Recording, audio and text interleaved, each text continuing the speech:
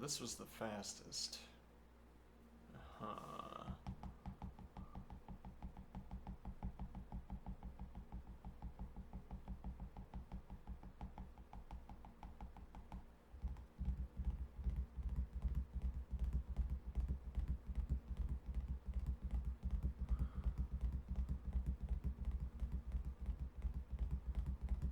Yeah, I'm guessing this would be faster still. Hold on.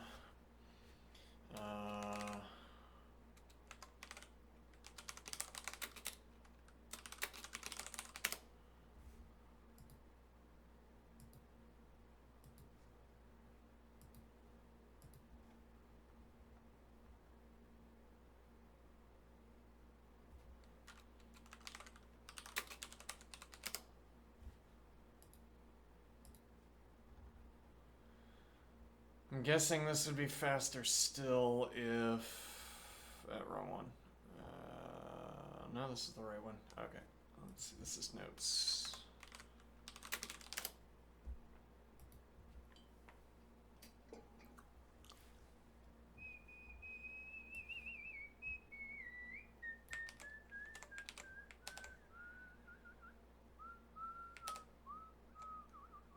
Alright, so if I have...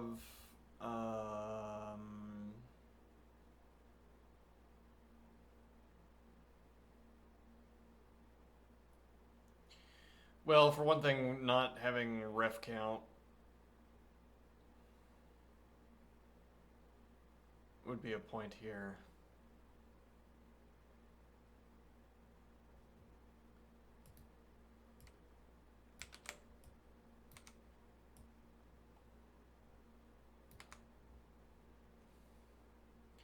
Okay, in which case this can just be conned.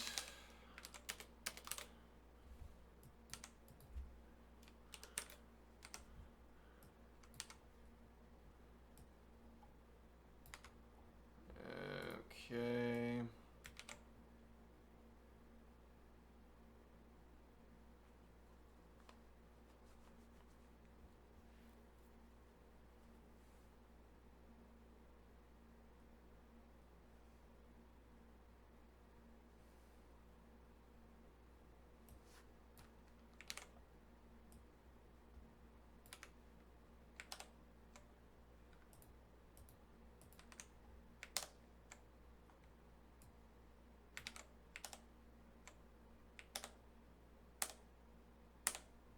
Not faster. No. Is that because of the deletion of the...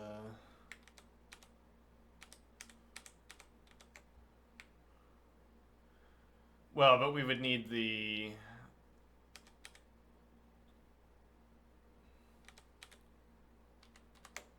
We would need the ref count, or rather we would need the split between if and conned.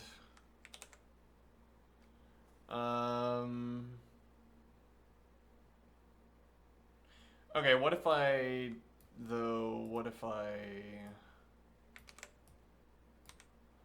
delete here?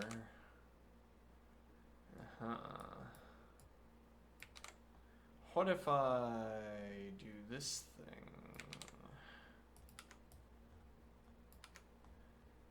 Okay. No, much worse. Which makes it seem like hash refing is an expensive operation. It's kind of strange. Okay, now, so we don't go with negative, but we go with false instead.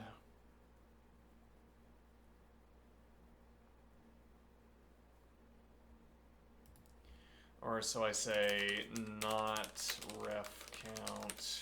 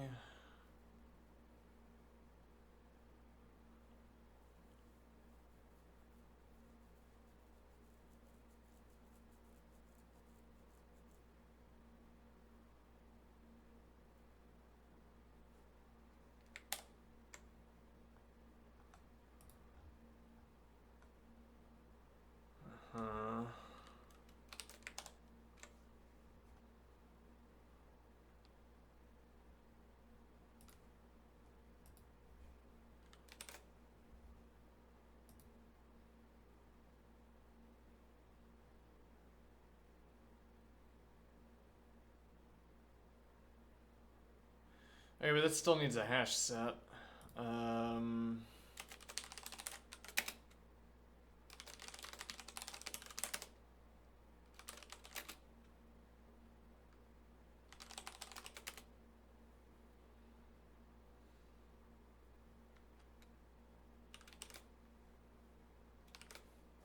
Yes, but this is also where we came by the observation that we want the same outcome in the event of not ref count and equals ref count.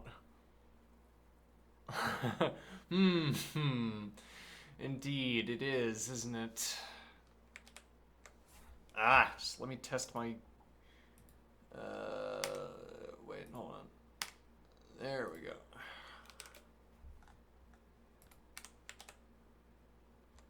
Uh-huh. Okay, that is faster still.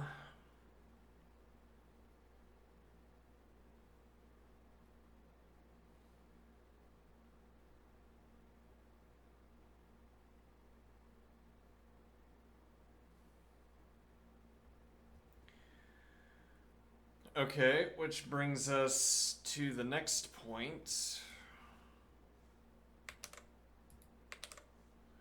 which is these have the same outcomes, so instead of asking not ref count or equals car answers, we return car answers. Alright.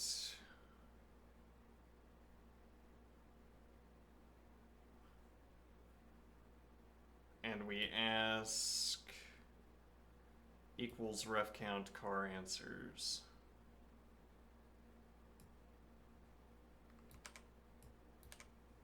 Okay. Same speed, but now what if I replace this with an if? Wait a minute.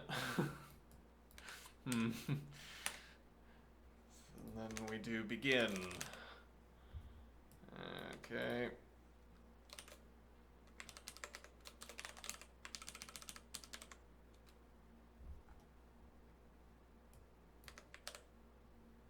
Now the time has jumped.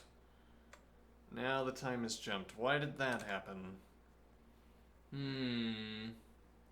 That's weird.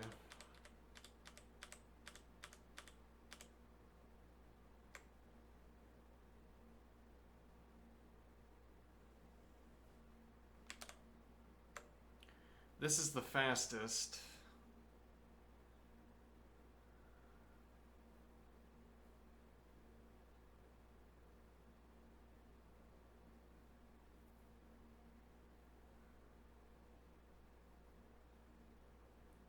And the only thing that we change is that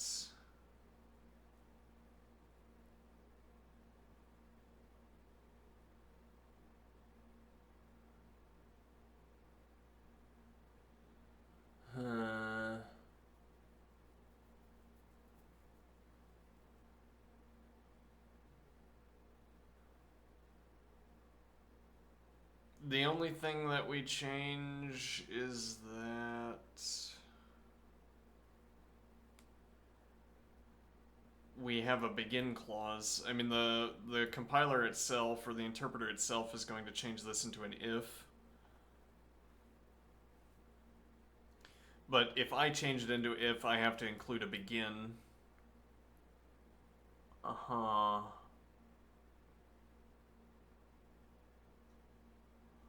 Out of curiosity, now what happens if I replace...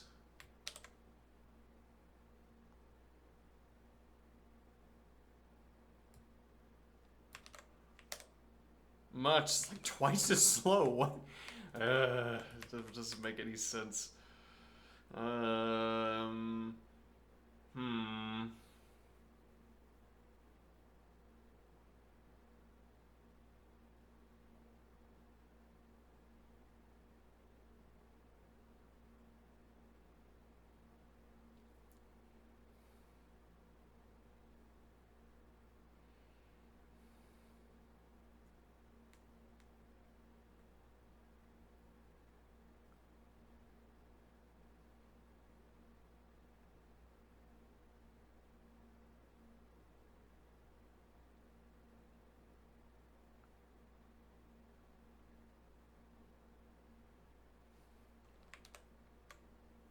bizarre.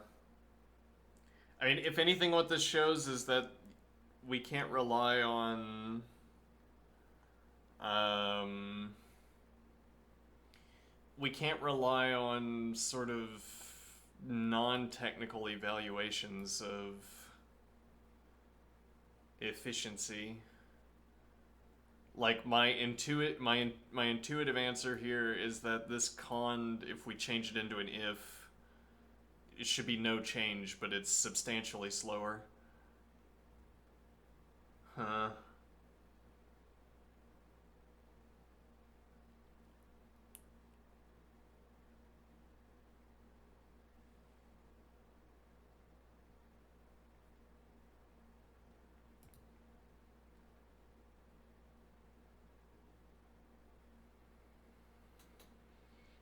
Something I'd want to change. Um, yeah, I mean, I want my doped elements so that I can put the let definition before. Um,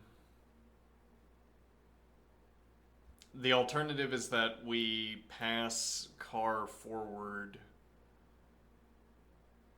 from the previous list and we shear forward, and then we could get the. We wouldn't be asking. Let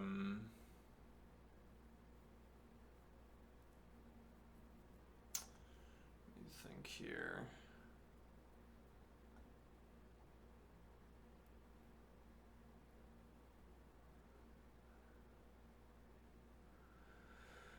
So we wouldn't be asking about car of the list, we'd be asking about the argument that we've passed forward, but then after null answers, we'd have to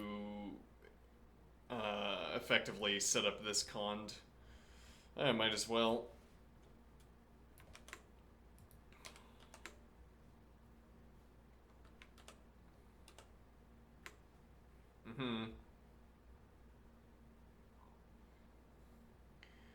Alright, so what is the idea?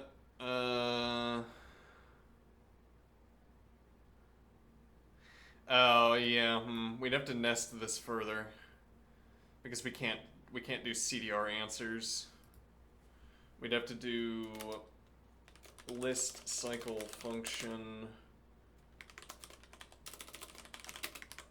with the answers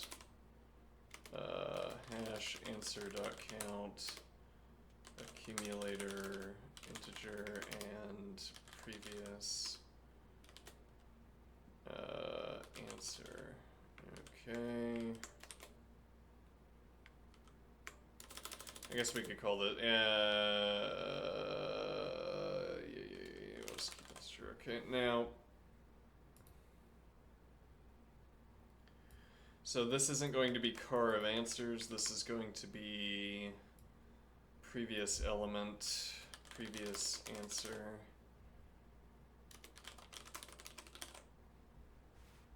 All right, and now we ask cond.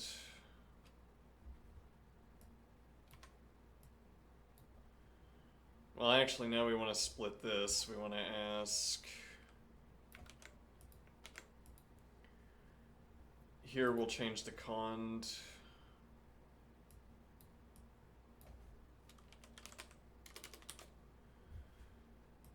Okay, now here, and then.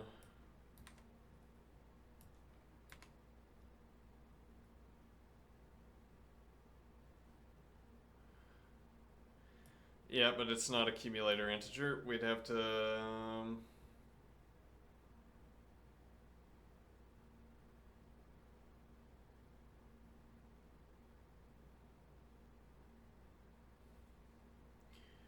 See, this is now previous answer.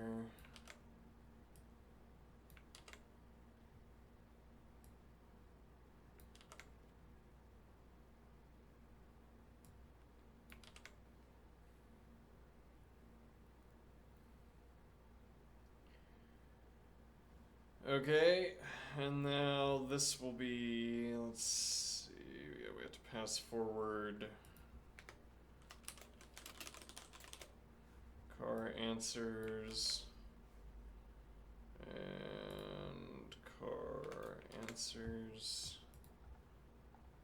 Okay, now what?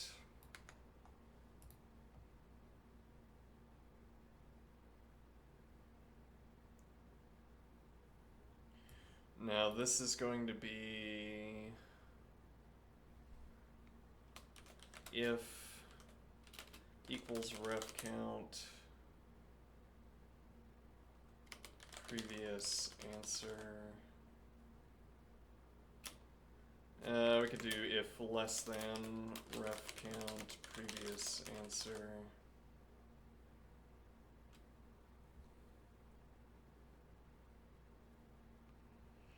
Yeah, which actually gives me an idea for going back and editing the previous, but now this is going to be accumulator integer, otherwise plus accumulator integer, add one previous.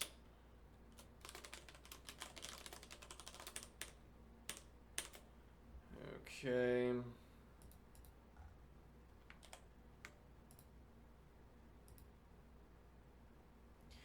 We need call.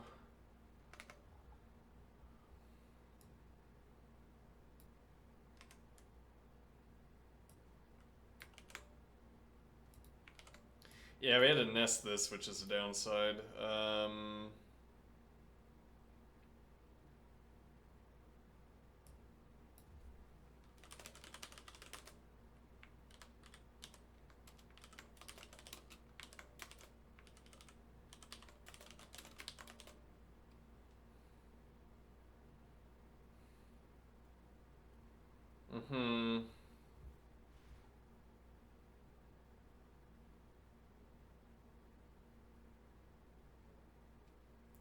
That also requires us to hash the first answer and... Right, so this will be add one car answers. This is rather answers.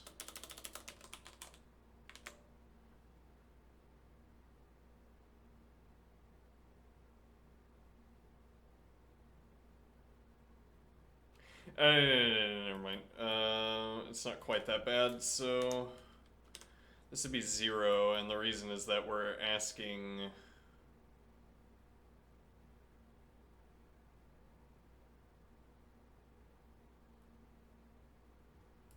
previous answer. Okay.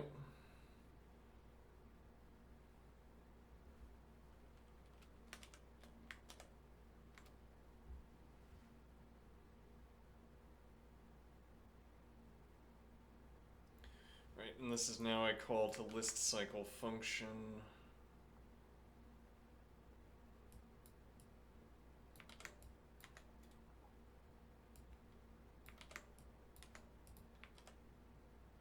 Uh-oh. Well, it's faster. It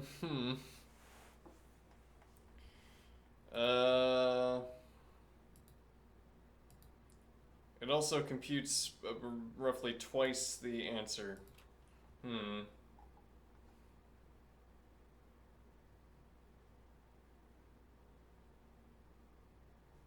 And how does it do that?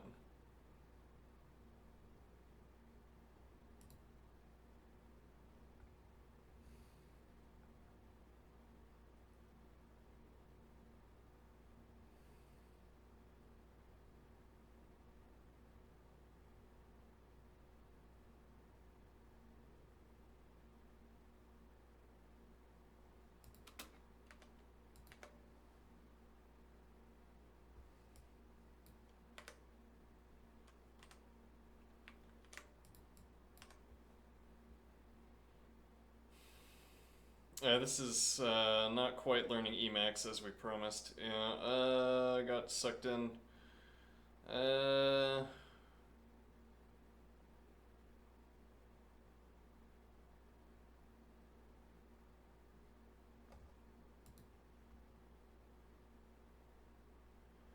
guess we're simply shifting forward. So every case where this back here, oh wait.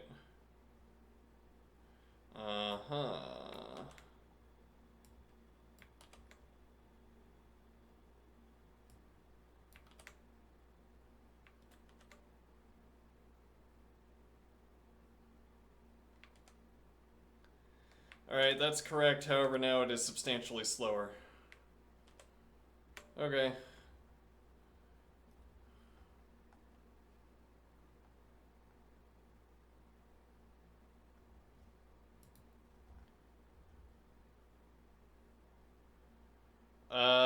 We had an idea for how we would edit this.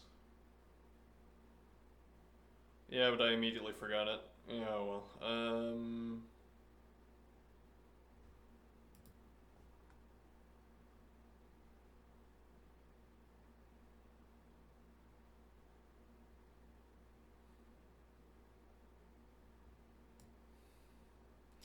Yeah, I mean, we could do if up here.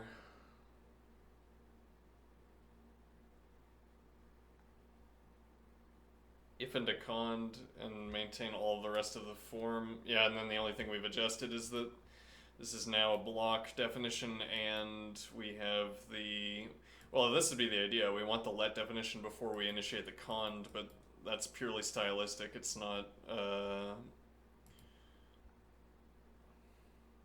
grounded in anything else.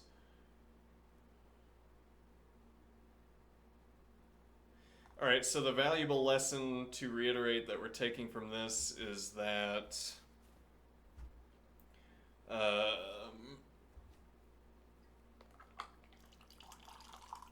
reasonable expectations can be refuted by empirical evidence. I have reasonable expectations for what's going to be faster, and they were wrong.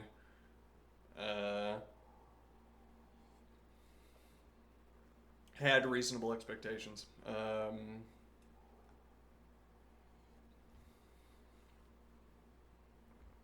Hmm.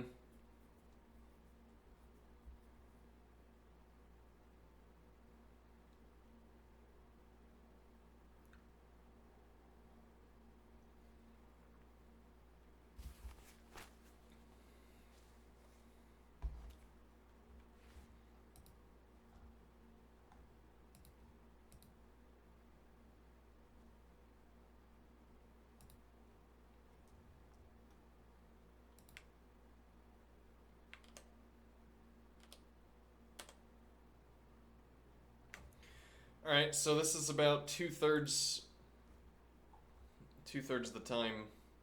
How do you say that? Is that like 30% faster, I guess you'd say?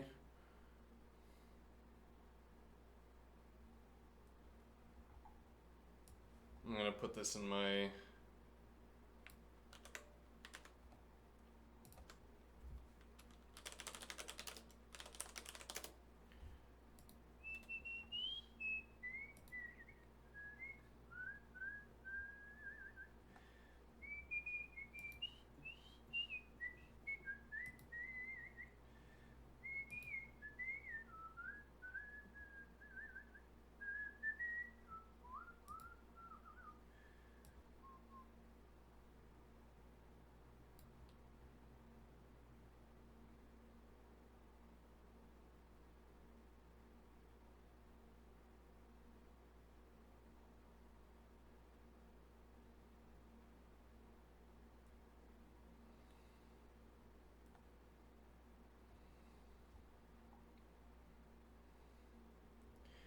Alright, so let's edit this.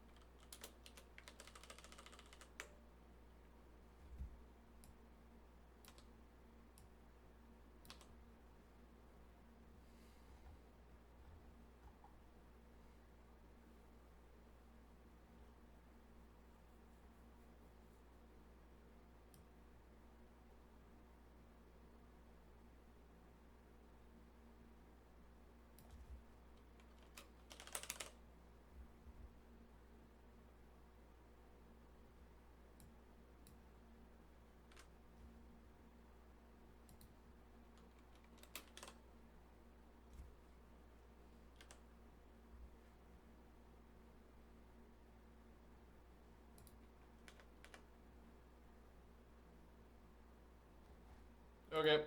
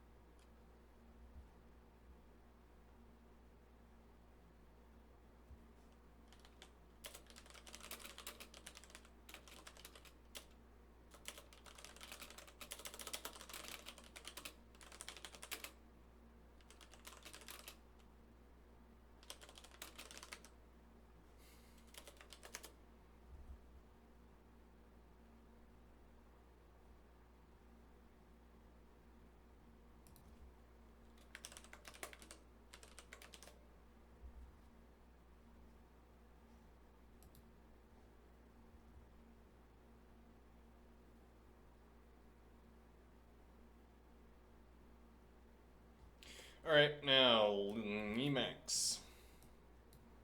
Hold on.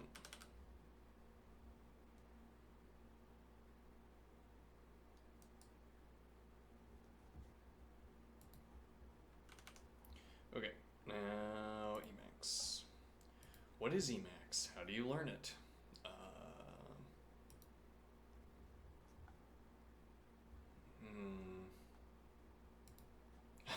I feel a spiking blood pressure. I feel. Uh, hmm.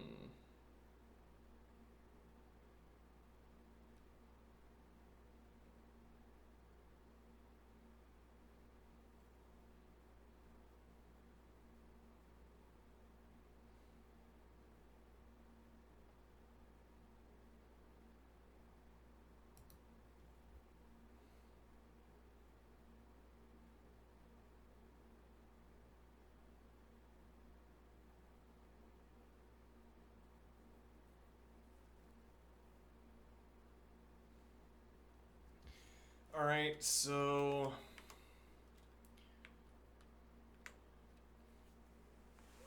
Right, well, we've taken a bit of a break for numerous reasons. This is gonna take a little bit to get back into. Let's save and exit. So this is final, most efficient.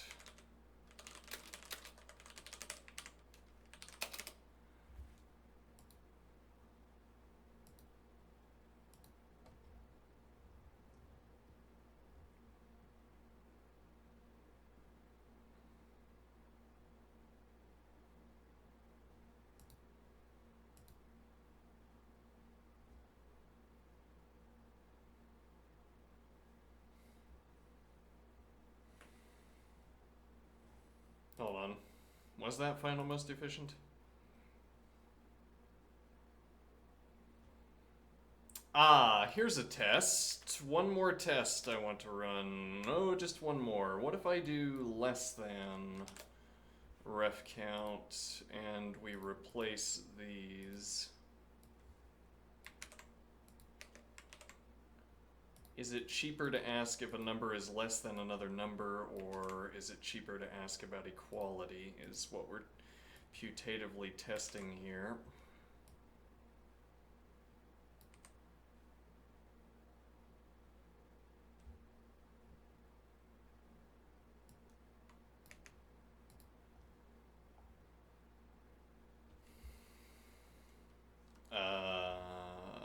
Let's see.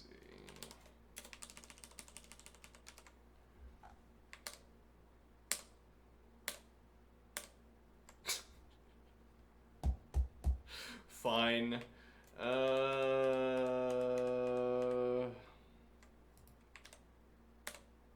Oh no! Shouldn't have disturbed it, now it's gotten slow again. We had some sub 100s and now, oh well.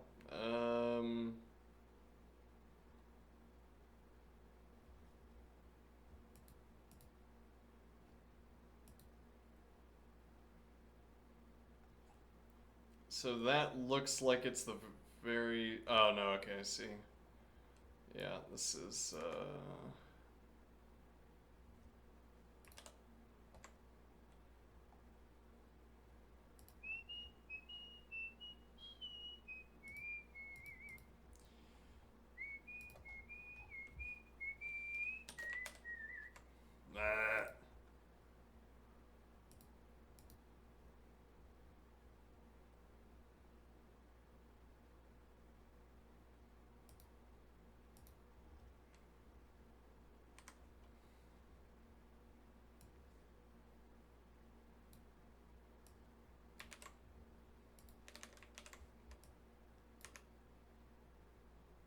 I'm just gonna delete that.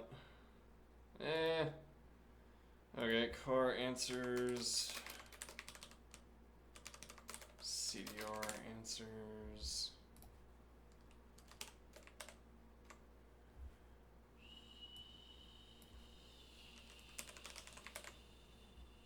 Oh, what have we here?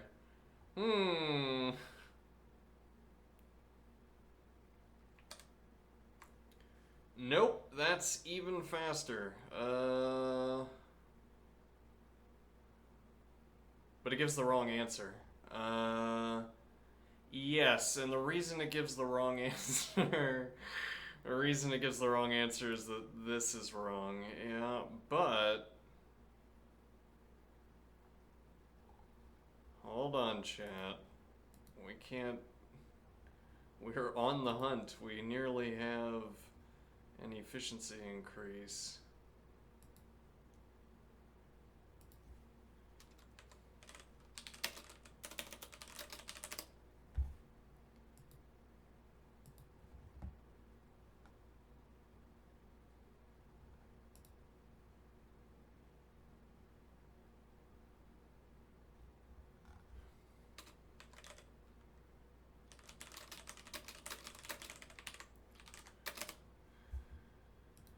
Okay, now...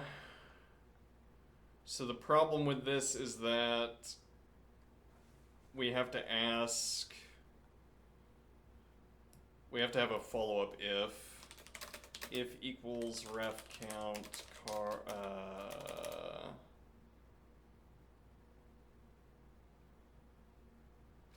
Oh, there's another reason this is off.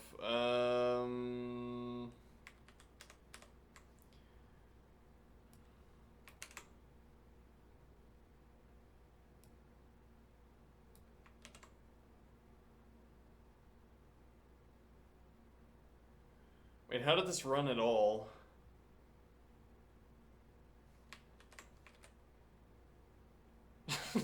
But look how fast it is. But how is it running at all? Oh, we're calling... Oh, there's a lot wrong with this, actually.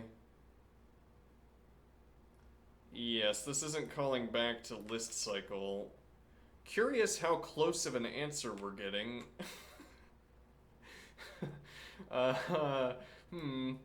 Strange. I guess that has to do with the fact that hash... no, actually, I don't know. Oh yeah, because we're setting... This hash is mutable, so when we update this hash, it's also updating this hash. Okay, so I guess the reason we're getting such a close answer is that...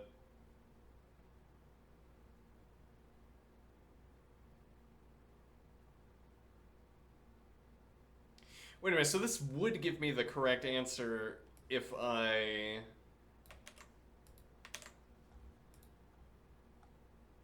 think this actually would give me the correct answer if I finish up here. So if, let me see. Yeah, though this is still wrong.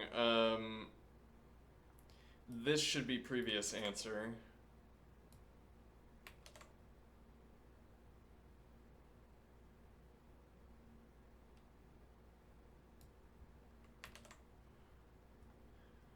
I don't think that should slow things down. Let me keep this constant for now.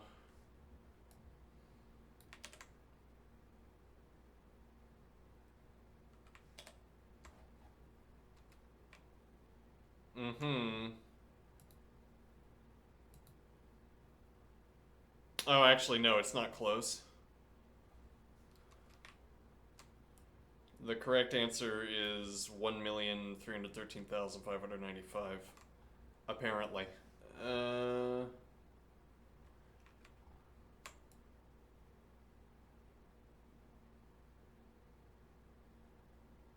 Wait, what? Yeah, never mind, never mind. Okay, let's see. So we're not close, and yet, now that I'm thinking about it, why aren't we close? Hmm.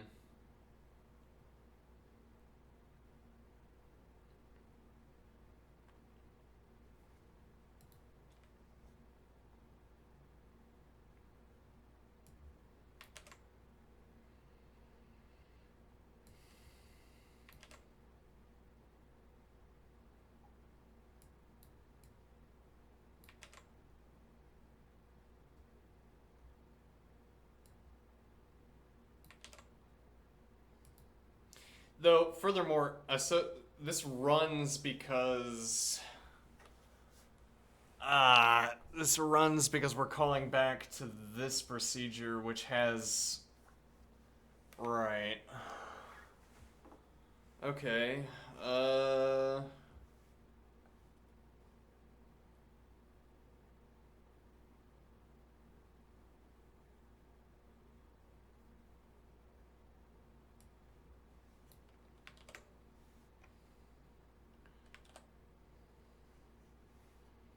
Mm-hmm.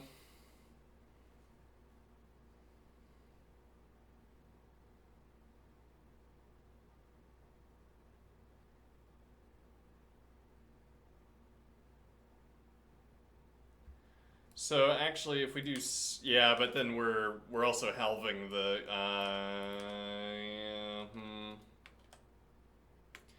Yeah, yeah, that gives the correct answer, but it also removes all the speed bonus. Yeah, that was fake. That was imaginary. It's because we were double shearing. We CDR on the pass into list cycle, but we also CDR on the call back to num rabbits. Though that also tells me this was not a good test of this function.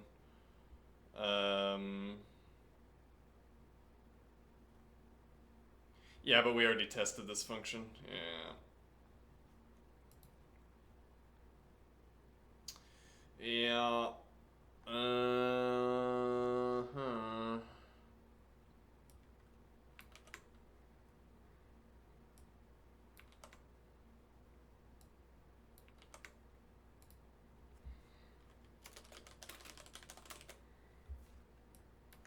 That's not where that goes. Yeah. Let's see. Okay.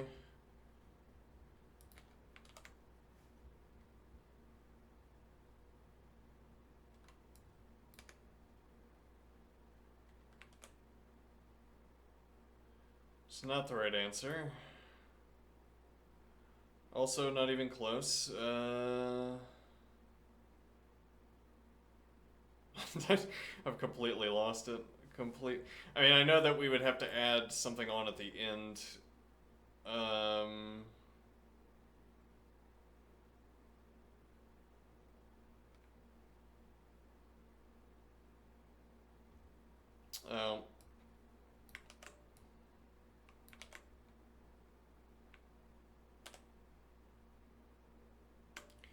No, I mean, yeah, that's actually correct. Never mind, we don't need to add something on at the end.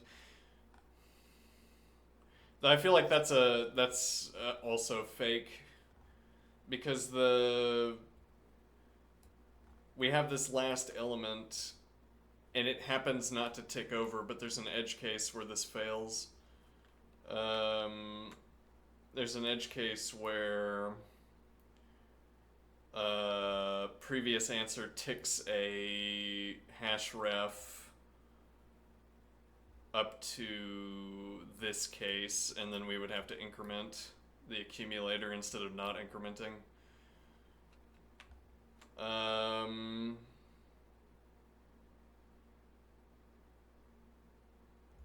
Which practically means we have to put an if here, if Equals ref count previous answer plus accumulator integer, add 1 previous answer. Otherwise, accumulator integer. Which again, you can't trust this at all. We get 93, we get sub 100s, and then we get like a 25% increase in the time expenditure because of this one-time operation that happens exactly once. Well, yeah, well.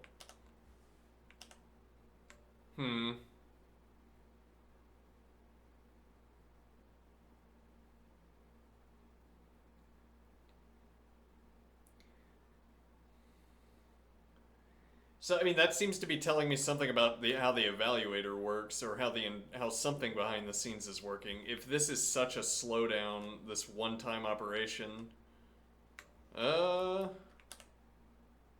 Okay, now we have sub 100 again. It's random. It might as well be random.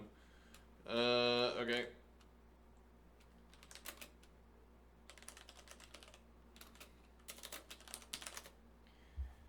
Alright.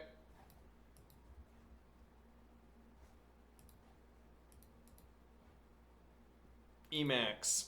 This horrible thing.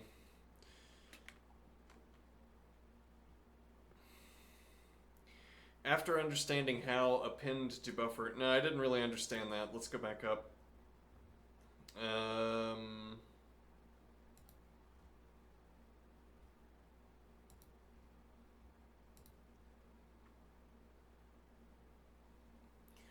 Okay, so we tried appending to buffer.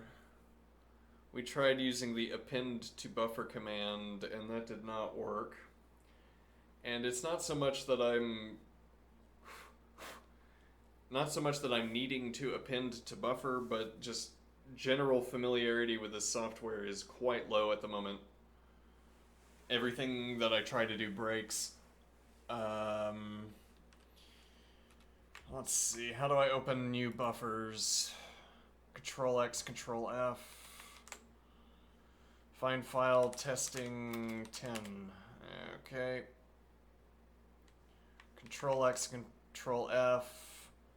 Testing 11. Alright, now I'm gonna have some text. Alright, and now Control X, Control B. Do I have to use mouse here, or no? Because we could do Control X, Control X, Control F. I'm not sure that's gonna work actually. It would be info.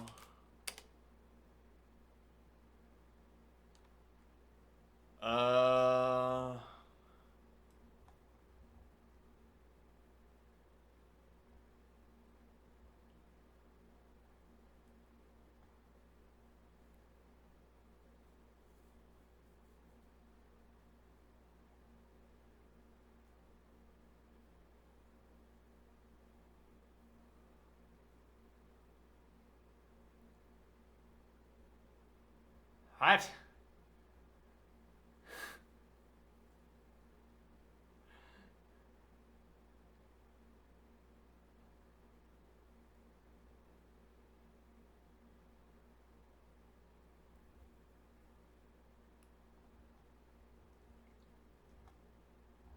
I don't think this was the correct thing to open.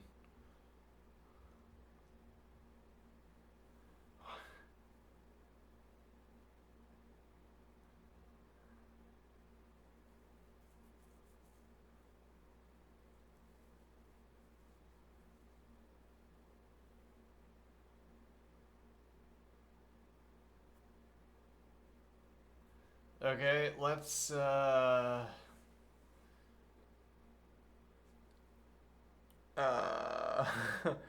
Hi. But if I click on this, we go back to append a buffer. I don't know what this is. Okay, Control X 0.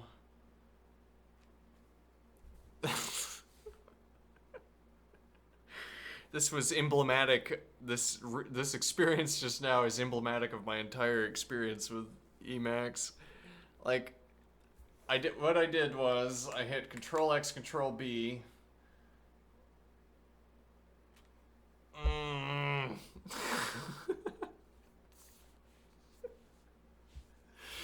Okay, I hit Control X, Control B to look at the open buffers.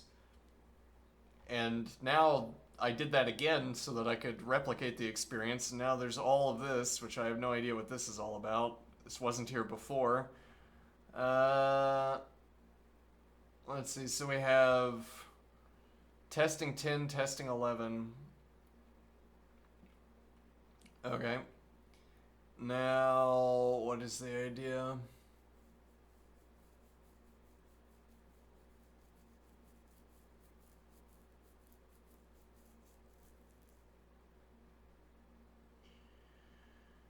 Right. Well, I wanted to go back so that I could try to figure out how the append operation works.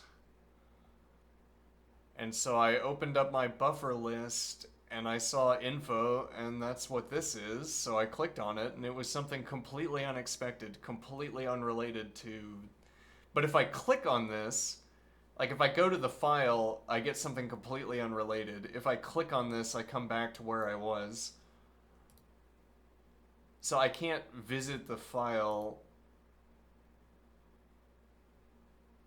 Right, well that's also not how you're supposed to do it, which we would remember if we had, yeah, well.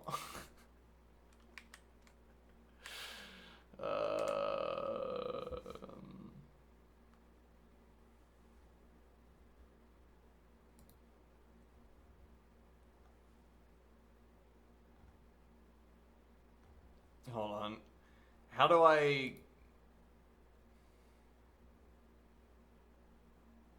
This is a few buffer related functions. I guess we're gonna have to cover this more assiduously.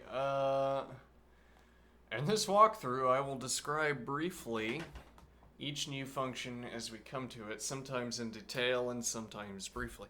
Yes, right. So before I got completely derailed by the inscrutable behavior of Emacs, I was going to say I want some familiarity, some basic familiarity with navigating buffers so that it doesn't feel like everything I do breaks everything, which that was good slapstick timing where I did anything and everything broke as expected and as I was about to describe.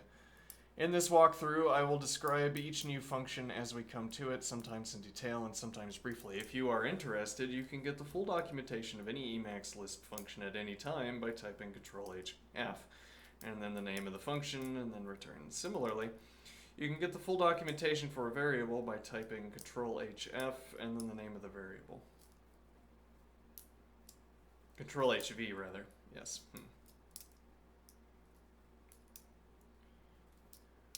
Well, I'm thinking maybe we should choose a different font color. And to wit, exactly the font color that we have in Dr. Dr. Ragged.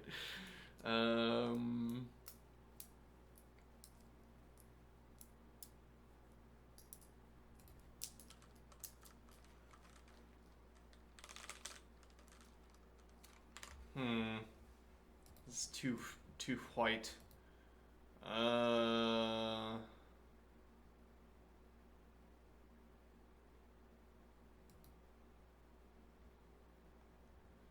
No, we don't want to change the theme because that's just gonna do something I don't want to do.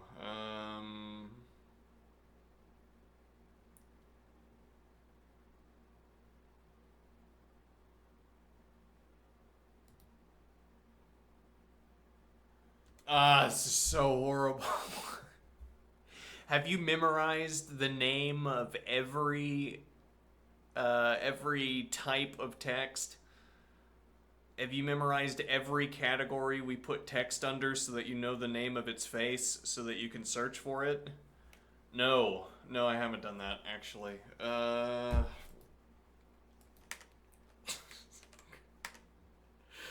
Let's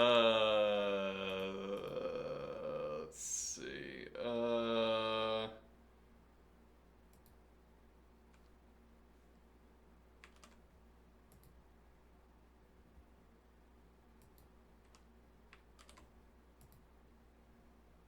Why would I have literally? Well, I don't have to have them all memorized. Why would I have the faces of text? Why would I have the names of faces of text types memorized so that I could just type it in? Yes, well, that would be the reason. You are correct. So that I could simply type it in.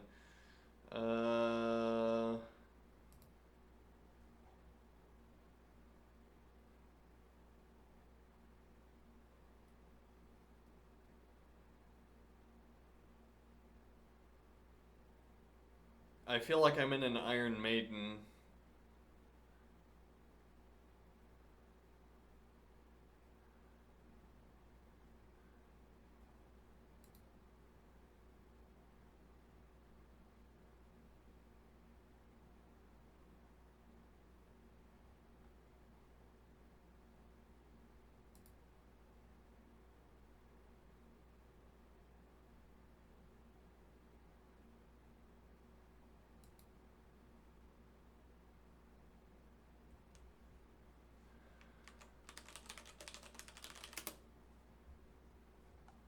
Uh,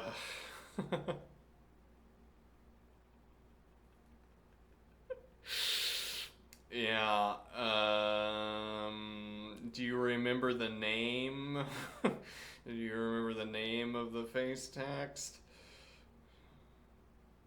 No, but it seems like this inherits.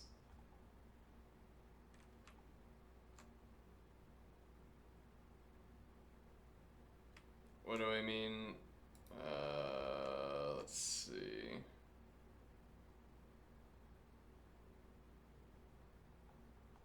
If so, it doesn't name where it inherits it from. That's great.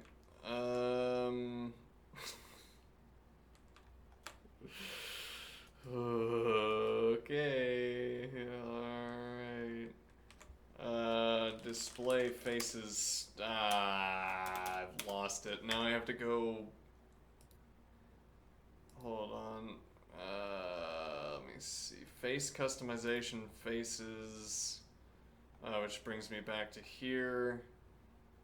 Default is the default for displaying text. Okay. Now. Hold on.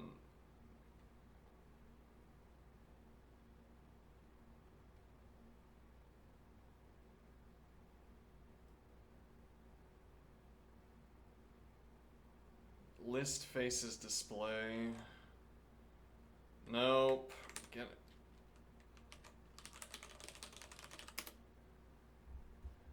Alright, default, which I suppose is under D.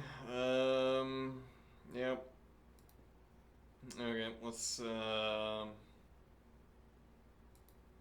choose something other than lavender.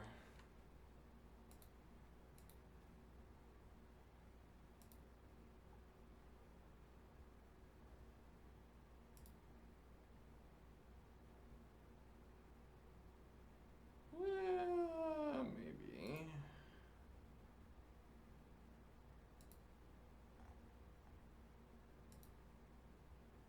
Okay.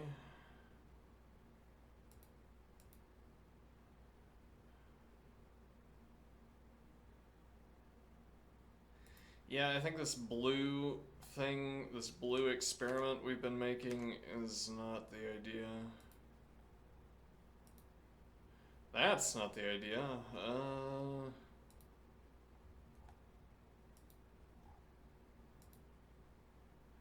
No.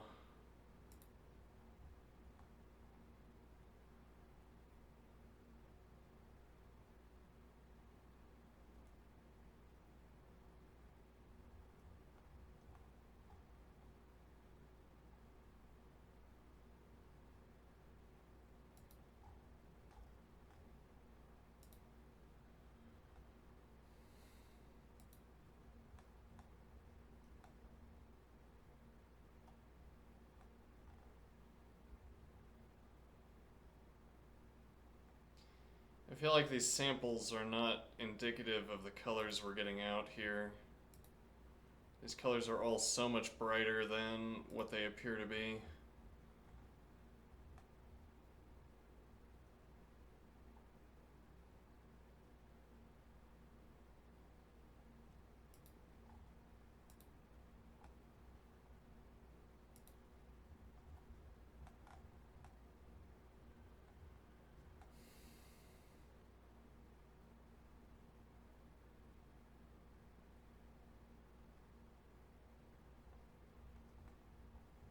Those are my green options. Is it possible to choose color values instead of cycling through a menu? What the hell is this? Yes, we can choose colors. All right, let me find out what color this is. No, that's going to be impossible too. Because this also doesn't have. Because this also doesn't have. Let's see.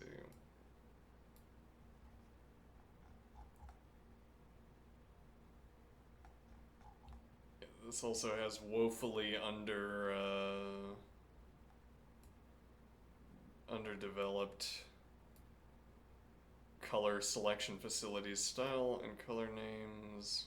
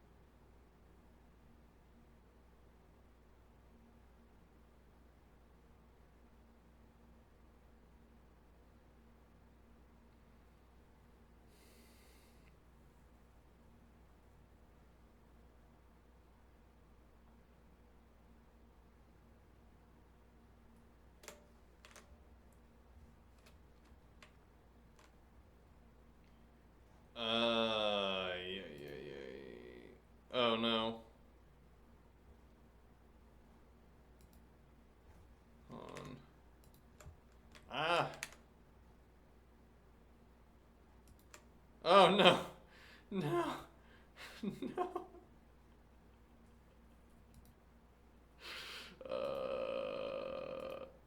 No. Oh no. Why is this called white on black?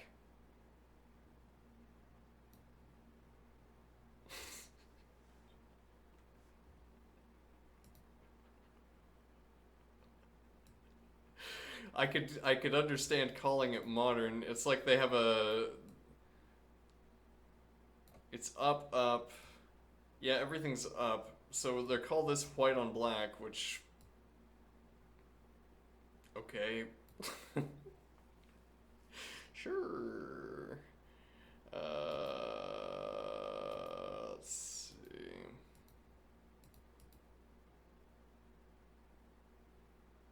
Oh wait, does that mean that I at some point had a choice in what these colors were? And I forgot?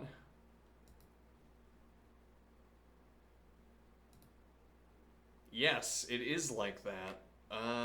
Interesting. Ah, you actually do have menus. You actually can make choices. Interesting.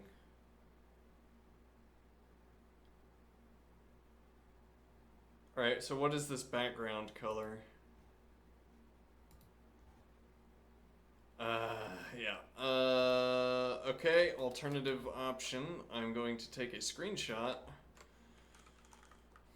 Why this is so difficult is not clear to me. Alright, so if I take this, alright, what color is that, would you say? Okay, that is in the wrong color formatting,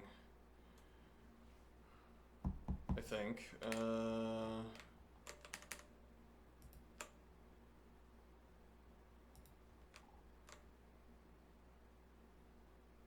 RRGGBB, okay.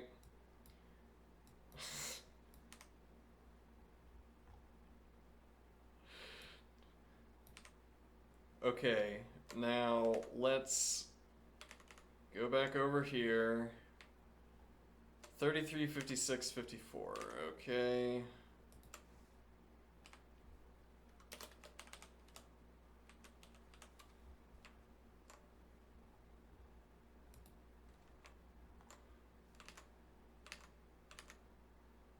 No, I disagree that this is the color.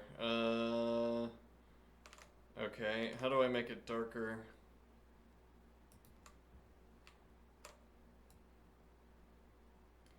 $23, 41, 40.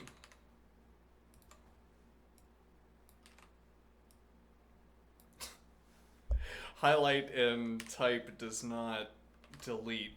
Yeah, okay. 24, 41, 41, 40. Okay. Sure.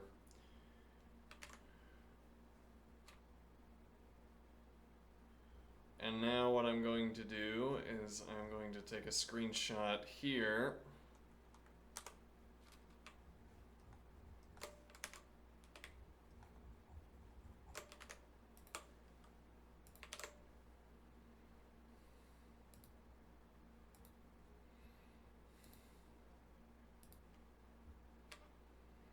Which is putatively 117, 191, 193.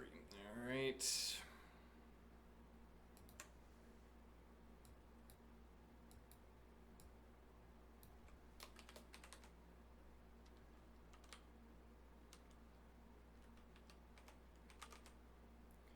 What did I say? Okay. Nope. You get 2 digits.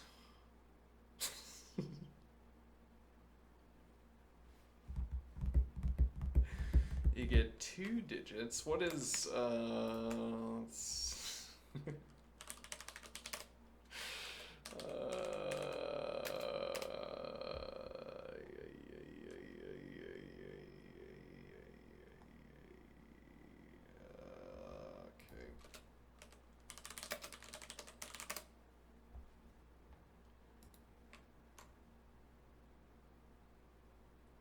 oh, it's in hexadecimal.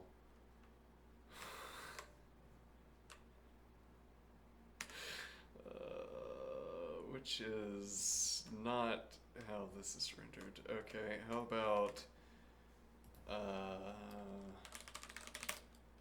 117, 191, 193 to RRGGBB, please. Nope. All right.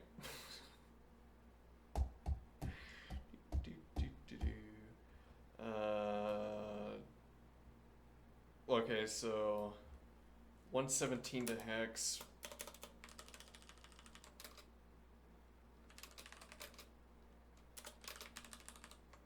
I'd like to place an order. I'd like 117 to hex, 191 to hex, 193 to hex. Please.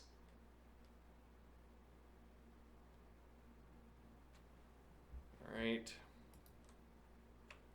Let's get some helpful information. Okay. In hexadecimal, the digits 0 to 9 are represented as they are, and 10 to 15 are represented by the letters A through F. AF. How to solve. Convert each decimal number to hexadecimal by repeatedly dividing by 16 and noting the remainders.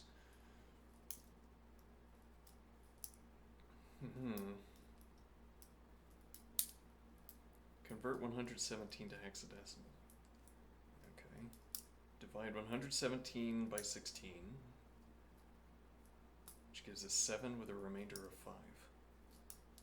The remainders read from bottom to top are 5 and 7.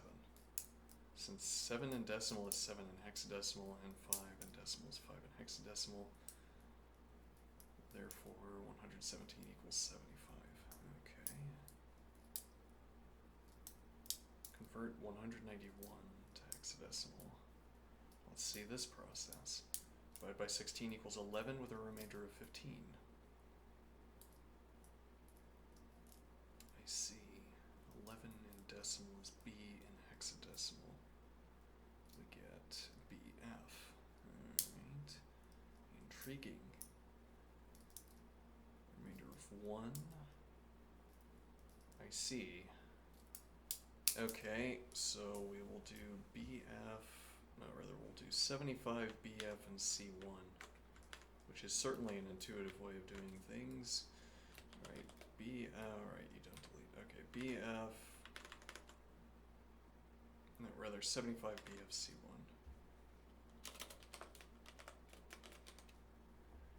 Okay.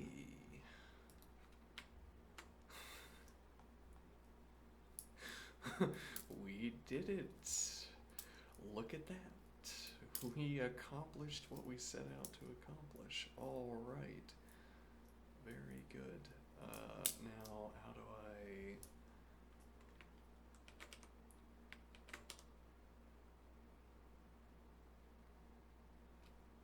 Let's get out of that. Okay. Text faces solved. Well, one of our text faces solved. Yeah.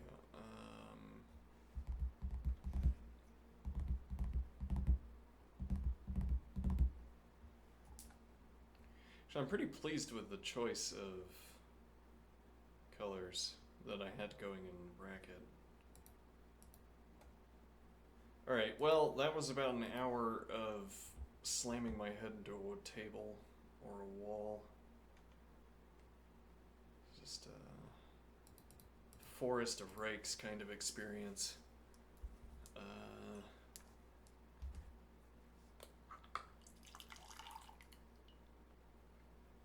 Okay. I guess I want to practice.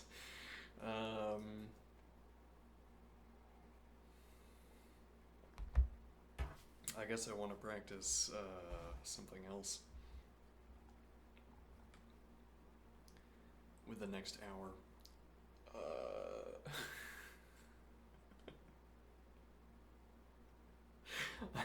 I'm laughing rather than screaming. Close without saving. Alright.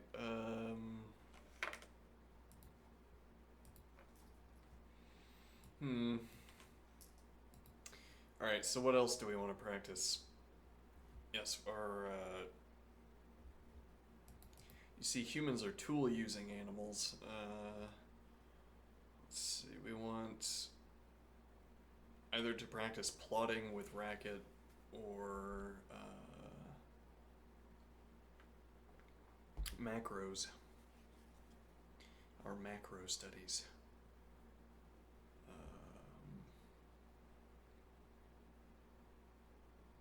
Yeah, I don't know. I think the plotting with racket is more, we make ourselves do it during calculus time, which will be deleterious to calculus learning for a little bit, but we need the examples. Like, we need to get the numbers from examples. Okay. Well done. Alright, now... let's see. Beautiful hex codes, yeah.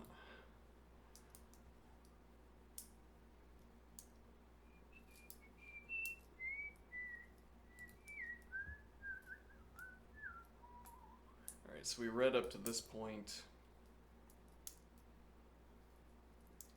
Yeah, we're gonna have to figure out how to install stuff into emacs, which is gonna be devastatingly difficult, I am guessing.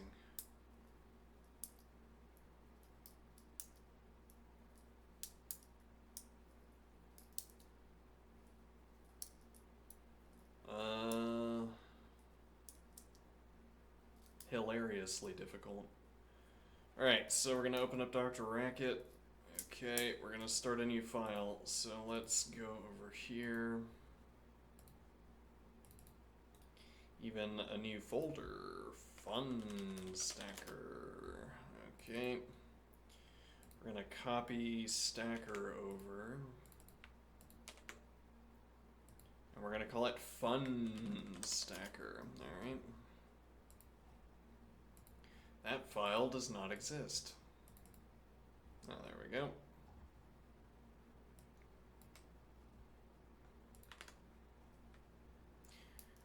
Save it in a convenient location, paste in the source code that we had at the end of the Stacker tutorial with one change for our module datum. Change the expander name from stacker.racket to funstacker. Okay, our module. Where do we find that? There. Okay.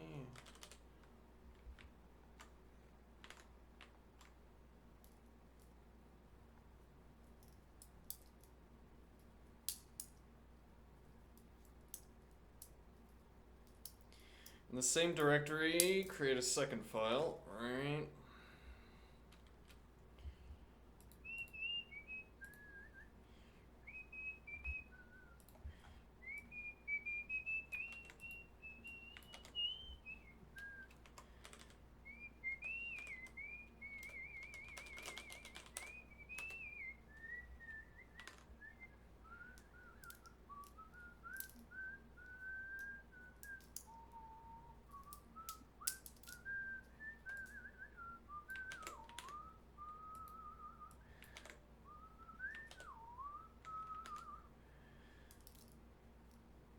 Alright, we should be able to run this file and get 36 same as usual. Now we're ready to break things. Consistent with the principles of functional programming, our goal is to remove the state and mutation from our program. But first, we need to reconsider more than just the implementation of our stack. Recall that Stacker was designed around the idea of wrapping each argument in the source code with its own handle datum. Right, so we needed to...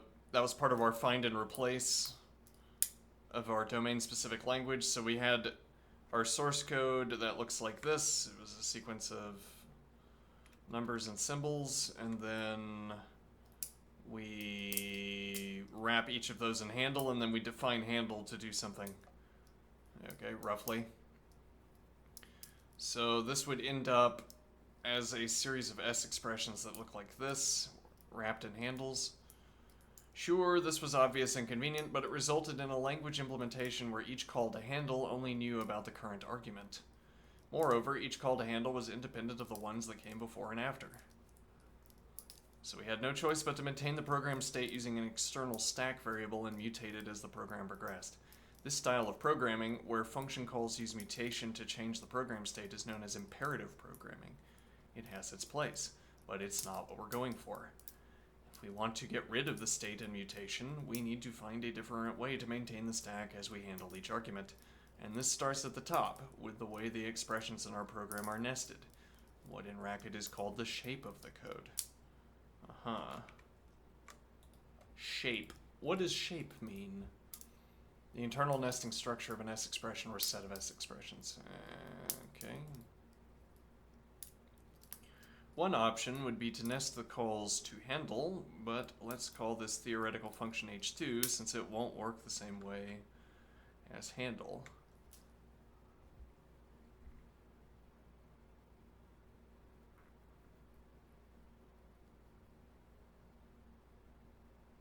So this says an option would be to nest the calls to handle, but it's not clear to me what that would do, or rather how we would take that option, as it were.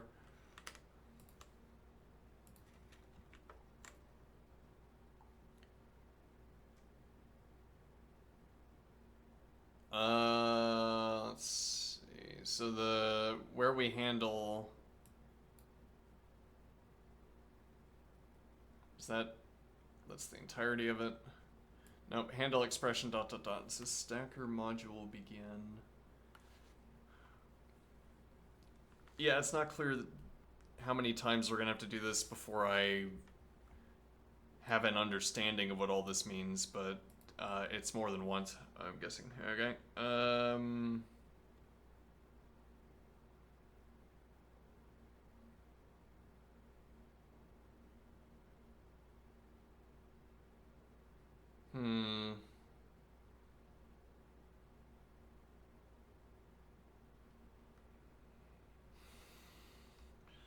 So I don't remember the explanation for what dot dot dot did.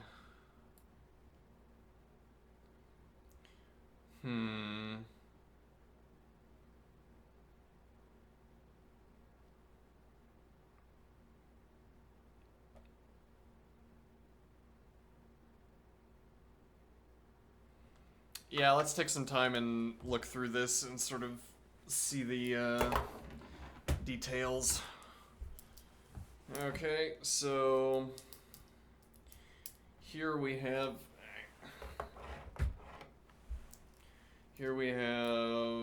let's see, define source lines, port to lines port, and this has to do with importing the syntax from the other file from funstacker test. Define source datums. We format datums so that format datums is a primitive. Okay. And this is what is wrapping every datum in handle. Okay. This has to do with strings. This is a way of stringifying an input.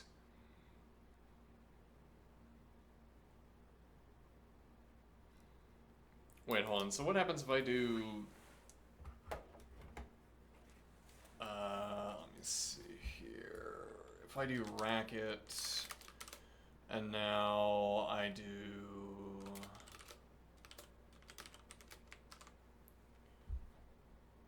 Indeed.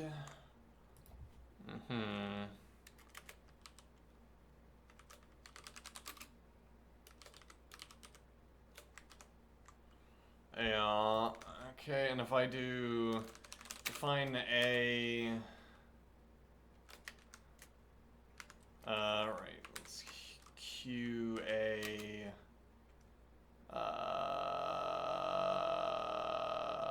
I'm not sure, let's do this. Okay, and I do handle a... But that's not gonna work because... Oh. That's not going to work because it's just going to give us list A.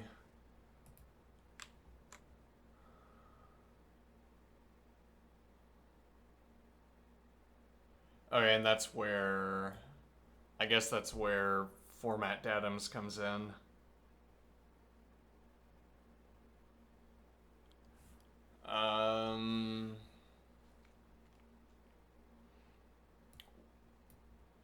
Oh, that's strange. What happens if I do this with... Yeah, it's just the text. Huh. And maybe format datums treats this differently, I don't know.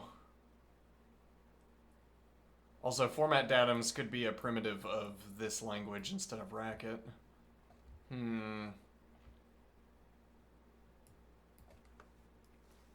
Define module datum. Module stacker mod.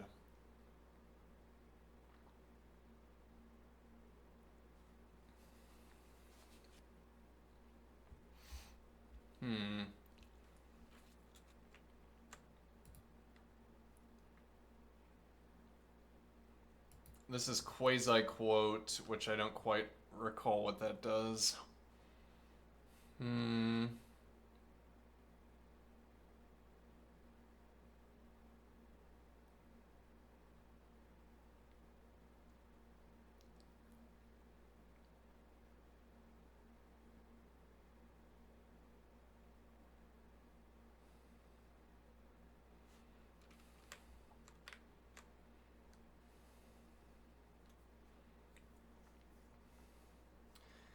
Yeah, I'm gonna need multiple descriptions of all of this. I might have to go back through the first project, just to be told again what all of this is doing. Yeah, though the next step would be doing a different project and then filling in all the details with different details. So this says one option would be to nest the calls to handle, but that's not an option in the sense of I know how to do it and could have done it. Let's see. What would happen here? S expressions are evaluated from the inside out. So H2 of 4 would be evaluated first. And then its result used as the first argument in H2 result 8. Yeah, okay. So we'd be processing our arguments in the correct order, and we could pass the interim stack from one expression to the next. At the end, we'd have the finished stack. Another option would be to pass all the arguments to a single function. Okay.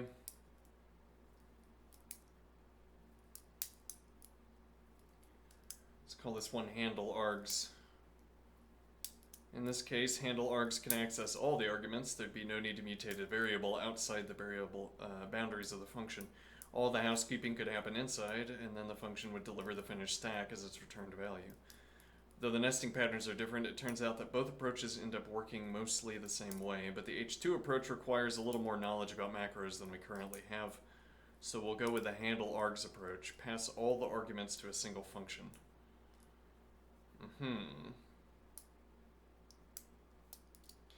Our reader still consists of using a single read syntax function. Let's replace the existing read syntax in funstacker with this code. Okay.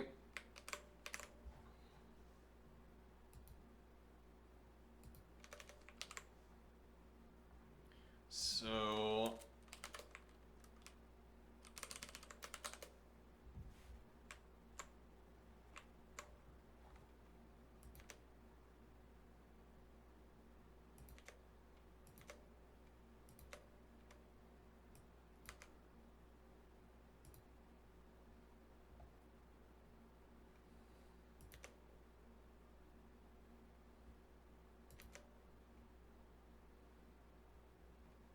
that's at the bottom. Okay, now what are the colors back? So what are the differences between these two? Alright, same up to here. Same up to here. Incorrect. Okay, so instead of wrapping this in a handle statement, we have merely tilde a. Okay. Define module datum. Okay, that's not the same either.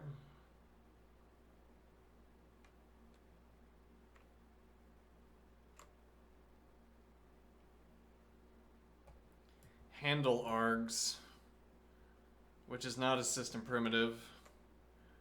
And there's no such thing as, well, yeah, never mind. Okay, but then this is the same. This odd comma at syntax. Alright, then we have module datum. Alright, so the difference here is that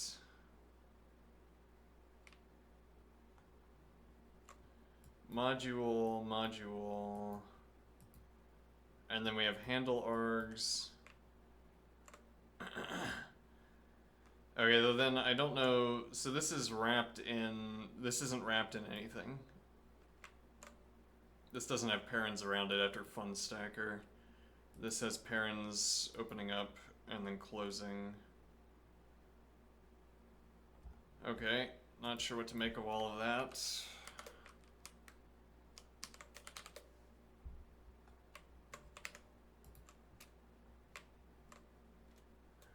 This version works basically the same way as before, but this time, rather than wrap each argument in its own handle datum, we'll convert the arguments into datums without wrapping them at all, storing them in a place called source, in a list called source datums. I see. So we also had source datums here.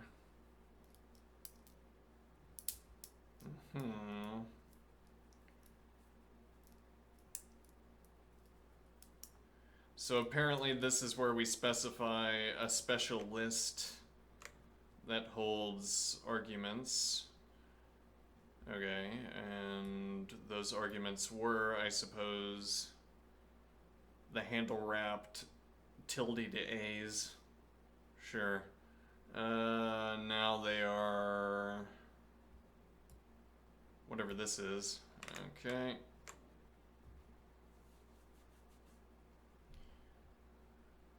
Then inside our module datum, we'll splice the source datums into a single handle args expression.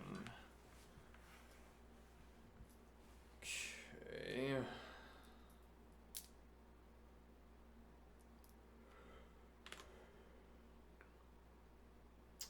No. Okay, I see. This is the source datums that the author is talking about first. Okay, and this is where we will be storing. So similarly, we define source datums up here, but there we format the datums, whatever that means. Whether that's a racket primitive or a quicklang primitive, I don't know. Okay.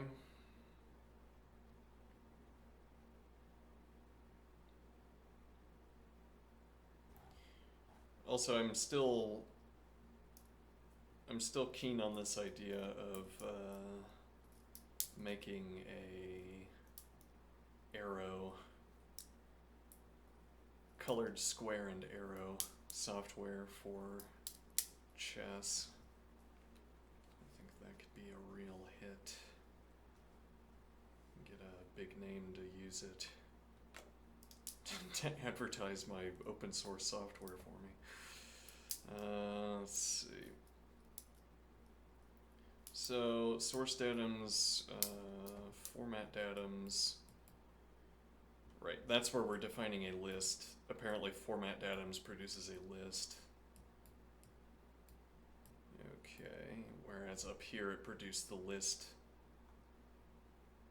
Well, we converted each datum into this format, and then, yeah, and this is similarly working on source lines. Okay, where source lines is, well, so we have a port for our data so that we can accept it in quantized quantities, quantized amounts. Okay. And that's what our source lines is doing, sure. Okay. Then inside our module datum, we'll splice the source datums into a single handle args expression. Okay, inside our module datum, we'll splice the source datums into a single handle args expression. So this seems to be a way of designating the elements of source atoms. Did I say atoms? Source datums. Okay.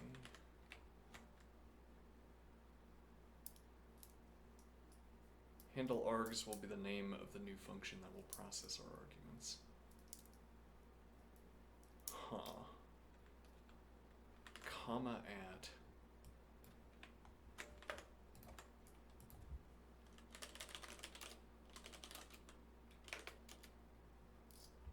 Racket lang.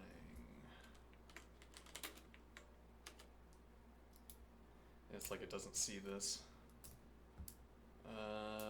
Fine. Hold on, if I do this and this. Nope. Still don't see it. Fine.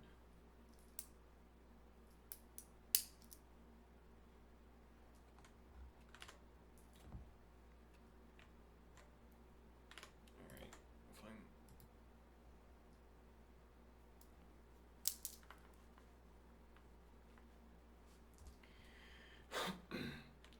As before, we need to provide a pound sign, percent sign module begin macro that acts as the starting point for the expander.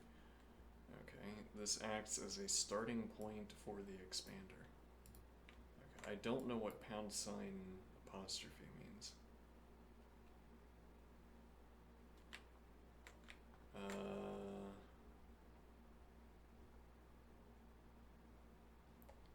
Define macro. Okay.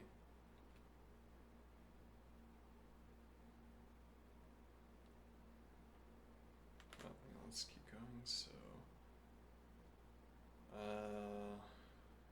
yep. So define macro, handle args, and now it's interesting. This doesn't have dot dot dot at the end. Handle args expression.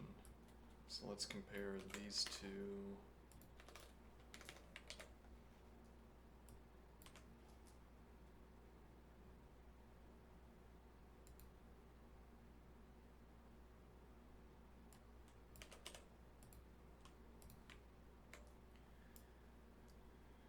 Alright, so fun stacker module begin, handle args expression, display car, handle args expression. Okay.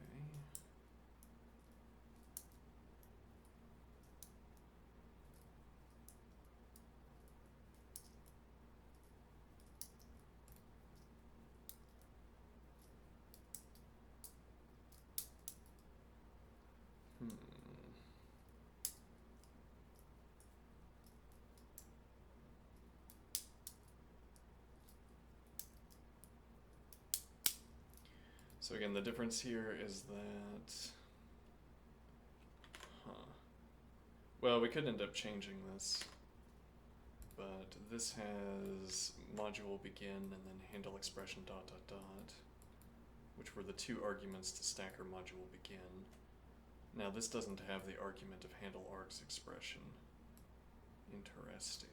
Okay, don't know what any of that means, but I will comment it out.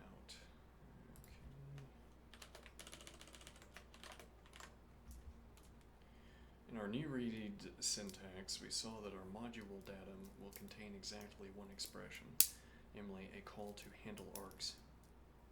Okay.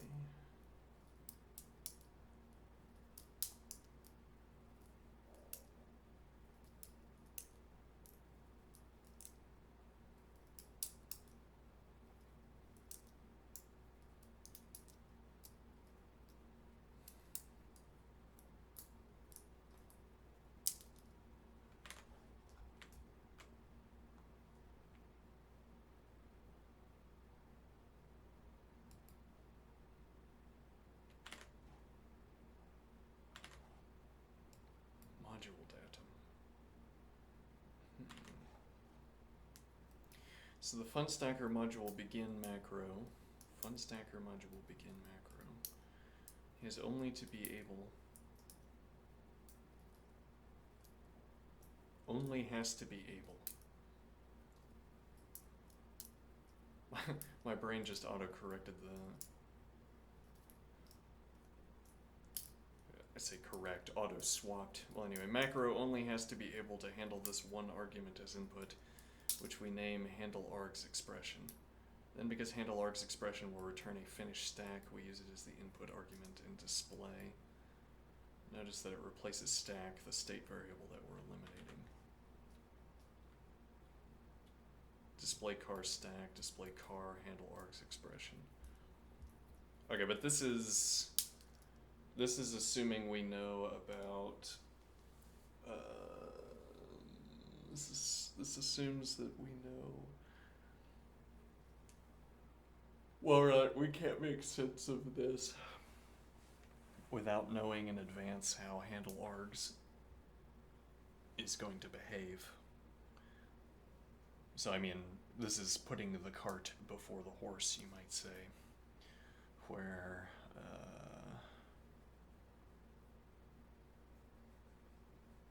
it's like we're saying, like, we don't know that handle args is producing a list yet. But then we're saying, note how handle args is replacing the stack, which is a list. So we can infer that handle args is a list, is going to be producing a list, but we don't know why yet. Or in what way. Anyway, okay, so notice that it replaces stack, the state variable that we're eliminating. Then we need to implement our stack. In funstacker.racket, we replace stack, pop stack, push stack, and handle with our new handle args function. Oh boy, that's a function. Okay, let's see.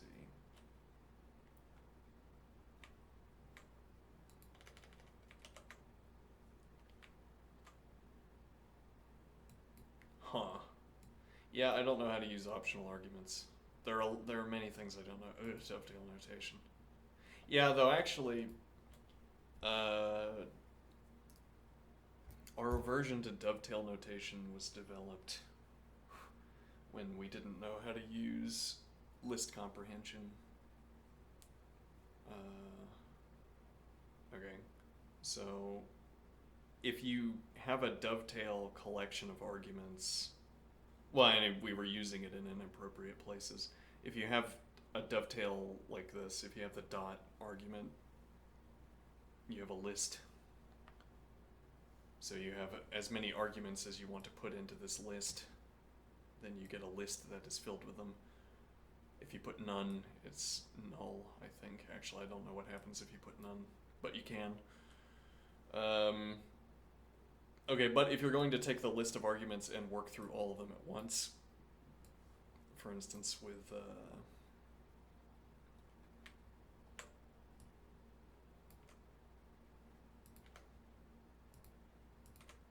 if you're going to work through all of them at once with fourfold, then you don't care about the bizarre behavior of the dovetail notation when you try to pass back into it. Alright, let's see.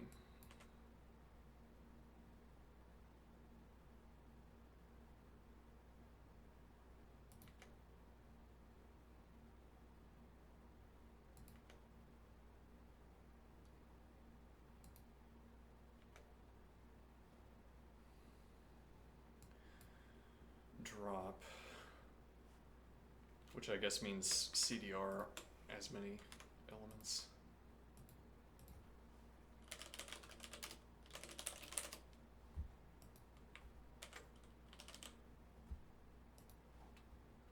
List tail returns the list after the first in position in elements of list. Interesting. I guess you could do drop one.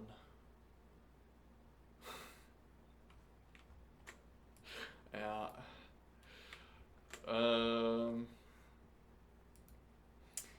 Curiously, I rarely feel the need to do that, to drop in elements from a list, but maybe that's just a lack of list studies on my part, lack of list theory.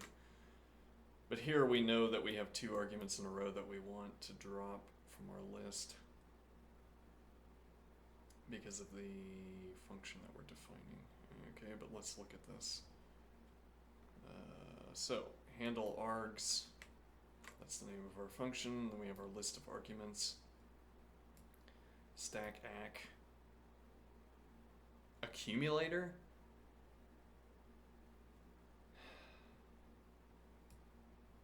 Stack acc, empty.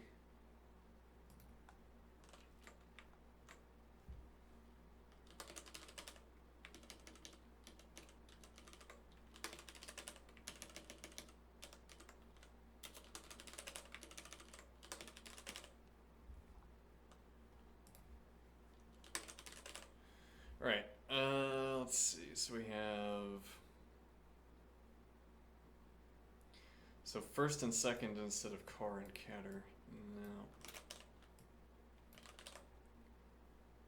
Okay, and we could do CDDR, but I'll allow drop.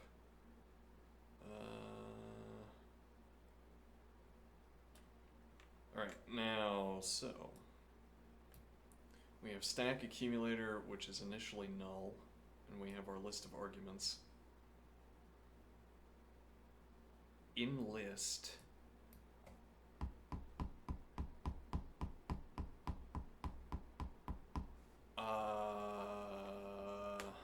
okay, let's see, do we have that here?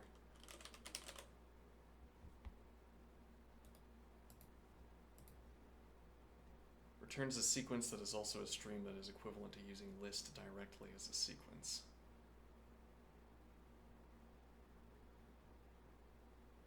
An in-list application can provide better performance for list iteration when it appears directly in a for clause.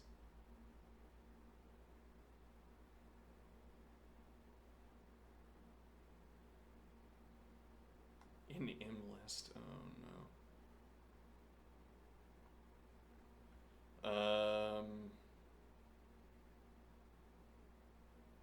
Interesting. See pairs and lists for information on, let me see, sequence.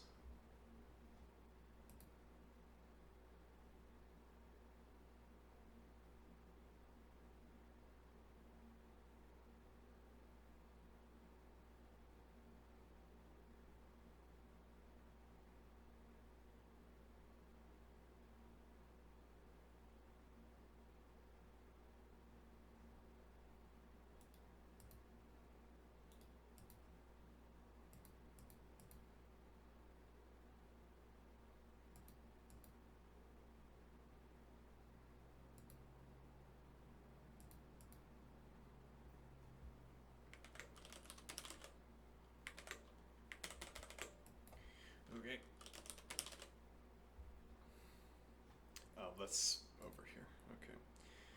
Returns a sequence that is also a stream that is equivalent to using list directly as a sequence.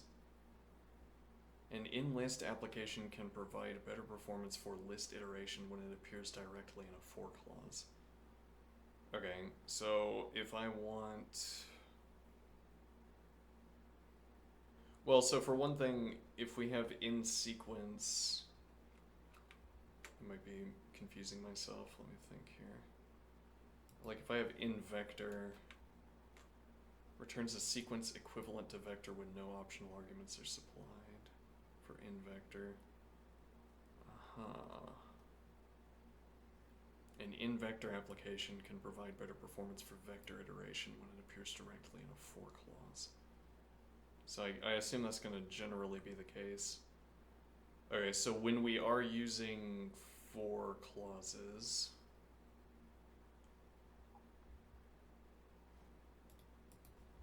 which are all over here, when we're using for clauses, we want to use in list or in vector, etc.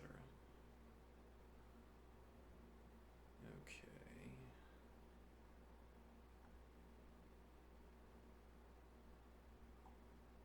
Each of these produce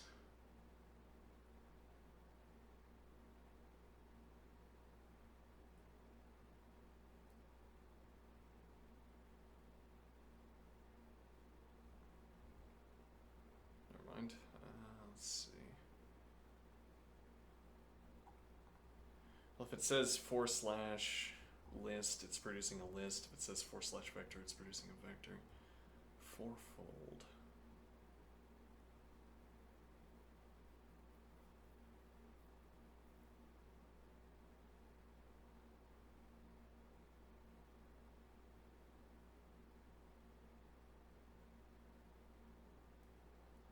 Okay, yeah, we're gonna have to continue exploring comprehension.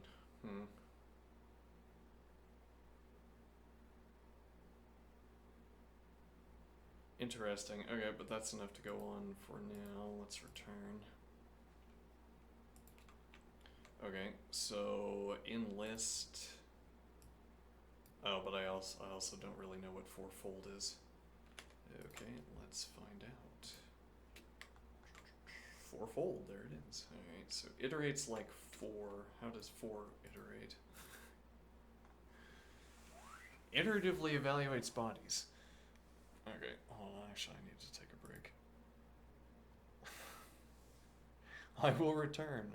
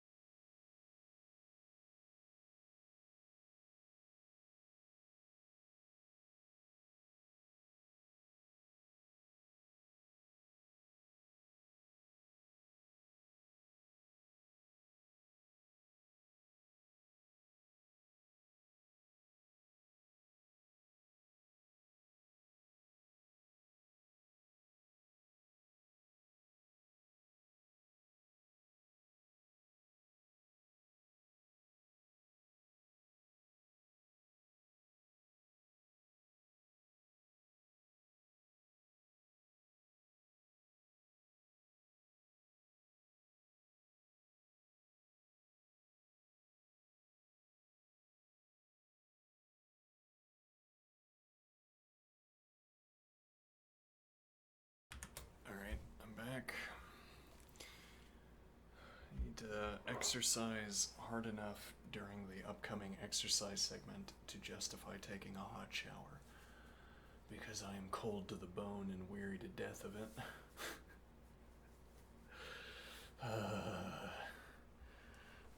So cold all the time.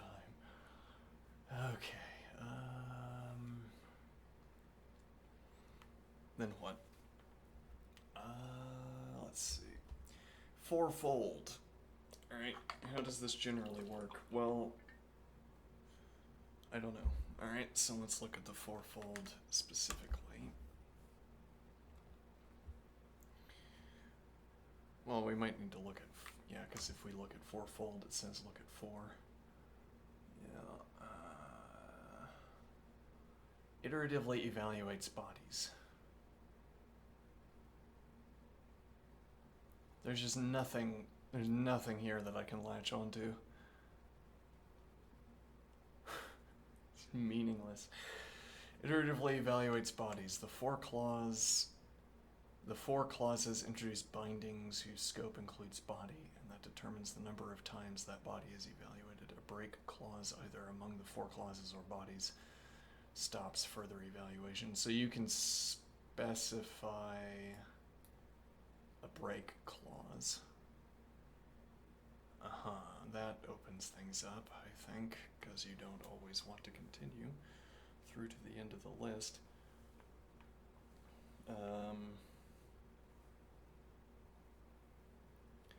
In the simple case, each for clause has one of its own, has one of its first two forms. What? In the simple case, each for clause has one of its first two forms.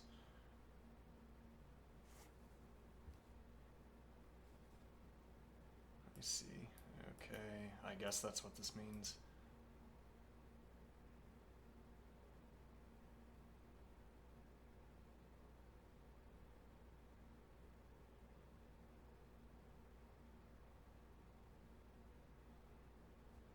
ID and then I guess sequential expression. Why don't you just write things out? Just write it out so I can read it. Where ID sequential expression is shorthand for putting parens around ID for sequential expression instead. Okay. In this simplest case, the sequence expressions are evaluated from left to right and each must produce a sequence value. Okay. The for form iterates by drawing an element from each sequence.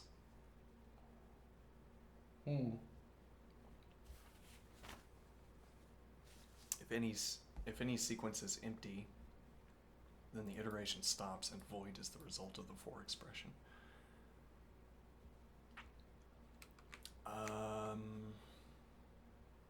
So these are for sequences. So I think we can't do this with the lists.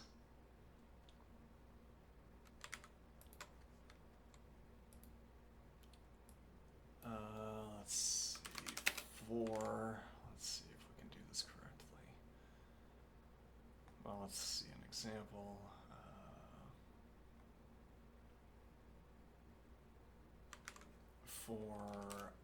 No, so it turns out you can use lists as your sequence. Okay. 1, 2, 3.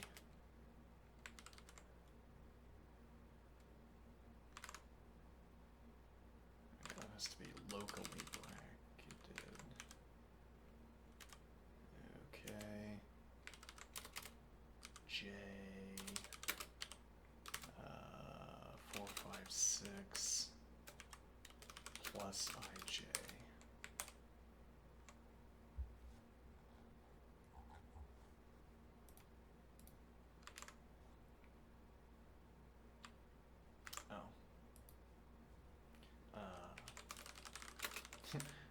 We did the sum you asked for.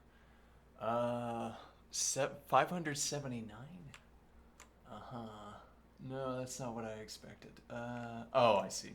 Display, and then new line. Alright, fine. Now, so if I remove one of these elements, 5, 7, and then nothing. Okay, so it's not the... Contrary to a surface level reading of this statement, void is not the result for the entire for expression, but rather it is the result of just that one expression. So I can have...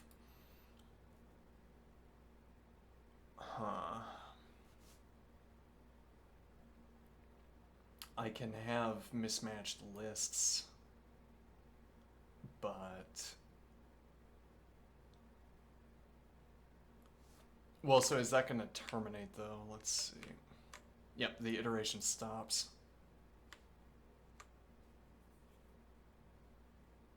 Okay, so, but if I define... So if I say... If I go with plus ij again, and now I define a to be the output of this. And then I ask, what is a?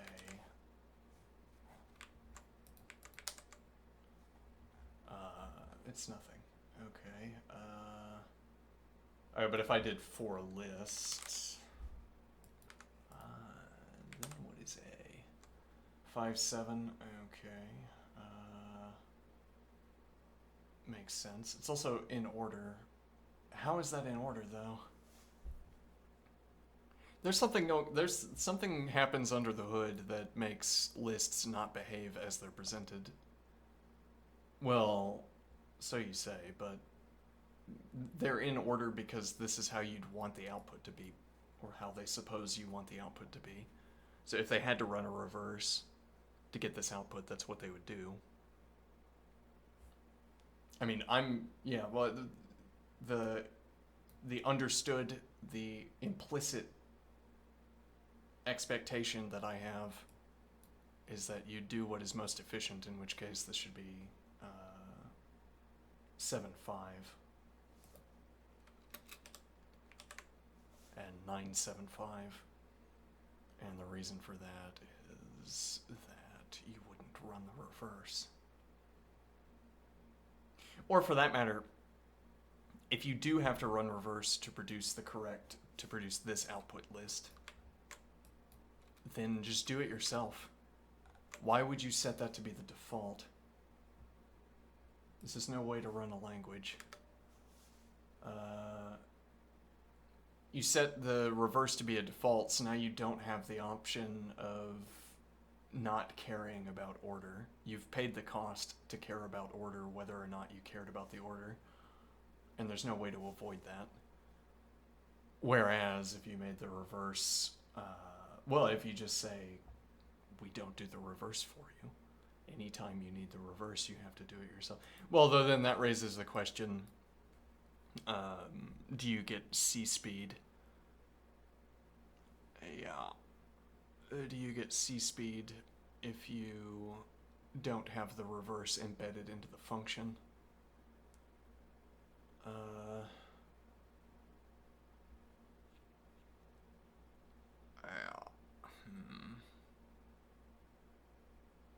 I want my own functions. I want my own primitives for all of this. Actually, where can I wonder if I can look at... Let's see. How to look at coding for racket primitives. Open defining file.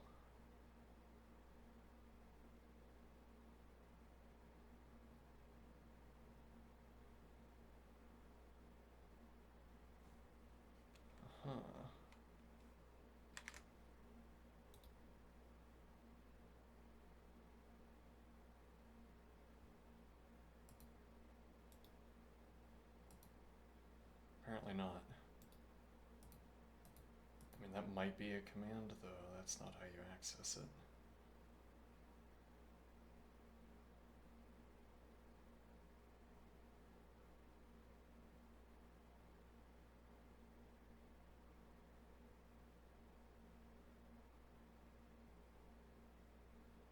Oh, check for updates.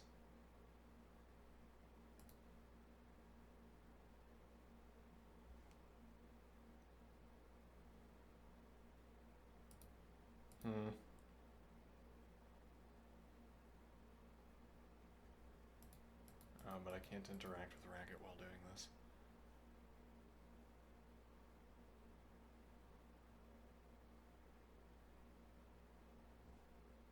Alright, never mind.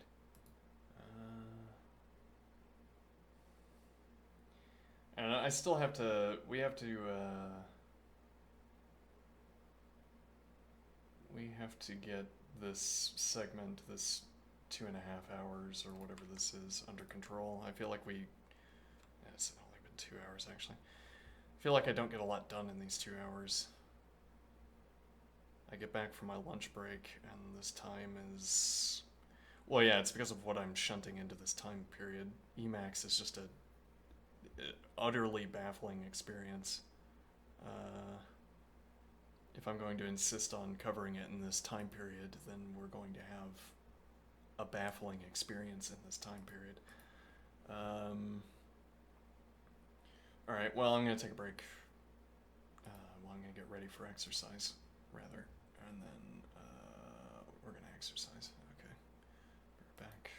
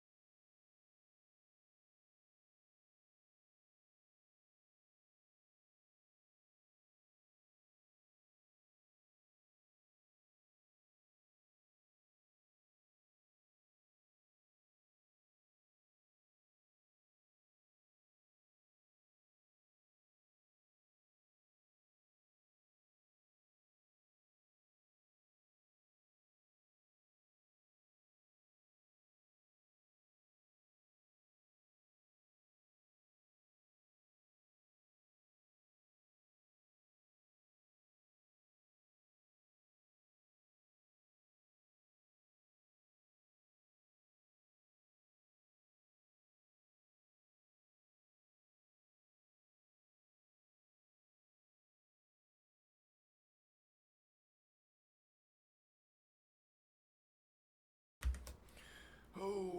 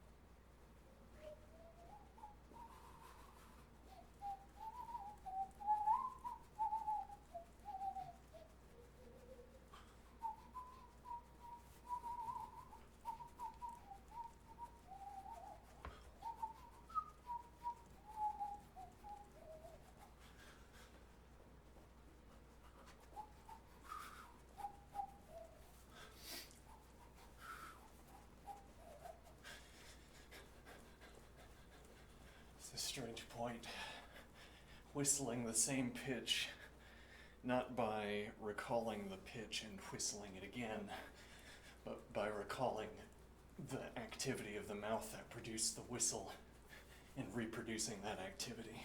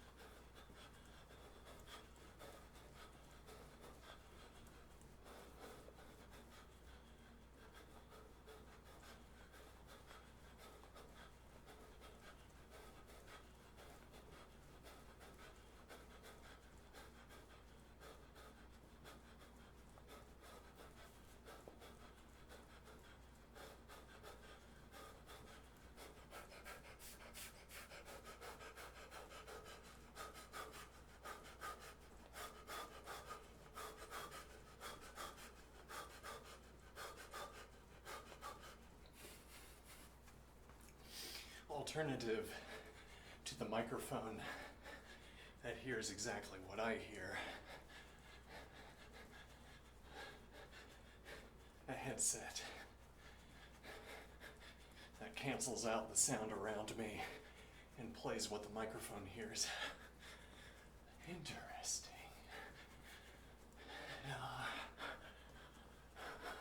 Conveniently, you have the data for the noise cancellation being the same or related to the data that you have to play through the ears. I assume that's convenient, because it means, well, it's like if you could use the sound that you're playing in as the source data for muting the sound coming in from outside, then you wouldn't need two copies. You wouldn't need what the microphone hears and then also a copy of the incoming sound, because what the microphone hears is so closely related to the incoming sound. Interesting.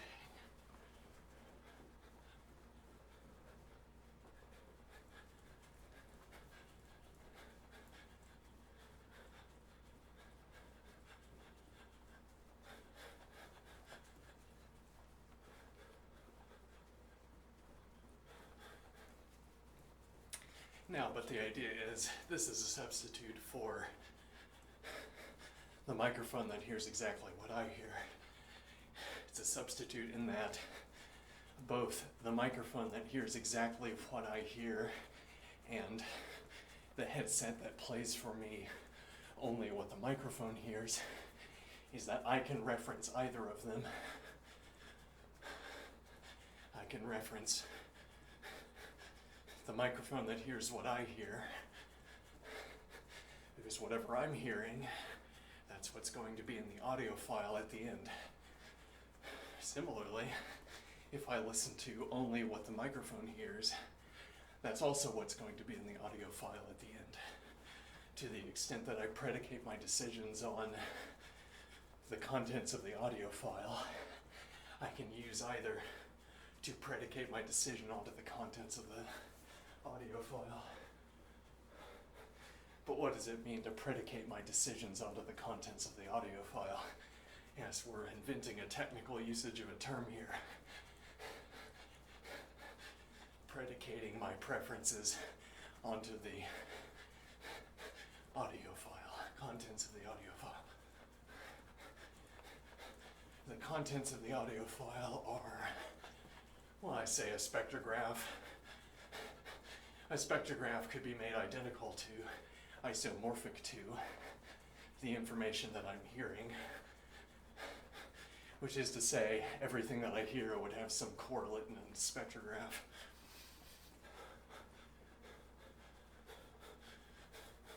Or I could be talking about what I'm hearing with perhaps greater ease, though with also perhaps lesser rigor. I could talk about what I'm hearing instead of the spectrograph.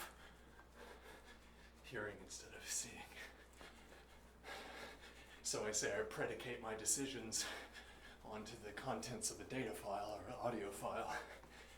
What does that mean, though? Well, I could have a clapper, okay? And I say, there's some timestamp in this audio file.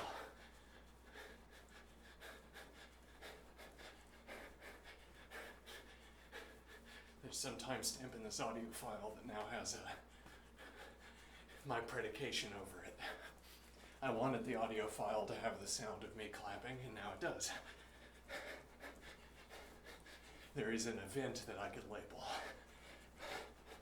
the sound of clapping.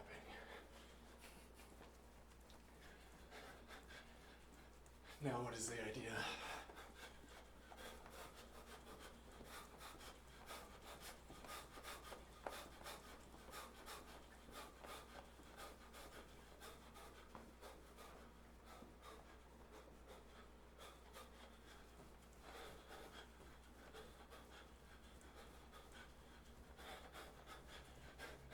That's not typically what we'd be doing. No, well, it's interesting. An interesting difference here in how I'm changing the audio, how I'm predicating the audio data. I'm just going to use that as a verb now. I predicate the audio data when I select its predicates, when I choose predicates that will return truth values. Well, but part of my decision making for what predicates return truth values is my selection of which Boolean checks I perform, which if checks I perform, and their nature. What are my if checks? How do I get my Boolean values?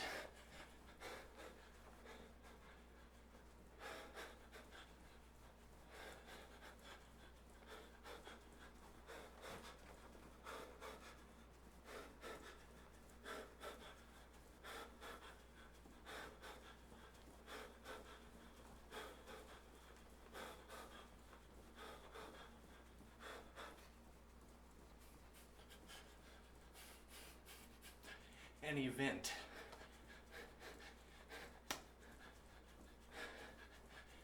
What Booleans did those just give me? What do I mean?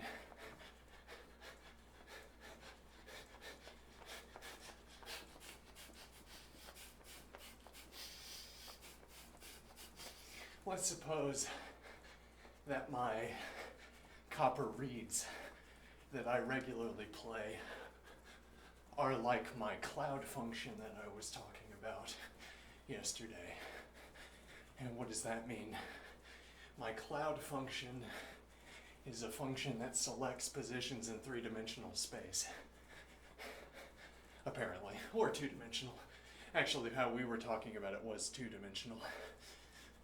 Okay, so it selects positions in two-dimensional space, but then we'll want to extend that because we're talking about sound emanating from the copper reeds.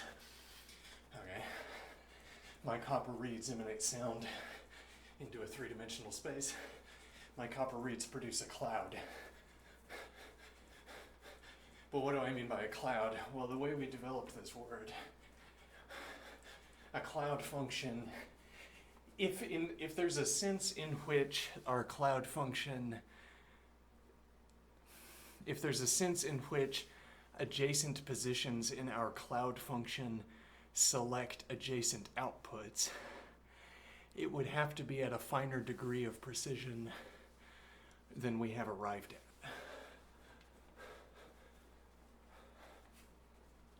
And what does that mean? Well, so yesterday, thinking about the cloud function, we thought about a sine curve, sine function.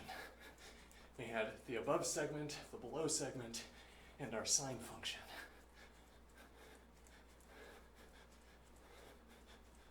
Okay, and now what is the idea?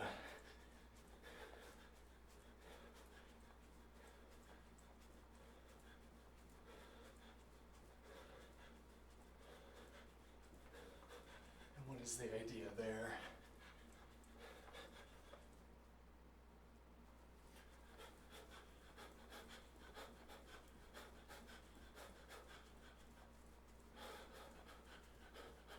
And the observation was that if you limit yourself to a one-to-one segment of a sine curve, which is a little bit difficult to do if you think about it, but if you limit yourself to a one-to-one sequence of a sine curve, then to choose closer x values is also to choose closer y values. You're always choosing 2 points that are closer together when you're choosing positions that are within one of these one-to-one segments. Interesting. And now what we're saying about the cloud function, its critical characteristic. Well, so the limit of that idea with the sine curve is that you could choose 2 adjacent positions on the sine curve. Okay, and if you did so, as it were, you'd choose the same point. Or maybe, I don't know, you're merely making the point that if you could choose 2 adjacent positions together, or 2 adjacent positions, they would be as close as 2 points could possibly be. Because you've minimized, well, because you've said, when I reduce the x value between these 2 points, I also reduce the y value gap. The distance always diminishes as I get closer. Well, that's also then when distance diminishes in this context. So I say, how are you going to get closer points than adjacent points? You can't get there by reducing the x value further, because you've already arrived at x adjacent points. So by what other means are you going to target 2 points that are closer together? And I suppose the answer to that would be something like steepness, where you want to think, if a curve is steeper, a smaller x value adjustment produces a larger y value adjustment. Okay. Now, so we have we have 2 adjacent points on a steep curve, and we have 2 adjacent points on a shallow curve.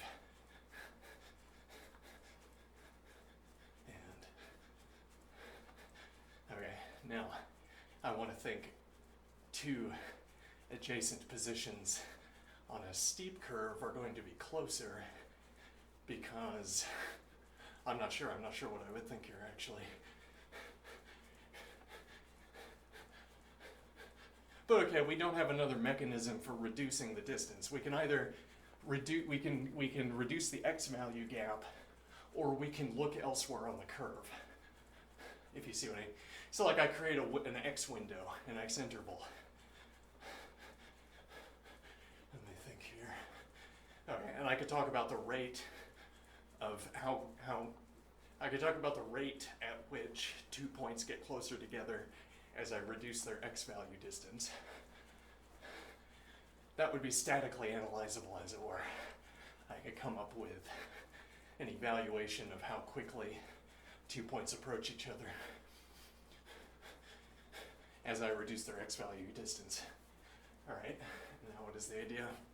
So I get two such of these intervals.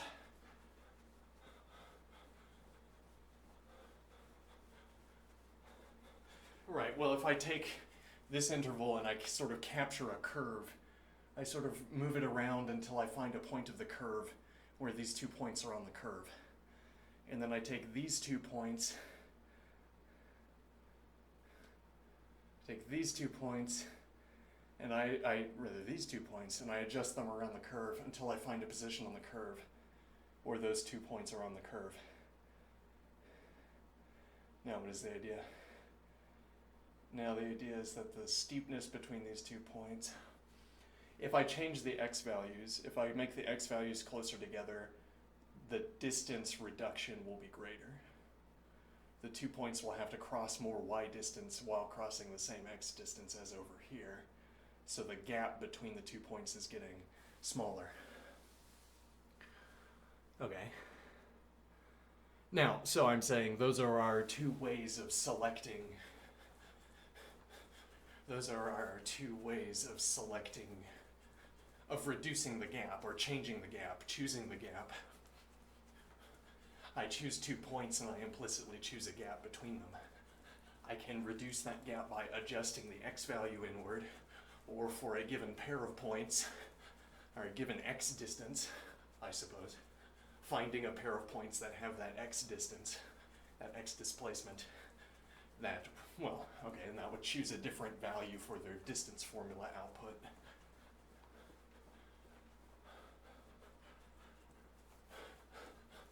And what is the idea here?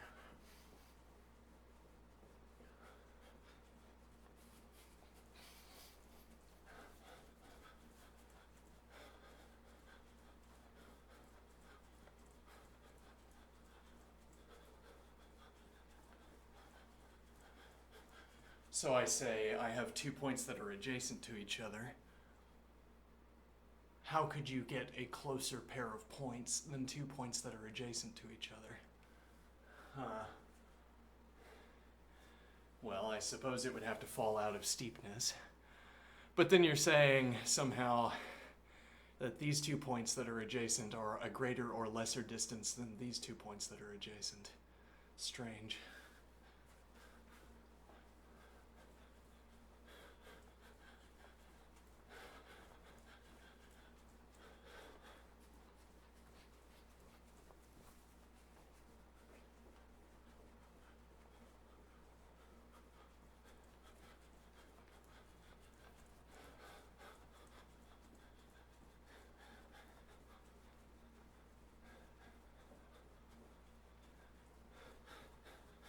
Should I try vibe coding the emacs for Vim for arrows and for colored arrows and squares?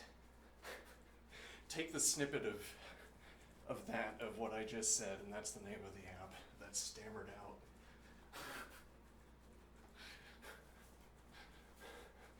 Emacs for arrows, for colored arrows and squares. There you go. Now what is the idea? Oh, right, well, maybe I end up, I don't know, trying to vibe code that and failing and then paying someone to make it. Or I don't know, I was entertaining the idea of having a model teach me how to use one of the popular programming languages and see how that goes.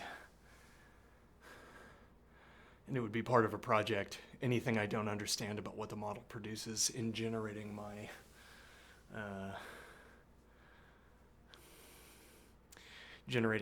app. I have to learn myself and have it teach me. Try anyway. Anyway, back to the main idea. What am I talking about here? Well, so for our cloud function, we're saying that if there is such a distance formula relationship between points, we don't yet know about it. We've not yet zoomed in closely enough to find those adjacency cases. Rather, we've not yet, so I'm saying that it's inevitable in this zooming in process. It's inevitable that you hit a scale so that, as it were, the last bit of information has been wrung out of the curve. And what bits of information are we talking about here? We're talking about, is this segment of curve one-to-one? Does it satisfy the horizontal line test?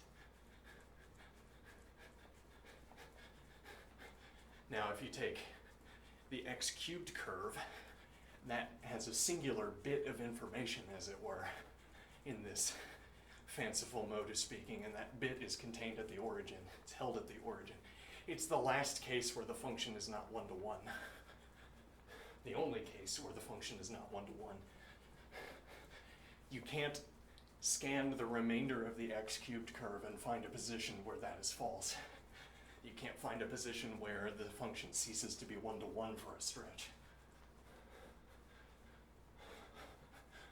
Now, if you have a binary status for one-to-one, it would fail immediately. You'd just say x cubed is not one-to-one, and that's the only status it has.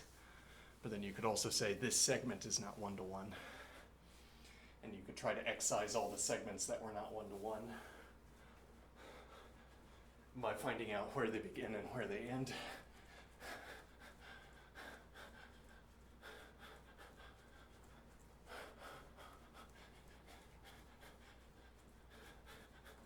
Interesting. Well, now what is the idea? Okay, so we're saying if you zoom in far enough, you zoom in past all of the changes in direction of the curve.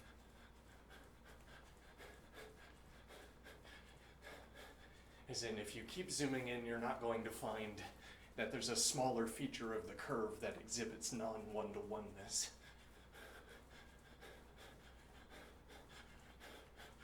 You're in the sort of interstice positions. If you could succeed at excising all of the non-one-to-one segments, you wouldn't see anything different here,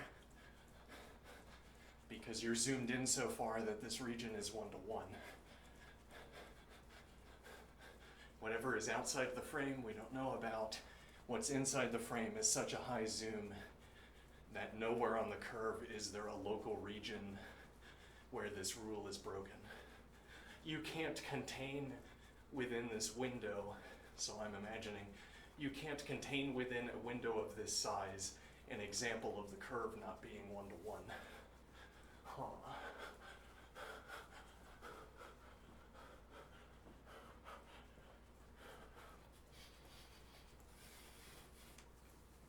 Maybe that's not the right continuation, I don't know.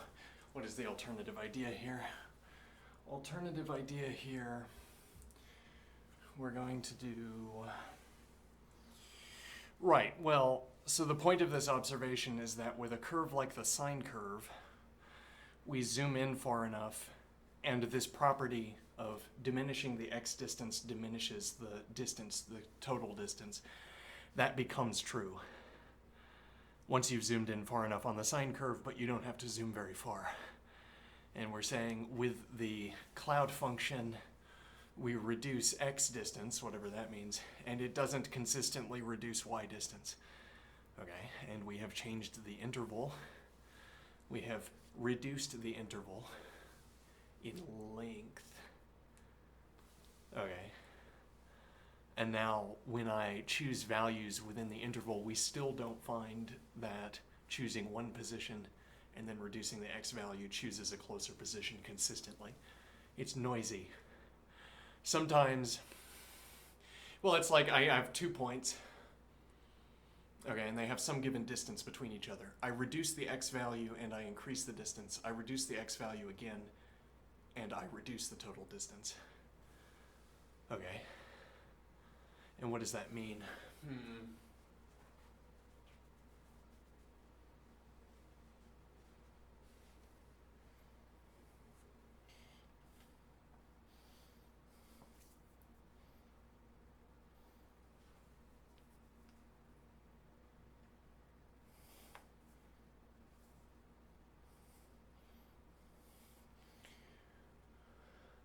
And well, you could accomplish the same thing with a sine curve if you didn't zoom in far enough.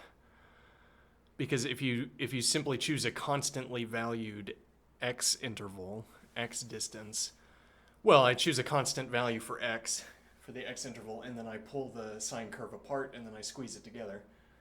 Okay, and now you can watch the two distance values change. Or no, rather, the distance values wouldn't change because the points are fixed. The two sine curves would change. Or the sine curve from one squeeze value to the next would change, but the distance would be unchanging. But the point of this is that the 2 points would be falling on different positions in the period of the sine curve. Okay, and now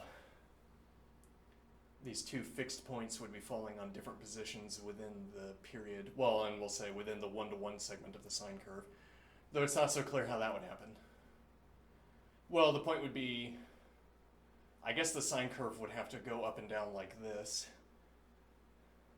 So we have our two fixed points, the sine curve is passing through it, and then I sort of curve the sine curve through the 2 points. Okay. And those would show all of the equal distance values. Okay, but now if I squeeze the sine curve in, what happens to these 2 points? I guess that's less obvious. I don't know. But at any rate, what we're trying to take away from this is that a fixed x value is only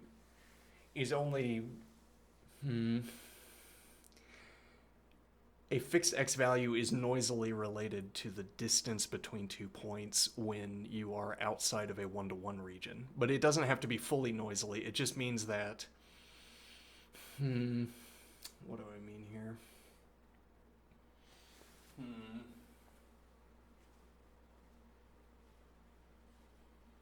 So we say that within a 1-to-1 segment of a curve, you have the property that reducing the x distance reduces the distance formula value, the distance formula output. Okay. And we're saying that if you step outside of one of these 1-to-1 regions, the curve could be doing anything. So if I reduce the x value, I might be jumping up a peak, for instance. And now if I draw right triangles,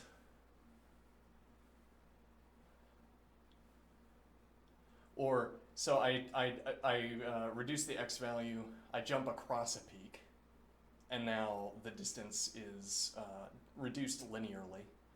Okay, now I half that and I'm at the top of a peak. I half the x distance, I'm at the top of the peak. Okay. But then if I did slightly less distance, well, no, hold on, I don't know how triangles work in this regard. Because we're going to have a distance from point down here, and it's the hypotenuse of a triangle. And we're trying to reach the idea that if I have 2 points that fall outside of a 1-to-1 segment of a curve, changing the x value is not always going to reduce the distance formula value. Well, and again, that's most obvious when you reduce the x value and you go, oh, right, yeah, if you reduce the x value and you go to the top of the peak, okay, the peak can be arbitrarily high, which is going to extend outward the hypotenuse distance.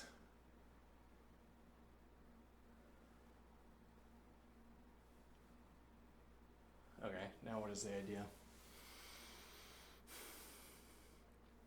Which is going to extend outward the hypotenuse distance. Which increases the distance formula output. Okay, now, but within a one-to-one segment, you have that property that reducing x also reduces distance formula output. Okay, but what point are we making here? So we're saying with this cloud function we're imagining, we haven't yet identified,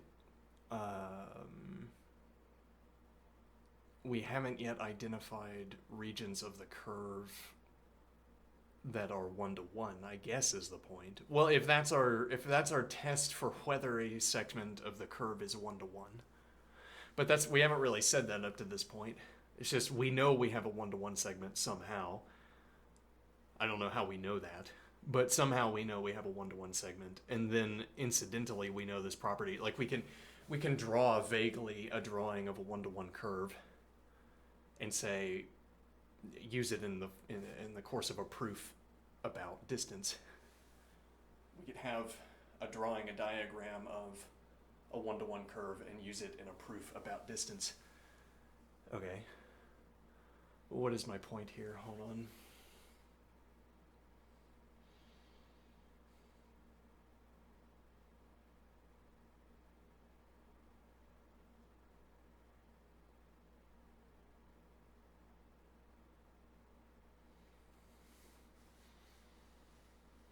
Distraction.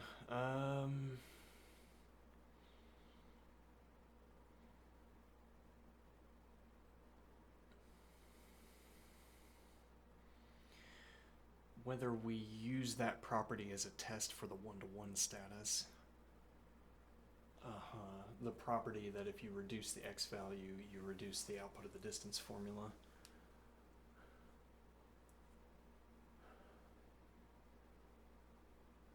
Let me think here. So the idea with the cloud function is that whereas we can identify such a segment on a sine curve, a one-to-one segment of the curve on a sine curve, we can't identify it in the cloud function. So we've reduced values. Well, so there's a point here that in my theorizing, in my fancifulizing about the cloud function, we don't find structure down the length of the cloud function like with a sine curve. But what do I mean by that? Well, I'd say the function of the structure of a sine curve is that it loops. It repeats into the distance. That's one of the things I can observe about a sine curve, and I can rely on that. Well, and that would be because if I generated a sine curve way out there, barring a flaw in my math, it's going to behave exactly as a sine curve over here would behave. None of the numbers are going to be different. A different way of saying that is that if I have the numbers out there, well, no, it's not really a different way of saying this, but if I have the numbers way out there on the sine curve, for whatever reason, instead of having the numbers out here, when I run the modulo function, it puts me in the same position. Or if I begin subtracting periods off the sine curve, I'm going to land in the corresponding position each time. Though the truth of that statement would depend on the implementation of the modulo function or the subtraction function in a given system where I am hosting a sine curve and then trying to navigate it in this modulo fashion. So say I put a 10,000 digit number into my sine function, okay, or a 100 billion digit number, or whatever. Does there ever come a point where my sine function, as it turns out, does not behave as I anticipated? Maybe, but then that would be in an unreasonable range. Who says what reasons are?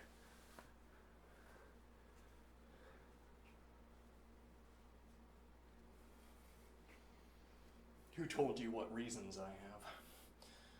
Okay, now, but what is our point here? So I'm saying the structure of a sine curve. When we talk about the structure of a sine curve, we have the period, we have the one-to-one segment, and then we have the extension. When we talk about the cloud function, we talk about, I don't know. But what we could try to talk about are traced out figures. But what does that mean? It means that if I If I take an interval, okay, and I navigate it in sort of decimalized inputs, okay, I have a point that floats in the air according to what the output is of the cloud function when I feed it this decimalized sequence. Okay, so for instance, I do 0, and then I do 0.1, then 0.2, then 0.3, then 0.4, then 0.5, then 0.6, okay, etc. Now, what is the idea? The idea is that, well, notably, this does not have to, or even does not, produce the effect that, if I have 2 points, and I say that one is further out on the x-axis than the other, and I suppose that would be because I generated that point with a higher input, higher valued input. Okay, that's why I say it's further out, and then I say it's on the x-axis because I call the input x. So it's further out on the x-axis. If I increase the x value, it does not consistently get closer to the second point. Okay, the idea instead is that it traces out some kind of pattern. Okay, and that's because we're not using the correct number system. Okay, now if instead we start to add digits to the number, we also get a tracing out pattern, but it behaves in a different way. And I guess we somehow judge that the different way it behaves is closer to how the cloud function should behave, or something like this. For some reason, we would watch the unpredictable output of the cloud function and say of it that increasing digits is a better way of describing its behavior. Or we find a more interesting structure when we select our inputs not by choosing tenths of a decimalized value, but by choosing these increasing digit counts.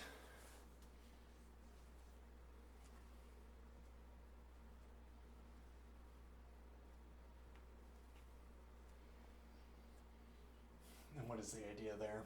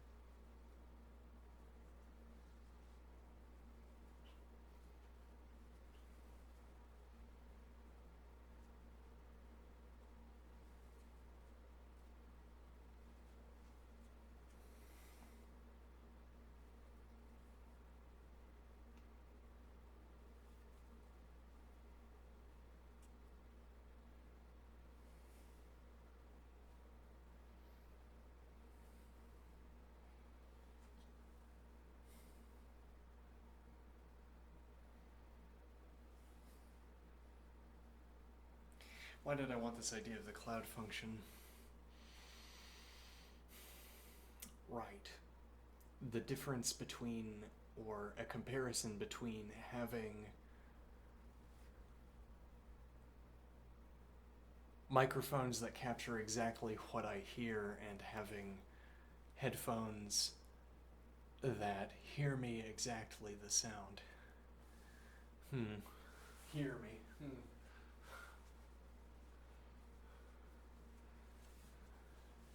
It's the difference between having a microphone that hears what I hear and having headphones that hear me. I don't know. There's probably some fancy sort of Middle English kind of construction there, but whatever.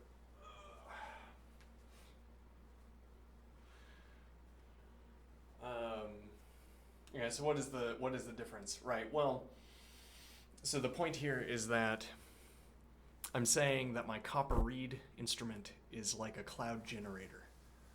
Okay. But what does that mean? It means that it's not useful to think about,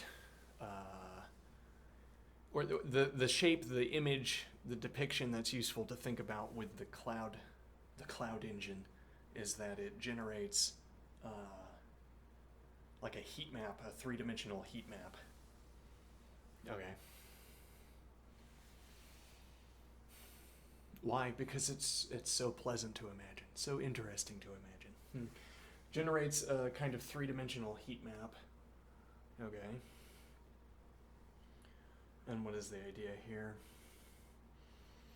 If I were to move my ear into that heat map position, my microphone that picks up exactly what I hear, well, so I navigate my head into a particular region of the heat map. Why? Or how do I do this, maybe is the better question. Well, I just sort of move my head around, okay, and I track the differences between what I hear from one position to the next. All right, and then I hear something over here. Ooh, am I getting closer to something? Am I at the edge of a hot spot? And I keep moving in that direction. It turns out keeping moving in that direction does move you closer into or further into the hot spot, and it's hotter towards the center. Possibly. So I get my ear right in the center, and now the microphone that hears exactly what I hear is also in that heat map position. All right. As opposed to I have headphones where the microphone, I hear exactly what the microphone picks up. All right. Now it's not so much, well, so when I had the microphone that picks up exactly what I hear, okay, I could fix my playing. I could play one repeated loop and examine the three-dimensional space, okay, until I found a hot spot that I was looking for. The microphone can't explore the three-dimensional space. A microphone in my environment where I now have headphones that tell me what the microphone hears. The microphone's not moving. And then you'd want to say, why don't I have like a lavalier or whatever mic? The lapel mic.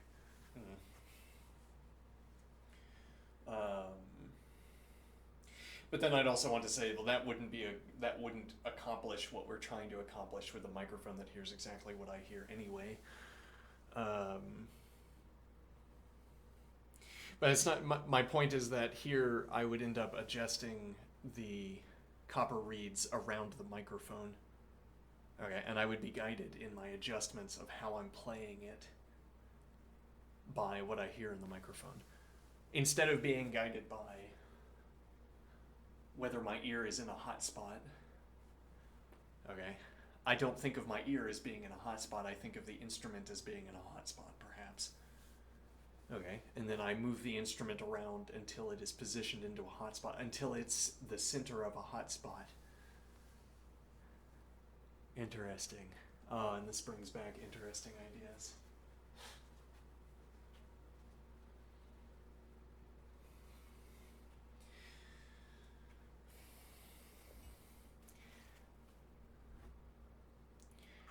This imaginative way of thinking has a benefit.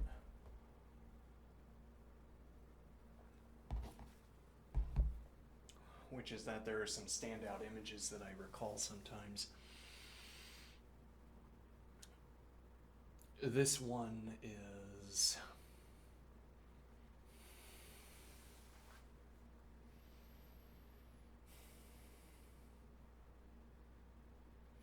I don't remember exactly the circumstances, exactly the image, but I recall the critical idea, which is projecting lattice values onto the wall of a container, as it were. So within a container we have a lattice. Okay, what is this lattice? It's like a fluid, okay? It's like imagine I had many ping pong balls, many points, okay, and I distribute them through the fluid, the liquid. All right, now this is my grid, okay? I can try to talk about points that are within this fluid inside a container, okay? Now, fancifully, I thought the edge of a container is a little bit like water. The boundary of a container is a little bit like water in that it is a physical surface. It's a surface that water encounters in a wave. If I have a wave, I could think about slicing up the wave so that I could say of each wave that it's surrounded by another slice of water. Okay, and each slice is adjacent and pressing up into the next slice of water. So I'm imagining. And now at the boundary, we have not a slice of water, but a slice of container. Now, on the other hand, this gives pushback to the water. To the extent that it gives the same pushback to water as water does, it's like water. Okay, now the idea here was to simulate water at the boundary. Okay, we create more regularities. So we could create spatial regularities, for instance. We have a container where the edge of the container peaks up whenever a wave is coming at it, and then it lowers back down, for instance. Okay. And now, to the extent that there are purely geometric properties of the wave, the edge of my container has those as well. Or so, the shorthand description of this is that we project the next slice of the wave onto the boundary of the container, or the container material. And what we want to project there behaves exactly like water. We project onto the boundary of the container whatever would have been there if the wave had continued unobstructed. Okay. And then so long as we play our part, so long as our container projection matches what would have been there, then the wave that's on the other side of it can't know any difference, as it were. There can't be any unfolding of events that differs from how they would have unfolded if we had not replaced the actual wave with a projection of a wave at a particular slice.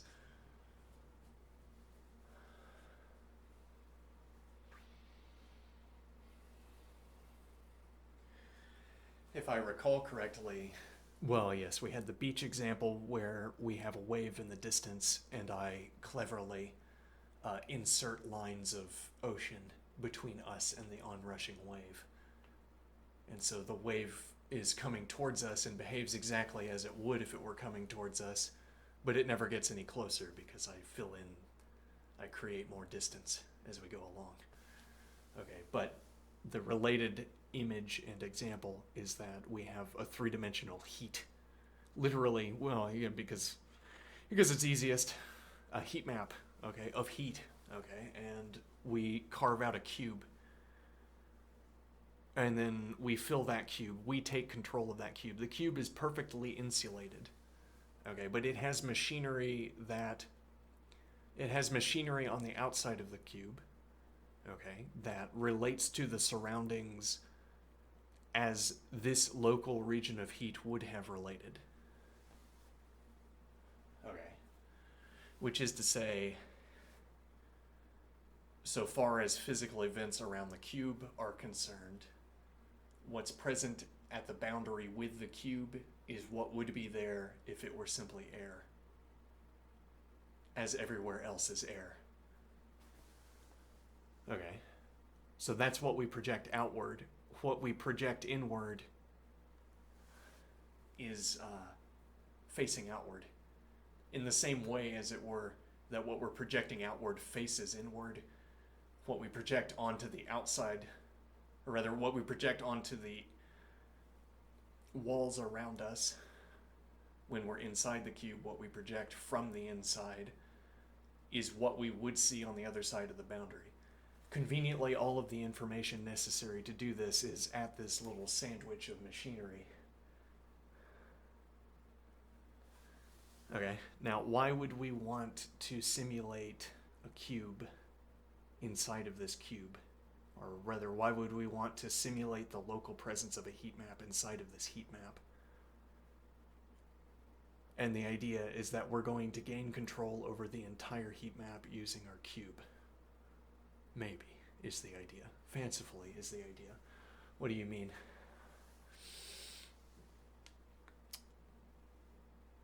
So at some point, at some timestamp, we're going to introduce an erroneous state of the cube. Okay, it's an erroneous state of the cube that is consistent with the surrounding air, with the surrounding lattice, if you will.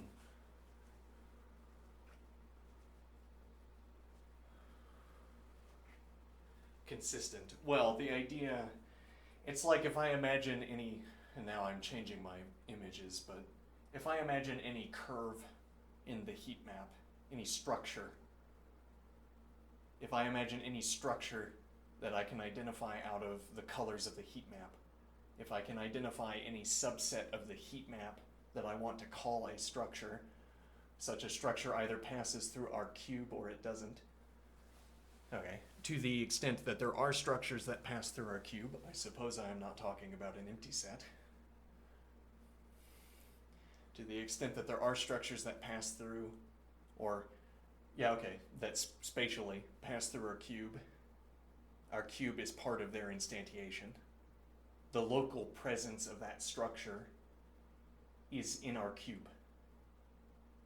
If I could talk about the surrounding cube positions, well, yeah, okay, we could try saying, for instance, that I have this cube.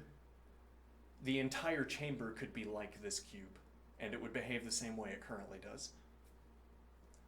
Or I could have a second cube, and then by extension, if I increase the number of cubes until it fills the space, then I've replaced the entire space with my cubes.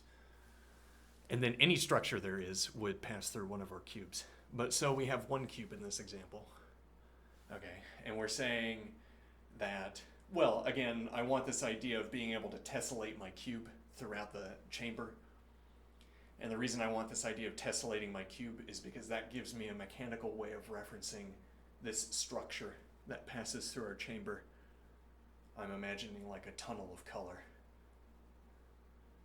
Okay, so we have a tunnel of color that passes through our chamber. Okay, and one of the correctly colored cubes is ours. All of the other correctly colored cubes aren't cubes, but they're air. But they could be our cubes, because our cubes behave the same way as air does. But okay, I'm using the idea of a cube to give myself a mechanical way to reference distance, or to reference space, because I have my cube, and if a structure passes through my cube, or around my cube, I want to say there's like a ring in this tunnel, and I could fill it with cubes. That would be just like the one I currently have.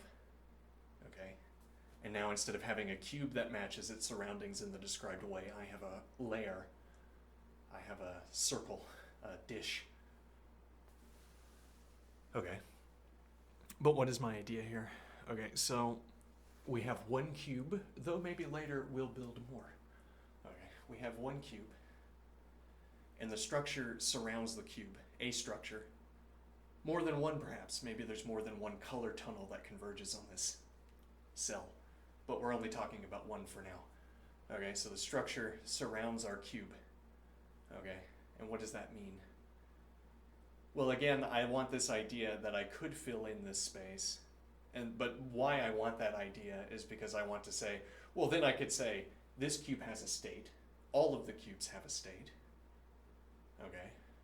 All of the cubes have a state like each other, but all of the cubes also have a state like their slice neighbors, like their dish neighbors. Okay?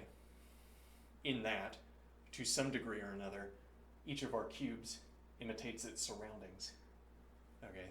It's like the air cubes, as it were, to some degree that we've established. Okay, but what is my point here? We have a structure that surrounds this cube. Okay? And now, when I'm talking about the air, instead of talking about my cube, I'm talking about the air in this structure, the volume in this structure. Okay, and I want to say I can divide it up into slices, if for no other reason than that I could describe slices of cubes. Okay, and now each slice holds space of the structure, where the structure occupies volume, apparently. Okay, now for any slice of air, there's a kind of demand. If I pick a ring of air and then I ring inward, there's a requirement concerning what color is going to be in the inner ring. Okay. Let me think. And this is talking about like adjacency rules, as it were. If you have a hot region adjacent to a cool region, there's going to be a transfer of heat. Okay, so you don't have a hot region adjacent to a cool region. But that's not quite the point. It's more that you have some such distribution in a chamber, okay, and there are inconsistent neighbors.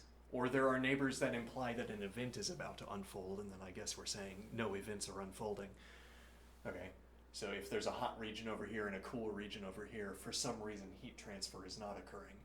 Or we're interested in the heat transfer itself, and the structures we're talking about are like ways that heat gets transferred. Tendrils of heat. Anyway, what point am I trying to get at here? I'm trying to say that we have a structure that's passing through our chamber. It surrounds our cube. Our cube is representing the structure locally in the same way that the air inside of the structure elsewhere represents the structure locally. So similarly, or so along the same lines, a dish of cubes or a dish of air represents the structure locally if it is a cross-section of the structure. Okay, now the point is, though, we have these adjacency rules, we suppose. We have our cube, and the adjacency rules are somehow telling us in each frame what we have to project outward and what we have to project inward, however we conceive of that. Whichever direction you want to use, whichever indexing, projection outward, projection inward. Let me think here. We have our cube inside the structure. And we're trying to say that, right, we have adjacency rules. So we're saying reading what is surrounding the cube is telling me that I have one legal state inside the cube. But is it telling me I only have one legal state? And now here you'd want to fall back on what I think of as an extraneous argument. You'd want to say, well, the world would decide one state there. If we replace the cube with air, the world would decide one state for this volume that is held by the cube, and it would not decide other states. But does that mean that there's only one possible state there? Well, so we could, as it were, well, what is stopping us from projecting inward 0 degrees and projecting outward infinity degrees, as it were? I mean, aside from mechanical limitations, what is preventing us from doing that? Nothing. I mean, outside of, as it were, rules we impose on ourselves. Though there might be some, there might be some mechanical tolerances where you couldn't have that kind of deviation for our tiny cube relative to its surrounding chamber. But okay, nothing is stopping us from intentionally projecting the wrong values outward and the wrong values inward. Except, again, these mechanical stresses that we might take on by doing so. But what is the point here?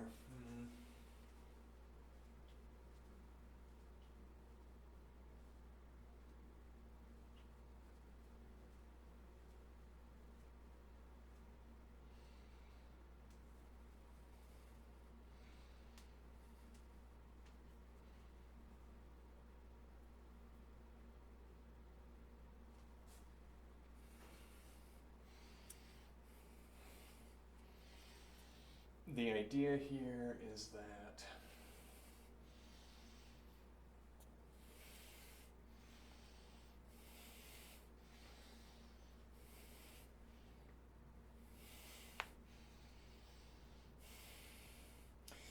we're wondering, well, okay, here's an idea.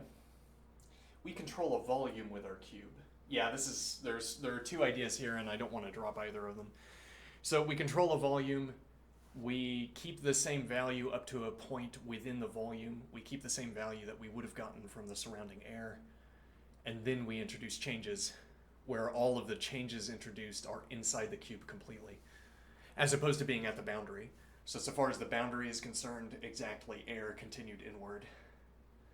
But then at some point within the volume of the cube, we edit we make a hot spot that spreads out. Okay, and then there wouldn't be any sort of in actual world deviation. But so that's one of the ideas. The other idea is, could there be a let me think here.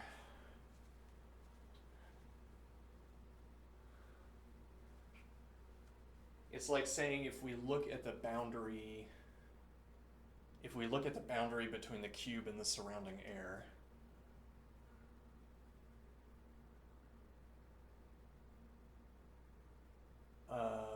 if we look at the boundary between the cube and the surrounding air,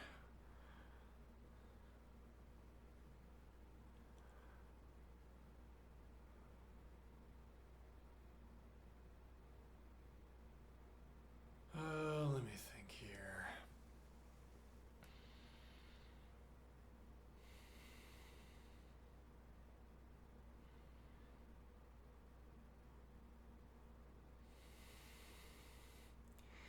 I want the idea that the surrounding wave, the surrounding structure could be consistent with more than one value.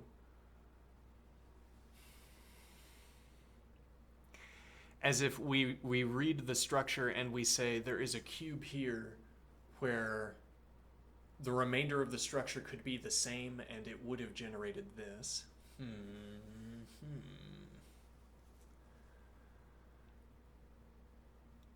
Fancifully, what I'm trying to imagine is that we have control of our cube, and the way that we obtain control of the chamber as a whole is that we choose a state of the cube that is consistent with either the beginning of an increasing wave or the end of a diminishing wave, and then we run time backwards.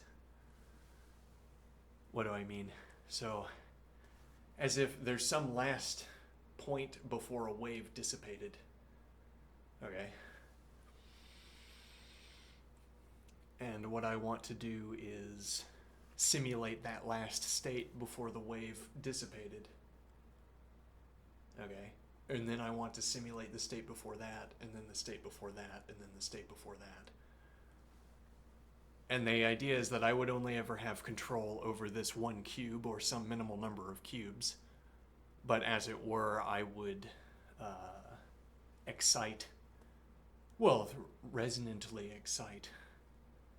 I would initiate resonant excitations of the chamber as a whole through oscillating my control over the cube. And the point is that my local cube would always be consistent with its surroundings, because it would always be finding itself as the local representation of the wave that it had made.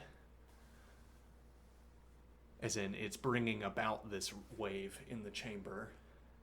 Okay, and it is itself an instance of a cube in that wave. It's just that we're choosing values, as it were, slightly above or slightly below what the values should have been, or would have been if we had not intervened.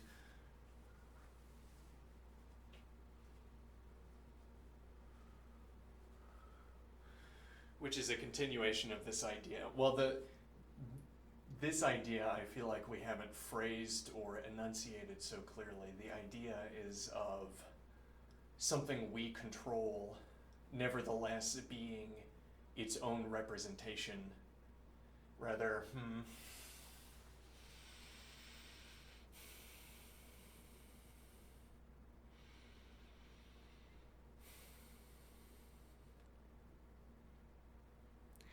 it's like if I could imagine a wave passing through the copper reed, and then I bent the copper reed until it was wrapped around the wave.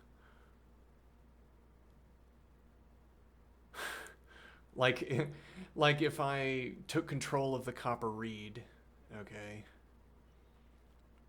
Well, so another example of this idea is that I hear a distant sound converging on my position. I know it's converging on my position because I hear it. Okay. And now it fills the air, and now it hits my copper reed box. Okay, and what I want to play there is what the copper reed would have done if it had been exposed directly to the incoming sound, except a little bit louder. I want to play there, I want to induce into the copper reed whatever vibrations it would have absorbed out of the air, except a little bit louder. Okay, why do I want to do that?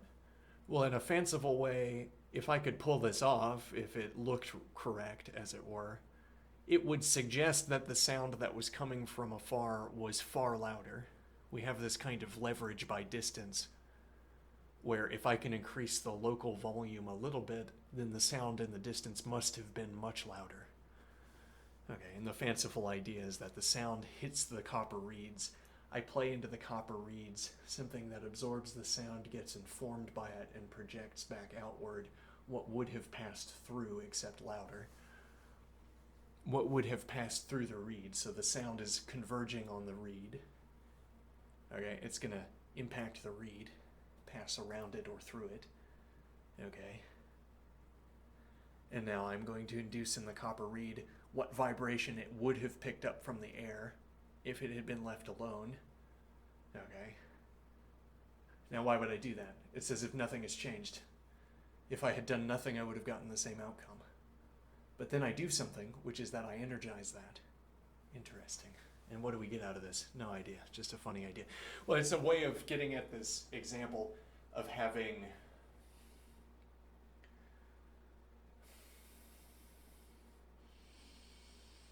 now let's go back to the cube example. Okay, so we have the cube that we control in a chamber, and we have a structure, so our chamber is all around us. It's a heat map, and it's a heat chamber. The air is heated up heterogeneously. Okay, and now we have a structure in the heterogeneity of the distribution of heat. Okay, it's like a tunnel, for instance. Okay, and then we have a cube that we control. All right, and we project onto or we arrange on the outside of the cube whatever you would see from the outside if there were air there. And we project onto the inside surface of the cube what you would see looking out from that central position. Okay. Now what is the idea?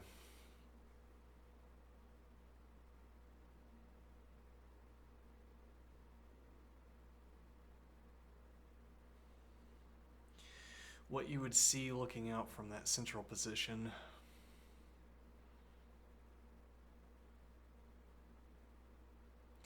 And the idea is that in the baseline case, we're always choosing these projections so that they are consistent with what we would have if the cube was not there.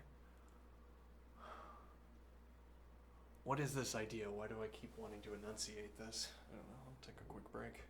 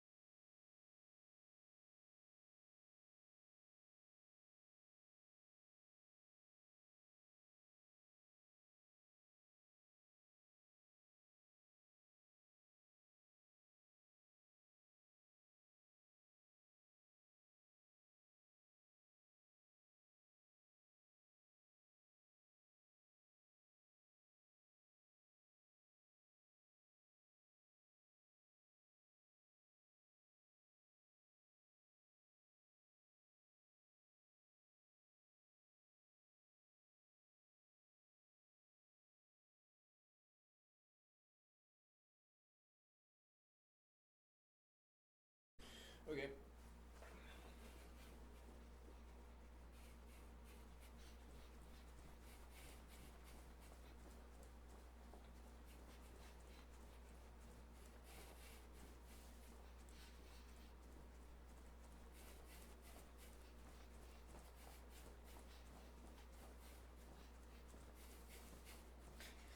The hope, I guess, or the idea is that we could leverage our position within the structure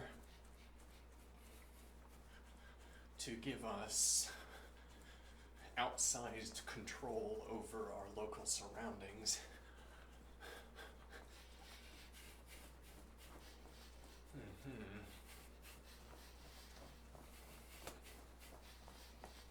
Our position within the local structure to give us outsized control on our surroundings. Interesting.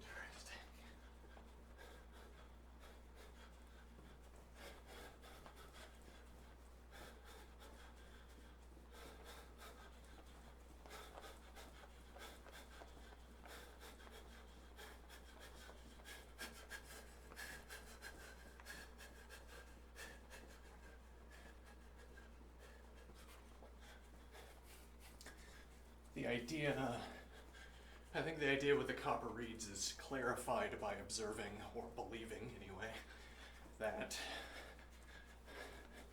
sounds that project out of the copper reeds reflect. All right, the idea of our cloud function.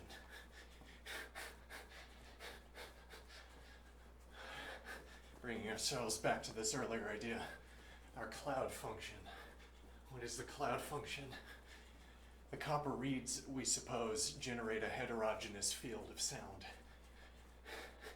Where by heterogeneous I mean something like this. 1-to-1, violation of the 1-to-1 condition. Where then homogeneity would be that locally the sound produced was 1-to-1. And the idea there would be that if I moved my head a minimal amount, I could catch the gradient, as it were. Ah yes, that's that sound, except slightly misplaced, or in a slightly different direction. Whereas if I move my head this amount, for instance, the sounds are nothing alike. Completely different events happening. Okay, so if I could adjust my earring, if I could adjust my earring finely enough. Let me see here. If I could adjust my earring finely enough, then I could find these gradients where sounds are similar to each other. The same events are unfolding in a time-stamped spectrograph. Events. Okay. Now what is the idea? Well, again, the copper reed is a cloud function. So no matter, well, so I imagine, I get heterogeneous. Well, no, okay. Actually, I do think there are regions of homogeneity where I can adjust small values, my head position relative to the copper reeds, which is part of why the microphone fails so badly at capturing what I'm trying to capture. Small adjustments of my head relative to the Shruti box make... Well, no, actually, no, it's the other way around, and it supports my heterogeneity supposition. If small distances didn't make a large enough of a difference, so if minor adjustments of the position of my head relative to the copper reeds didn't make it large enough of a difference, then putting a microphone here would be good enough. It simulates the position of my head. Okay, what it doesn't do is make minor adjustments around searching for the kind of thing that I'm listening for. Unlike my head, which is searching around like that. So what?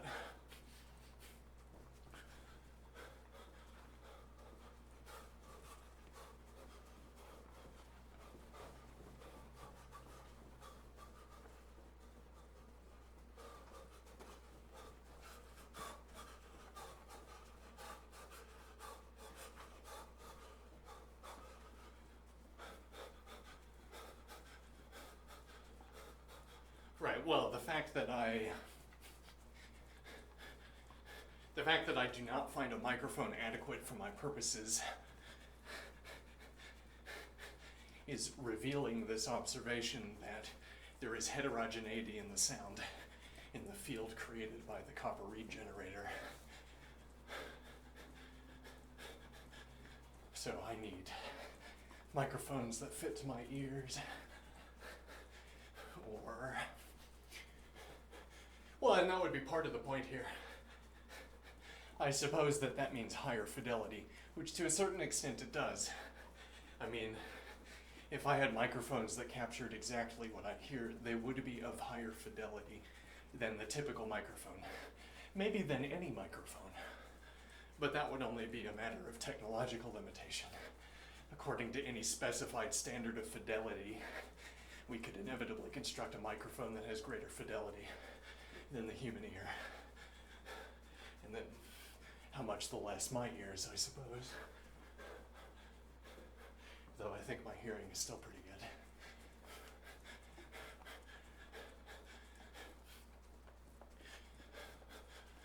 So what is the point here?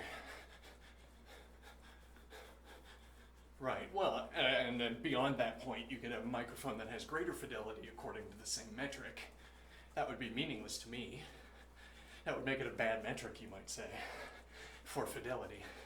If you could get greater fidelity than what I hear, I don't even know what that means. No idea. Does it mean that if you played the sound in a crowded room where people were chatting, I could hear it more? I don't know. Is that what greater than real life fidelity means? Like, greater than real life visuals would mean that if you had a foggy day, you could see objects further into the distance, as it were, I guess, because you'd start at a higher degree of resolution that would have to get diminished more before I can no longer make out the object. So I imagine. Now what is the point? Well, so you make the microphone that has to my ear fidelity. Improved fidelity is not a question of increasing the resolution, it's of matching more closely how my ear behaves. Now, but the most critical difference between how my ear behaves and how a consumer grade microphone behaves is that my ears' fidelity the fidelity in my ears is greater. As it were, the easiest to describe way, the easiest to describe path to get more like my hearing is to increase the fidelity of the microphone. But past a certain point, that ceases to be the case.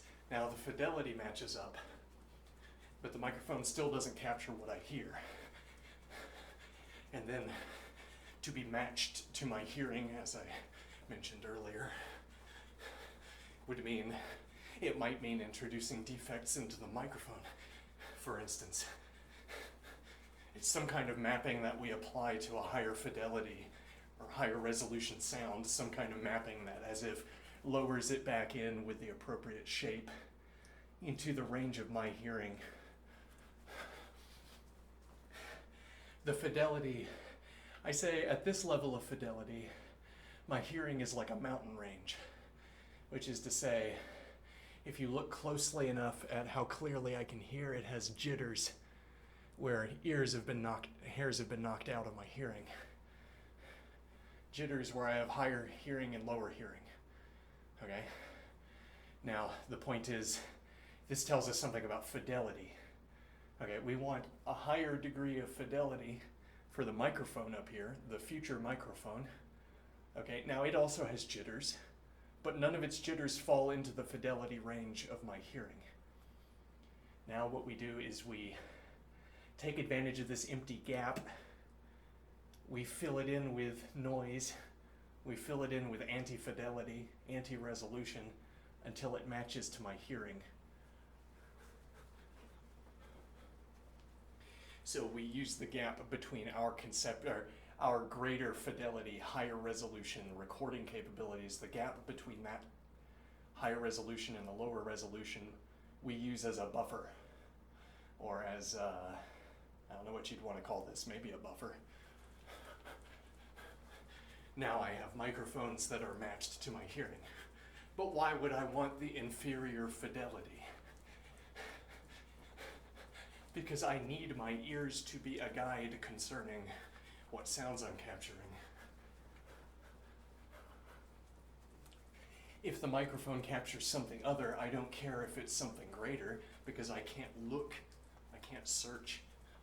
The greater sound is produced by me searching carefully than is produced by recording anything I hear more carefully or more resolutely.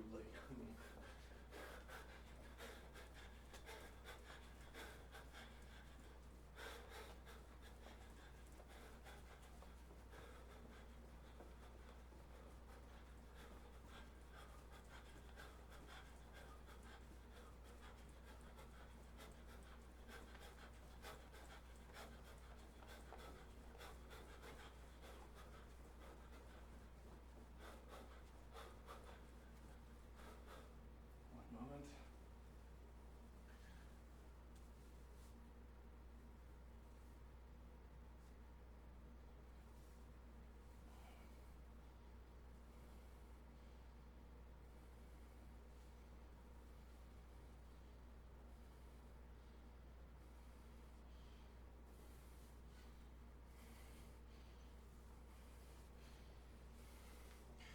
So now, Right, now my ears are a reliable guide for what will be captured in the recording during a recording session. A useful coincidence, you might note. Otherwise, I have simply to guess. Otherwise, I have simply to guess what's going to end up on the microphone on the recording based on what I hear, or hold a mental mapping in my head.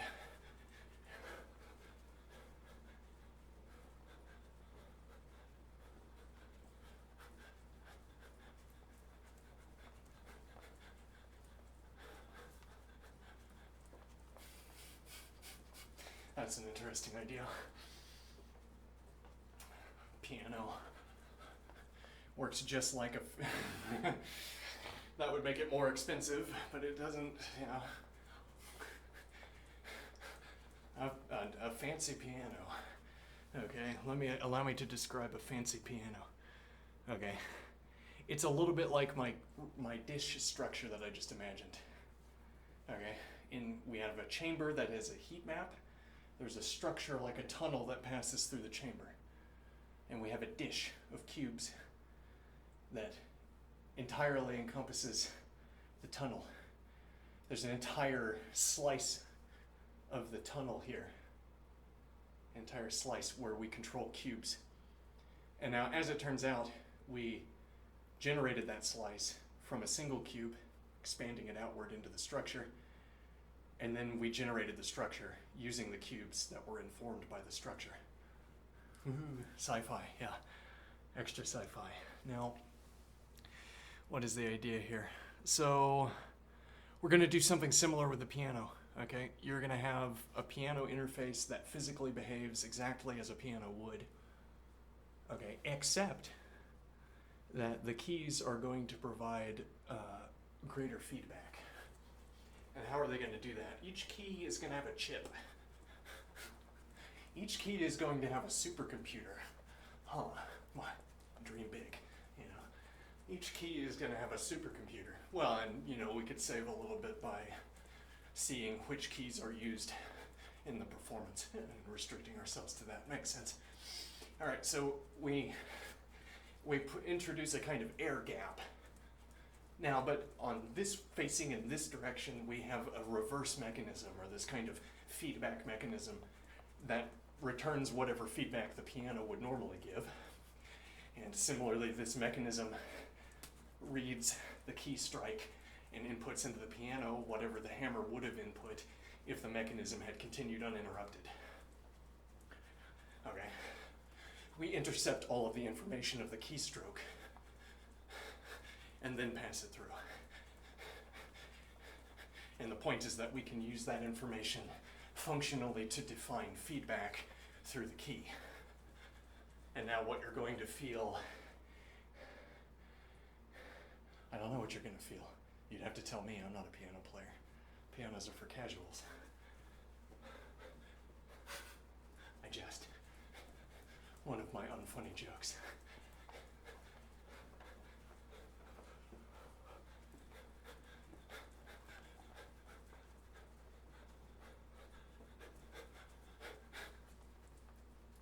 Pianos are for your friend who doesn't have time to learn string theory.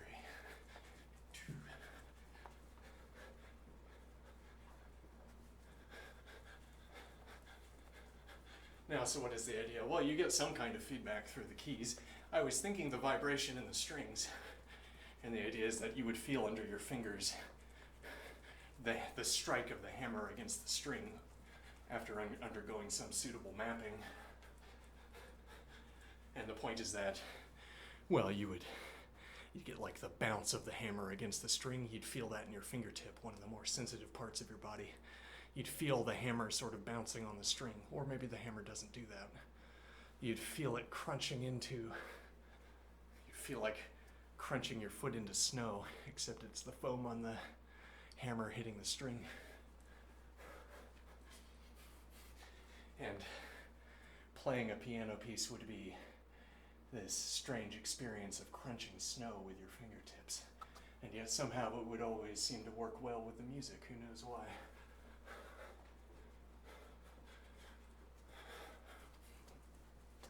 But again, accomplished through this fanciful mechanism of intercepting all of the physical information and then projecting back in both directions, or projecting in both directions, inward and outward, or, well, in this case it's more of a linear thing because you have the way a piano key works. It's the sort of snaking mechanism. It's difficult to describe. But you have like a kind of pulley. It's not really a pulley. I don't know. A sequence of simple machines on interlocking rods. You press the key, the simple machines send a signal through each other to a hammer that strikes a string, is roughly how a piano works. Okay. And now again, the idea is that this is more of a linear process. I mean, you have these nodes.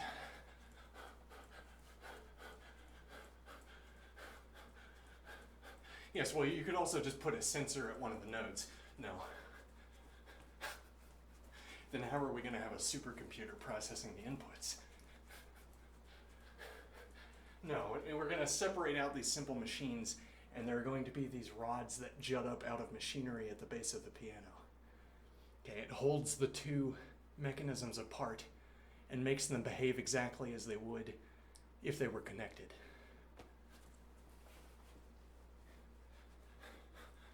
Well, why don't we just have them make themselves behave as they would if they were connected by connecting them? No. You misunderstand the point. Or maybe I do, I don't know. We disconnect the mechanism and we operate the mechanism like a marionette with machinery, but okay, like a marionette machine. And we make them behave as if they were connected at all times. But why don't we just connect them?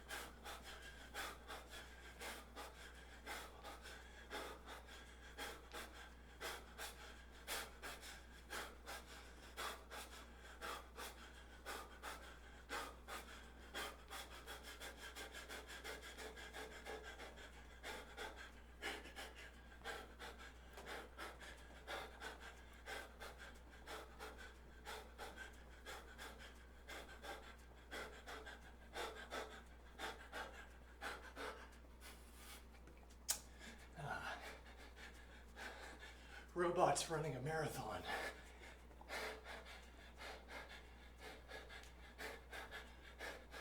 Could you ever get more efficient running out of holding weights?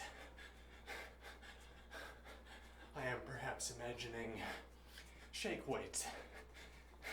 It's probably old enough to have fallen into public domain. No, probably not. Weights on springs inside of a capsule.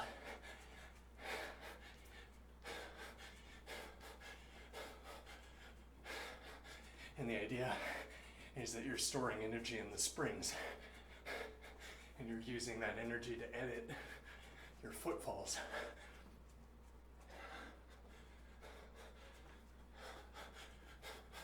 You could go into a kind of default mode where it doesn't edit your footfalls, it stays constant, and then you see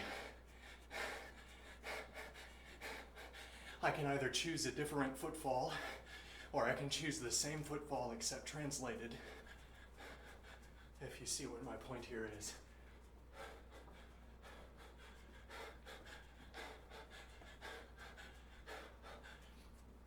I can either calculate the next footfall by choosing a different footfall, or I can choose the same footfall and borrow or store energy in the springs to translate my footfall along a kind of continuous axis, where the continuity of that axis is derived from the continuity of the springs.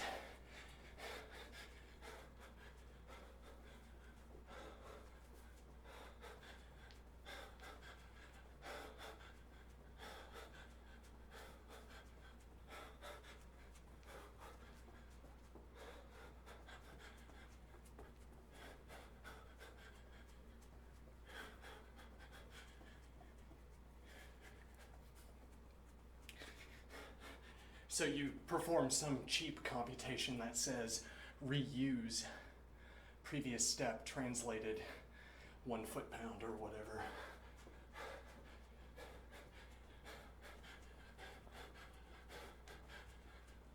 Newton meter.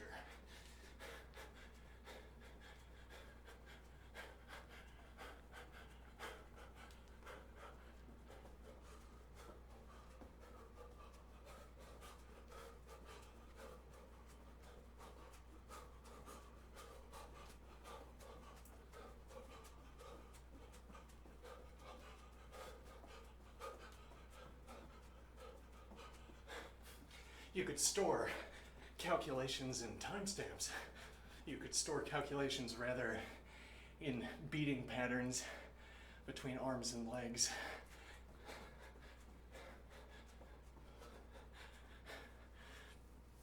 And the idea of this being, once again, well, we're thinking on the computation side. And even on the computation side, this idea seems to hold some water.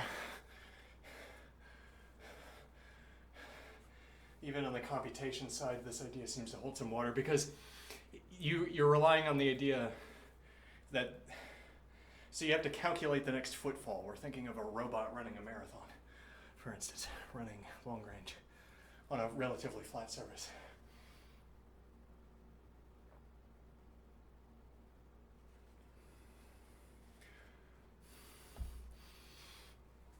Okay, now, the idea, well, initially the idea was, am I going to choose a different footfall or am I going to change the values of the weights? Am I going to change the conserved quantity in the weights? And we were wondering, could you get a more efficient stride, for instance, out of this? Well, one idea is that this allows both feet to leave the ground, and you retain control over when your feet reach the ground, as it were. Which would allow striding options where both feet leave the ground. Okay. But we're thinking there's some pattern for storing and extracting energy that would allow your legs to move in a more efficient way to carry your weight. Well, your weight plus the weights in the springs. Well, plus the net effect, I suppose, of having, Okay, now what is the idea? Well, so that was the physics side of it. Could you get a more efficient stride, use less energy to cover the same distance? But then we thought about it from the computation side, and it also works. Because you're saying, I either have to compute the next step entirely from scratch, or I can copy the step from before with a translation, with either added by, well, I don't know what grammar you'd want to use, with either added or subtracted energy. So you can translate the step to avoid recalculating the step, is the idea. Okay, now, let me think. Right, so maybe that would be computationally cheaper. It depends on whether there's a cheap test for whether you would prefer to recalculate or you would prefer to translate the preceding calculation. Yeah, but the idea is that you define a stride, a sequence of steps, and then you could, for instance, have a list, okay, and you say, you loop back through the list over and over again. So whenever you get to the end of the list, you start back over. It's the same list, and then you have translation values up and down in order to be able to maintain that stride. Interesting. And then all of the computation work is in trying to keep the body in such a range that continuing to follow through on the list continues to execute a stride.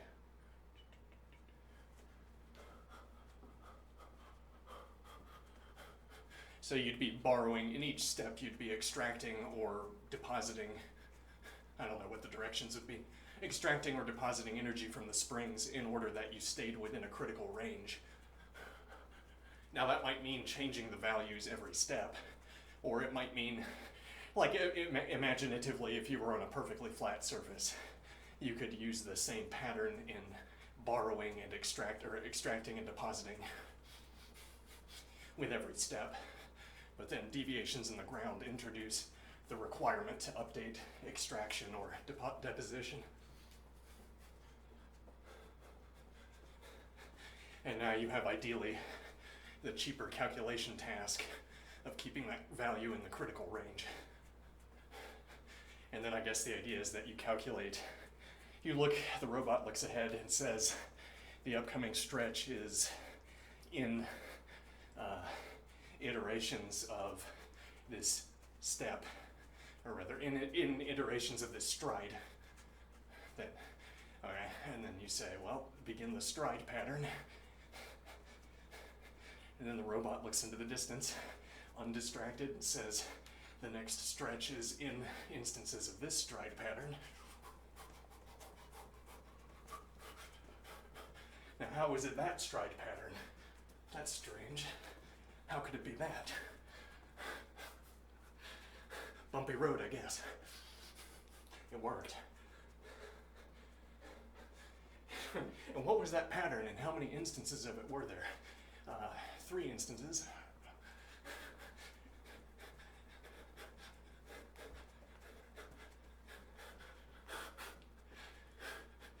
Just the speed of light down a stretch of road. Makes no sense at all. Yeah.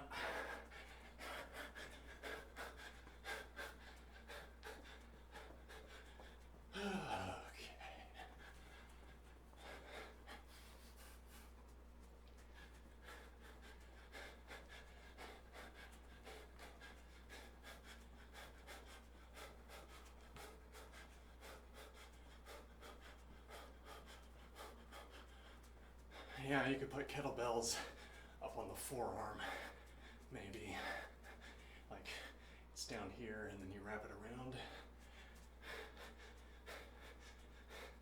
I feel like if you had them below while doing this, that would get kind of swingy. You'd be bashing your forearm with the weight sometimes.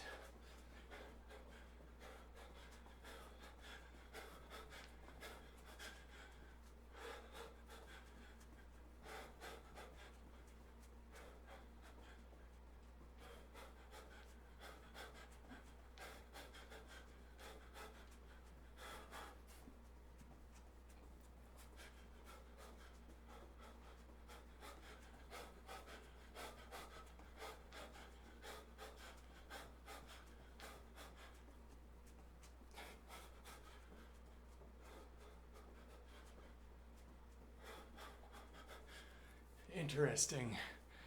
Internal clock versus external scenery. The idea, how do we want our robot to tell time? This marathon running robot. You'd have an internal clock. Yeah. Or you read time out of your environment. And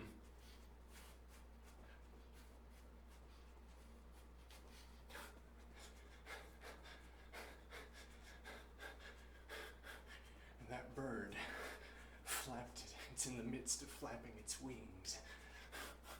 I can see it up there.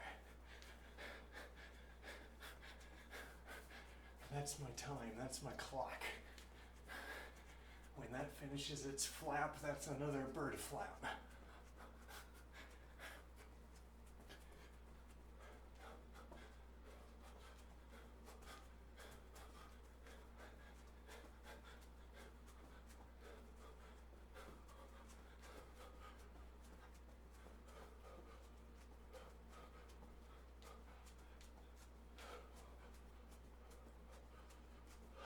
Why would I want to time my footsteps by bird flaps?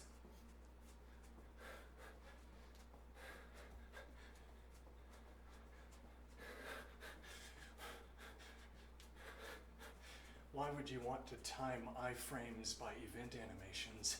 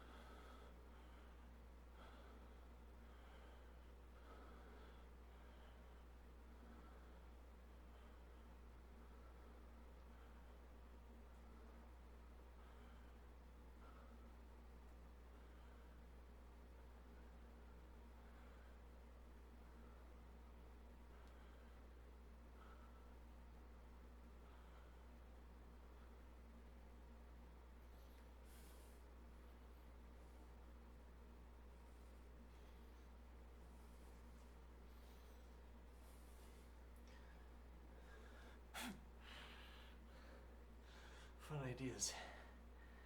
Yeah. But what you're gonna get is open source emacs for arrows, colored arrows and squares.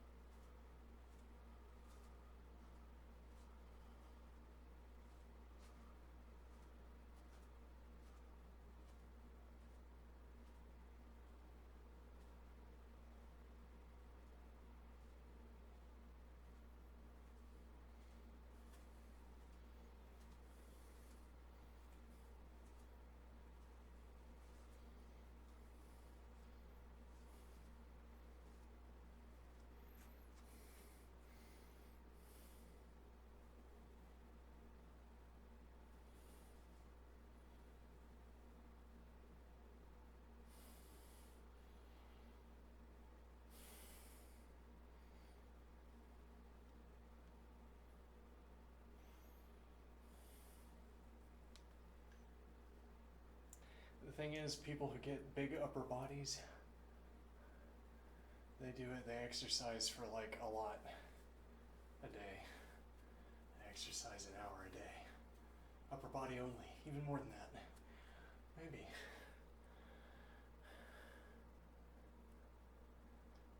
How big do I want my upper body to get? Well, I mean, the problem of looking like a cat that has been dipped in water up to its neck is a growing problem because the beard is growing. Though I'm not committed to having a beard, so.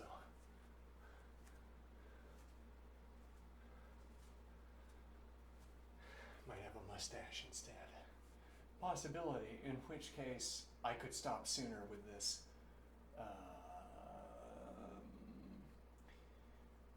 Well, I'm not actively pursuing size growth. I'm not eating much more. I'm not stuffing myself with food.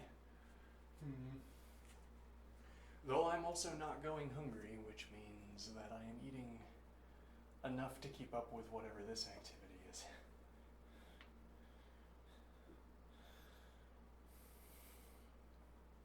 Actually, I am a little bit peckish at the moment.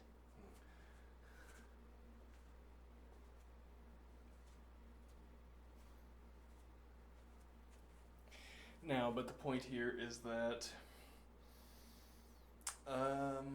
right, well, if I continue to grow out my beard, I would continue need to pack on size in order to avoid the cat dipped into water up to its neck effect.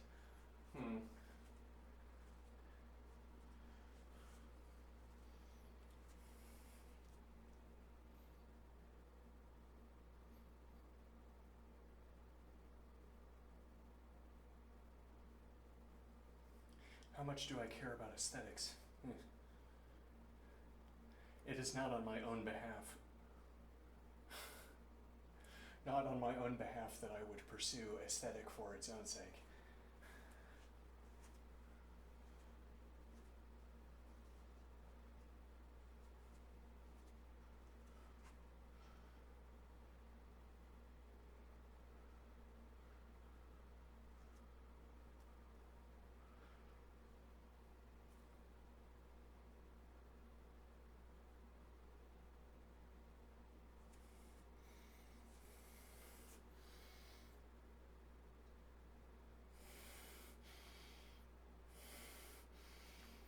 Are we gonna watch chess? And what happened to music? Yeah.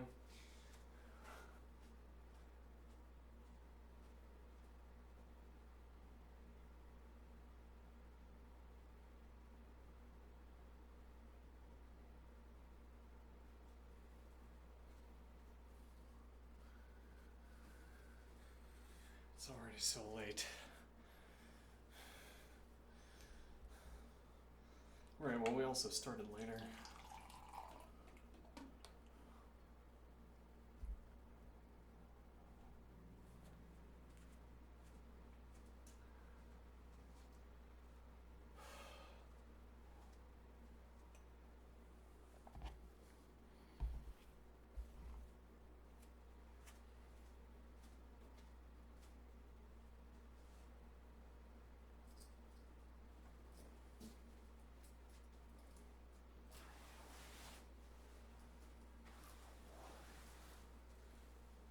I haven't really dried off.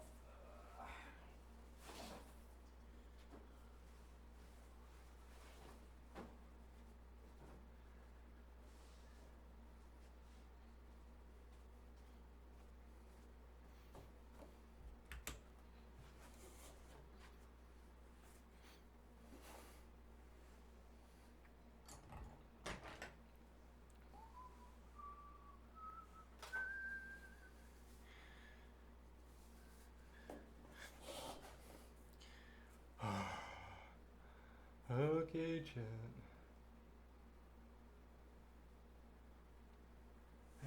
What now? Chess, chess, chess. I hear the crowd. We want Rapid analysis. Rapidly.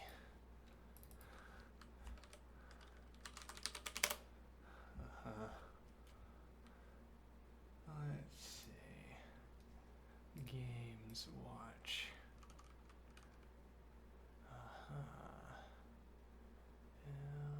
Let's see. What are we dealing with here? That's 1510. This is a less of a rating disparity. Okay. Oops. There we go.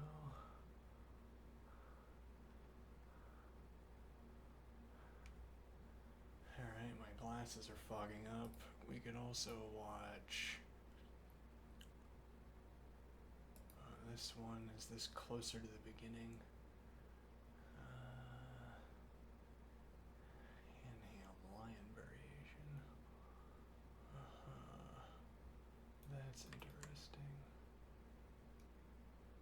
Okay. Pure.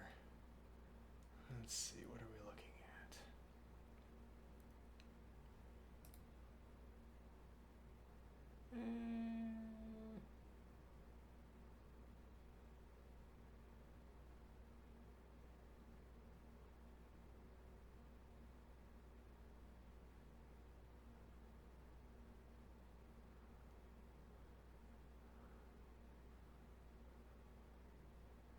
I like this structure, which is part of why I want to stay here.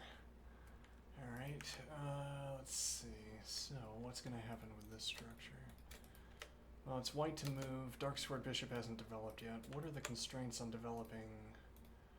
Yeah, this is also under winning pressure, so activation of rook, though. Alternatively, queen f3, queen e2, not queen d3. Alright, are we behind? No. Okay. What are we gonna do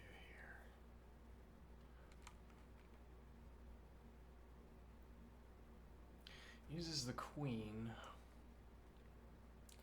Yeah, well, it's not clear where this rook wants to end up, though e1 and preserving d1 through a1 for the other rook seems plausible. Bishop out with fallback to h2 is nice. Actually, now that I'm looking at it, I doubt this is going to happen, but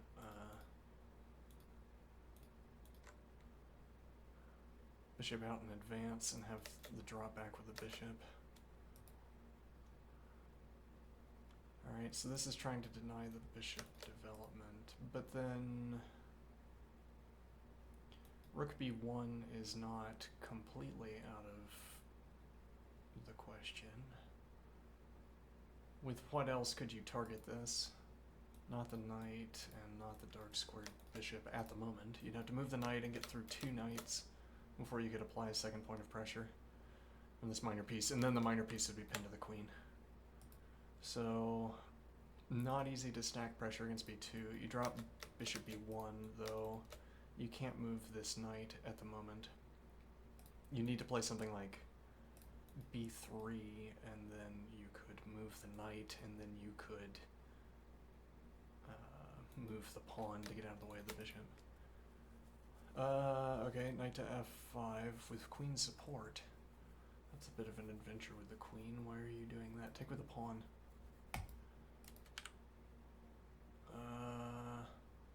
That would have been an impressive pawn. This maybe could be too, but isn't for certain. Bishop and queen interfering with each other over here. I don't like that.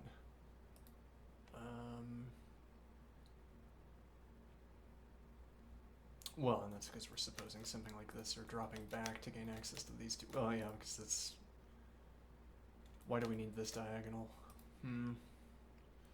Might need it in this event. Well, are we... What is going to happen in the event of an advance, I guess, is a question to ask here. I mean, if our knight was back here, we would have knight pressure against this advance, and then we wouldn't have to ask that question. The knights are currently interlinked, or you'd have knight coverage. Actually, this gets out of the way of the dark squared bishop returning, which is good. You wouldn't be locking the rook out. Though it's also committal, because you had access to all of these files. This only gets targeted through the knight. You know, defends with defense B2 with rook B1.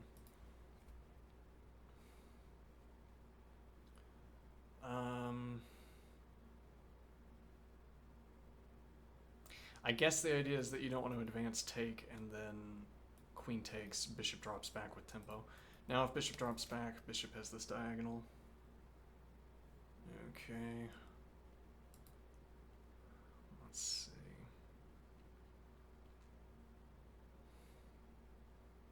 Yeah, I mean, is there a critical reason to have a knight here? Well, I mean, one of the options... No, I guess not yet. Dark squared bishop out is available. You could also trade your bishop off to deny knights connected here so that the queen pressure is more active, maybe, but pressure with the option of expanding on the king side I like. King up to g2 also reopens up rook h1, which then opens up rook access to third rank.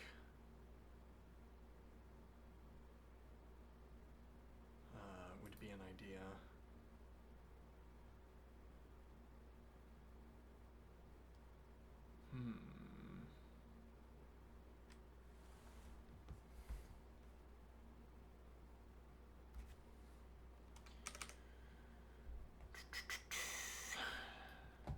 Doesn't come with winning pressure. No, it does not.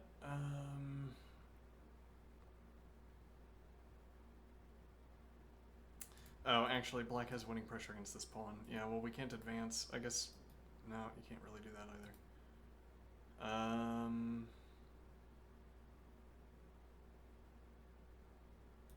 Yeah, nothing covers the bishop on d2. So bishop d2, rather, knight takes, and then if knight takes bishop, and then there's not a tactical punishment for that. Okay.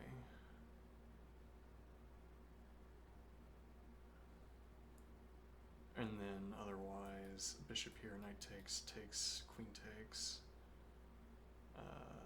with no real punishment.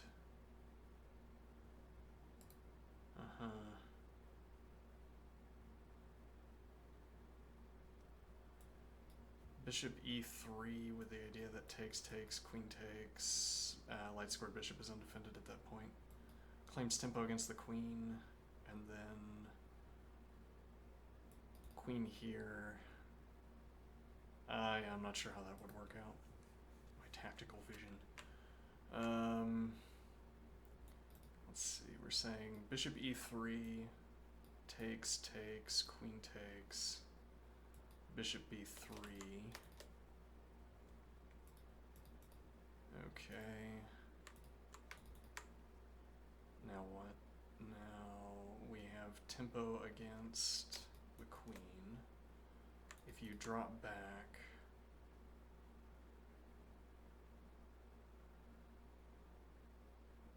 I play queen takes, and now bishop b6, but then you have the advance against my bishop. Okay, this pawn is still here, right? Uh-oh. Tactics, oh no. Hold on, we have to recalculate, alright.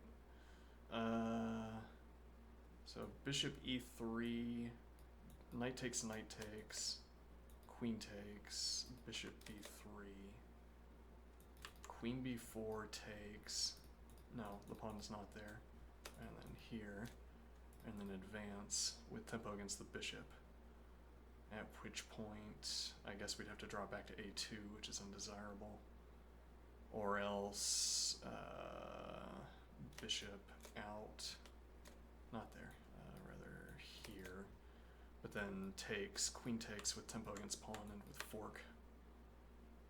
Winning a pawn, also still defending e4, and eyes on d6.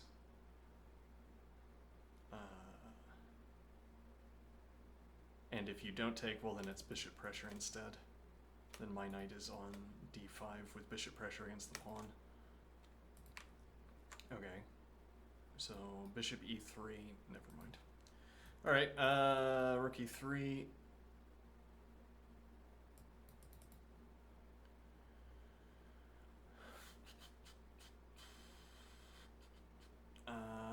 Rook e3 potentially. Instead of recapturing and then knight takes, rook takes. We can look at that tactic at the end. Can you do comment? No.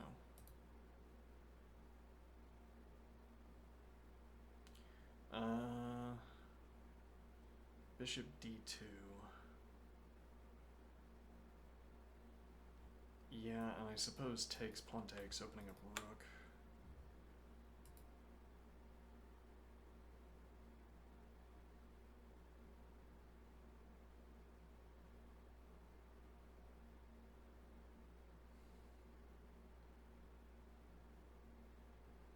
Where does black need to go here?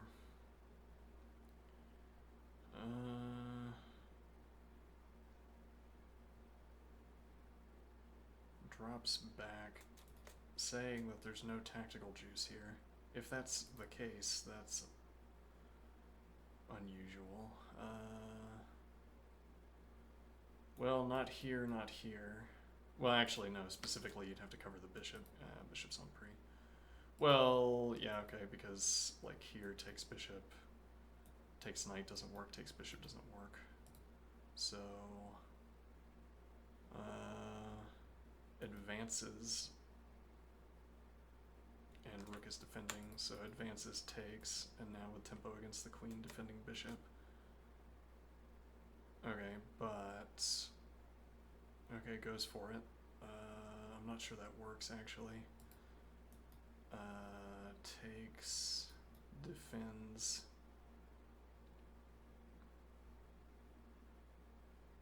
Why wouldn't that work? Because you can play...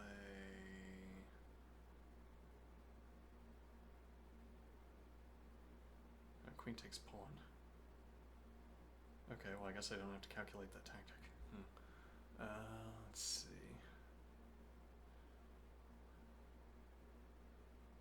It's been a while, yeah. Let's see. So we still don't have coverage. Conveniently, well no, actually it's not pinned because of knight coverage. But you can't claim that. Actually, if you play this with tempo against the queen, let's see. Queen takes, rook takes, knight takes. The knights defend each other in tempo against the bishop, but that would still be piece and rook for queen, which is generally undesirable, typically undesirable. You could take with the other knight instead and have bishop, knight defending dark squared bishop targeting f2 along with knight. Drops back. This diagonal is potentially useful.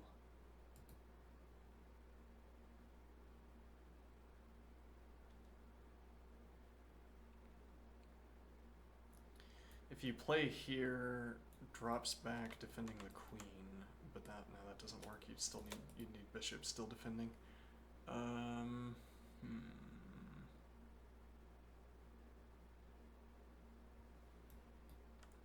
Bishop through to b6 with eyes on f2 again seems right and good.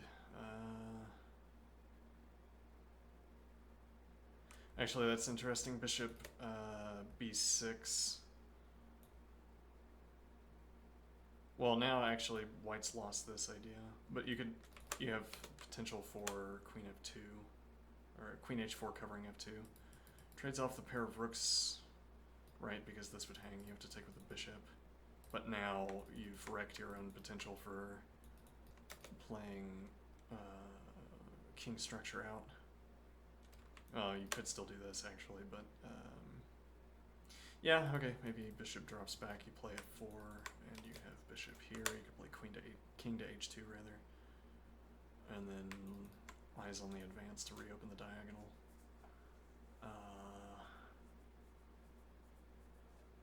doesn't cap the pawn. Wait a minute. You didn't take with the bishop. You hung a pawn. Defended by knight. Yeah, though. Well, okay, so the question is, from here, did hang a pawn? Let's see.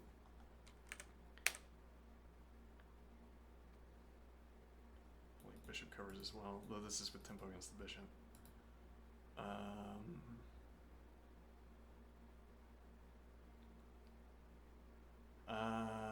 Let's see. Takes the pawn, which gets out of this knock.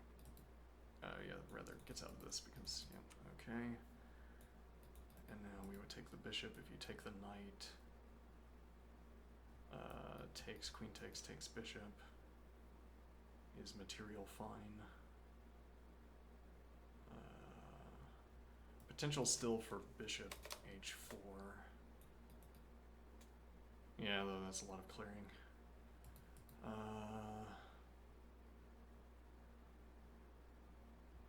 You could claim this. Takes. No, it would be, there's some tactic here where you distract the queen, I'm guessing. So advance, and if you take the knight, takes.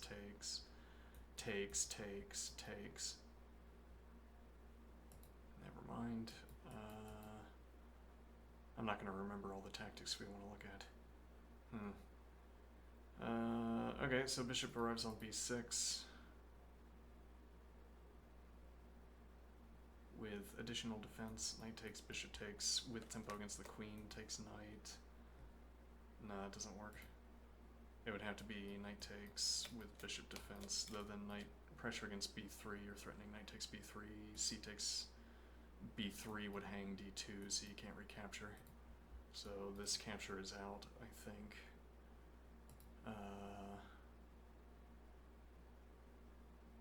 Okay. What capture is in?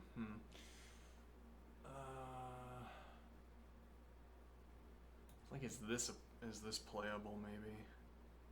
Takes. So you have to take with a knight, and then you're threatening to take bishop. Is there a problem with taking with a knight? Is there an alternative?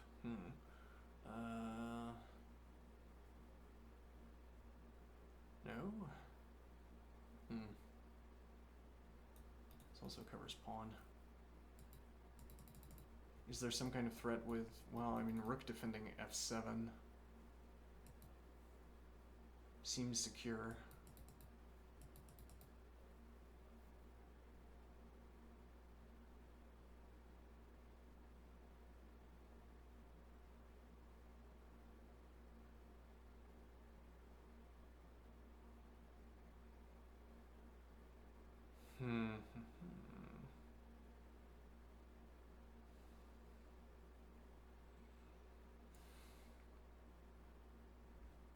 Yeah, here is undefended, so you can't defend the pawn. You see claims a tempo. Rook is undefended. Rook also can't leave the back rank because then takes, and queen takes bishop.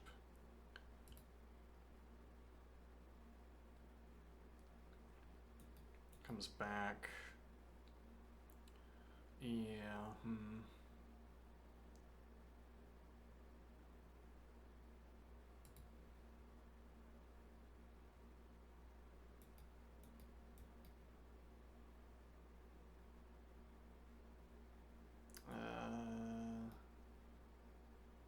doesn't work. Bishop on the other side of knight, okay. Escape, makes sense. The structure is solid at the end, difficult to attack. I assume. Yeah, well actually knight covering here matters. Alright, takes. This also opens up an avenue for king development. True. Well, though that means the dark squared bishop is busy restricting my king. Though that's a good use of the dark squared bishop.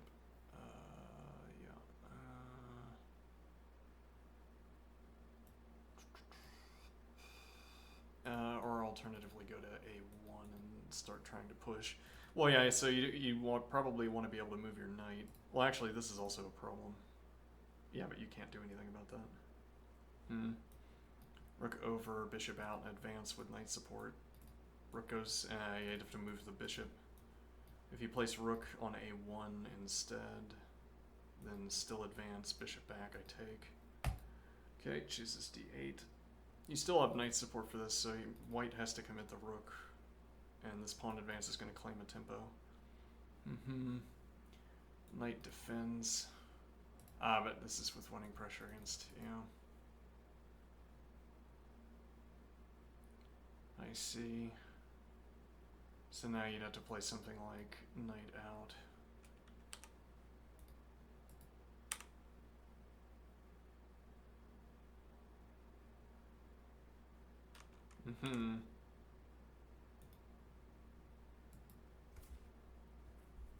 I've been kicked out. Oh no.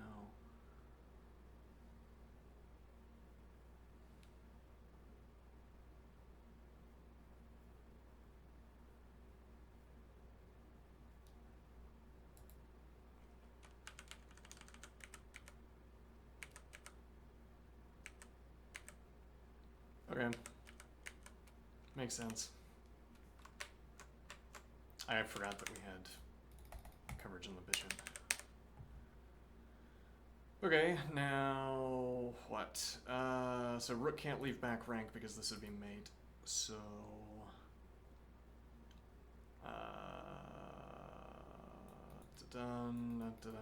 done.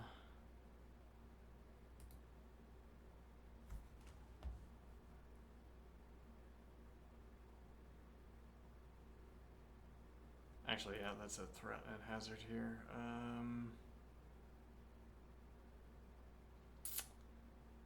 Black's advantage, where's about to go? Yeah, well, what does white have to play with? Because this is play withable, as it were. White has to commit some piece to stopping this from happening at some point, and then, I mean, even king g7. If you drop the bishop back, king g7, the bishop can't come back, so you drop this permanently. King can still get off of dark squares as well, with tempo against rook. Yeah. You could claim this. Interesting. Tempo against rook, and then you can't go here. So you go here, and then tempo against rook again.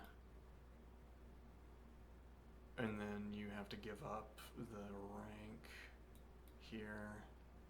And then you're no longer pressuring b7, but then I can't defend. Yeah. Though your rook gets out, you're giving back a point of material. So it takes, then rook d3, plausibly, with pressure against b3. White goes hunting h7.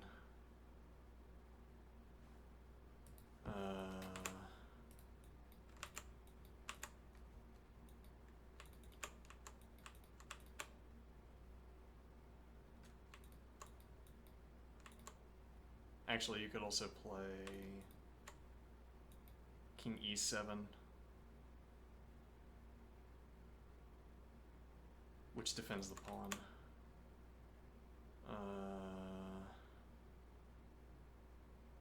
Similar idea. Also gets out of the way of the b pawn, which is valuable, so you can go for here. Go for the pawn advance. But yeah, that's a problem. It's not as resolute as this seemed to be. Yeah, now you can't claim tempo with the king.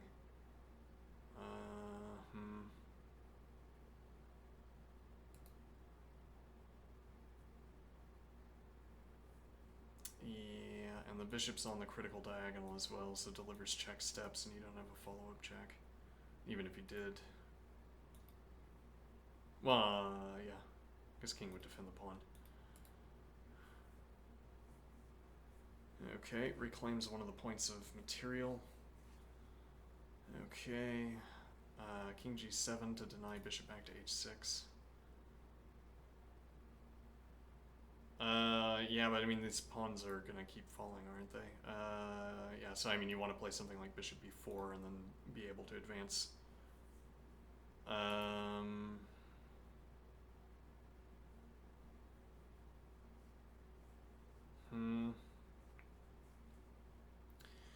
Yeah, it's a bit tricky. Let's see. So yeah, even a, well, you could play rook e6, and bishop denies rook a7, which would otherwise pressure a5 from behind. And then between the two rooks, it's not obvious that white's rook is more active if white plays over here.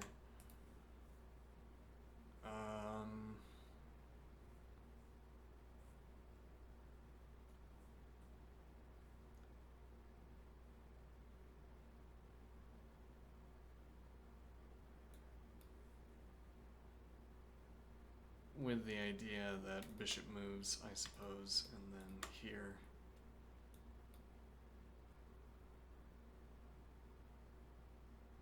Okay, and then rook takes. Something takes.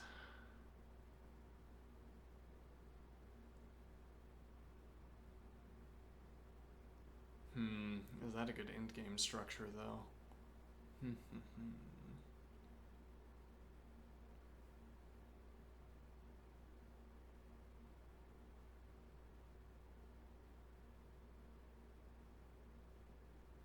Actually, there's a point, well, no, actually, here he'd pin. Otherwise, bishop pressure against a5.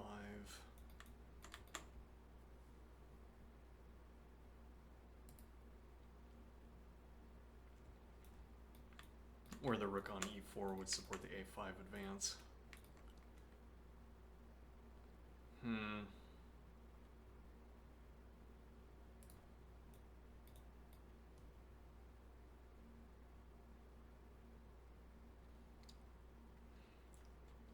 Bishop is maybe misplaced. You could have taken another king tempo, but then...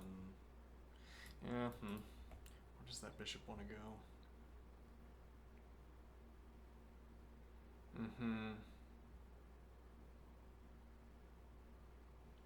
Yeah, and this has the problem that if you interpose the bishop, bishop takes, pawn takes, rook pressure against pawn, and then you don't have queen, rook c4, with the inevitable issue of rook b6. So instead advances into rook support. If it counter advance, I'm kind of wanting bishop f8.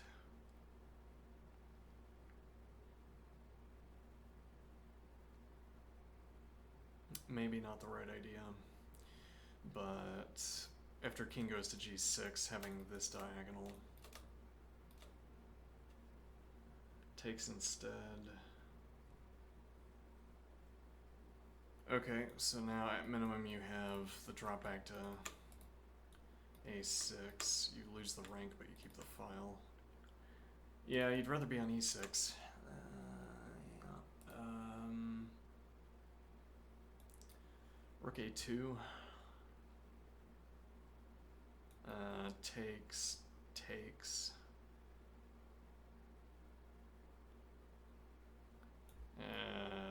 Bishop here. Because if takes, rook takes with check, but then steps with tempo against rook. No more check. I'm not sure. Black's getting whittled down on time.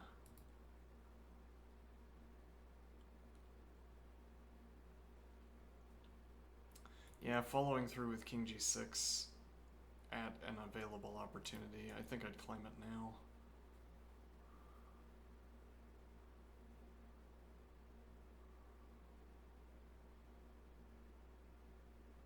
A draw.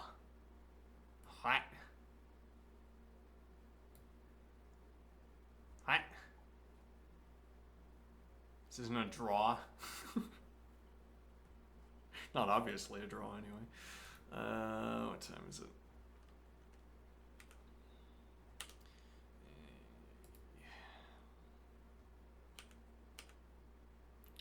Caro Khan defense, Tartakower. Variation. Oh, look at this. If I could trick my opponents into giving me this extra king pawn every game. What are you gonna do with that extra king pawn? I'm excited. Apparently this is bad. I guess because of this. Yeah, because you advance and then the... Well, no. I mean, takes... You spin the tempo drop. Oh, this with check. I see. Okay. Okay. Yeah. That's a start. Or... And then advance the king into it. Look at that. Though the problem with that is immediately bishop h6, though you'd have the bishop challenge. Actually, you could play bishop back and then go for g6. Fascinating. Light squared bishop is going to have a really hard time getting over to the king structure. Well, unless you're satisfied with this. Maybe you should be. Light squared bishop on this structure, keeping eyes. Also supports this advance. Albeit that is a costly advance. Well, unless you're willing to play g6, but I'm not. Dark squared bishop in that structure, maybe, I don't know. Huh.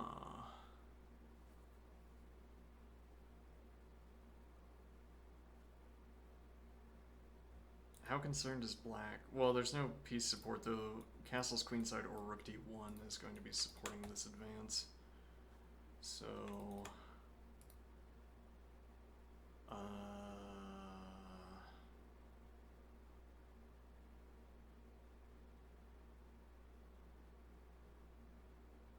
Yeah, I feel like this is good, clean fun here.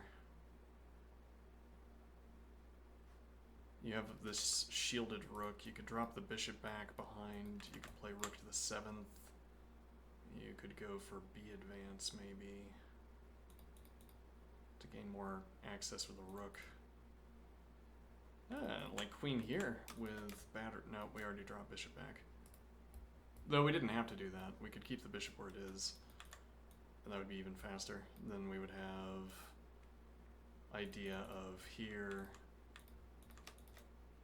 and then queen here, and then we have the 3 heavy pieces behind the 3 queenside pawns. We can obviate this bishop pressure. Make it so that the bishop pressure down these diagonals is rendered moot before white can muster any forces to support it. Like, well, like launching these pawns, or getting the queen outside the pawn chain, or navigating the knight.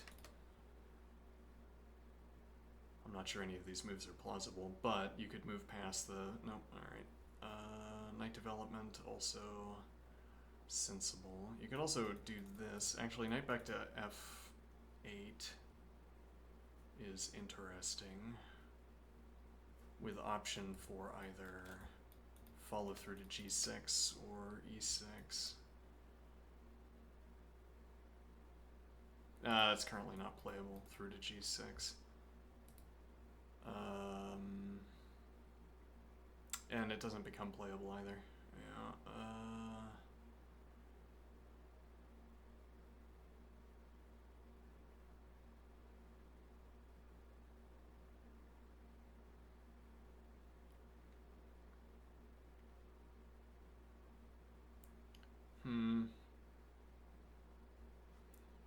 Well, I already wanted this advance.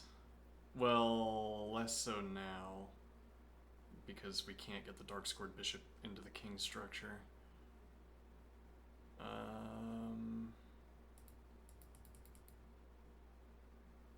No alternatives for defending it, though.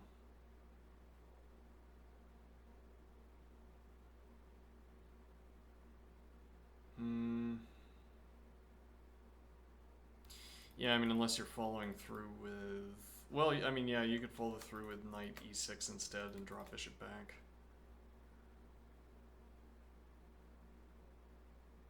But then, yeah, I mean, yeah, you could have dropped back here, and then the point would be that after you make this advance, there's no bishop h6. But now with knight on, well, now you could play knight e6 and then drop bishop back. Okay, but now bishop h6 is the problem. So I am thinking, I don't know, maybe it's not a problem. Though then playing knight through to f8 was dubious. Bishop h6, king h7, bishop takes. There's also, no, actually you don't have this because of the pin. So you can't play king h7 to punish.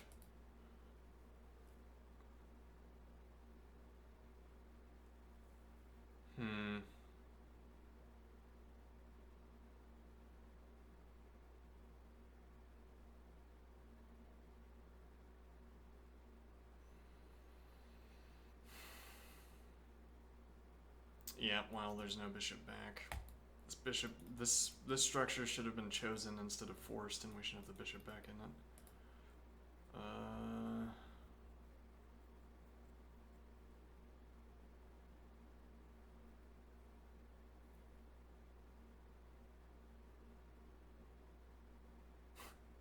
Sack the exchange immediately, make the advance, and then get into the structure. One way or the other. But bishop drops back advance. Yeah, but there's bishop support for this. But it's queen and bishop denying. Interesting. So you drop back, and unless white plays queen d2, you have the advance. And then the knight has to drop back. Well, you could play maybe here. Or maybe not, because it just takes and double the pawn. I'm not sure.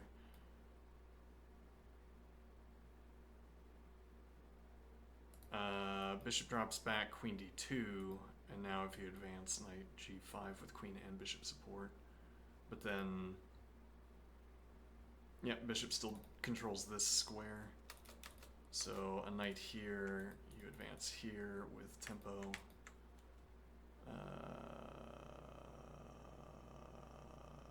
Yeah, and then knight, for instance, over here, controlling these two squares. And then the bishop can drop back to f7 and get to g6, and okay, nope.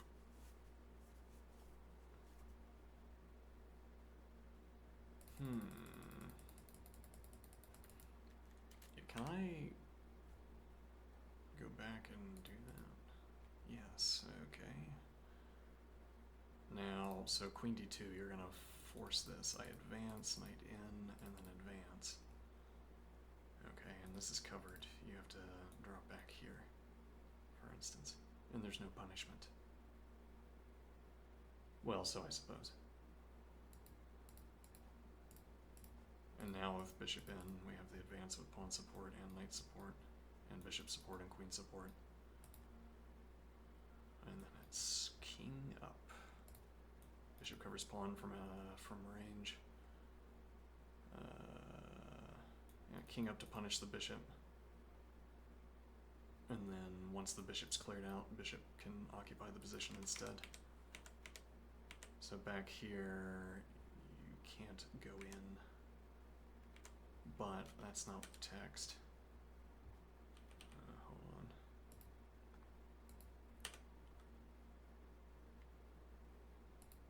Alright, did not take the bishop, drop back, live the dream.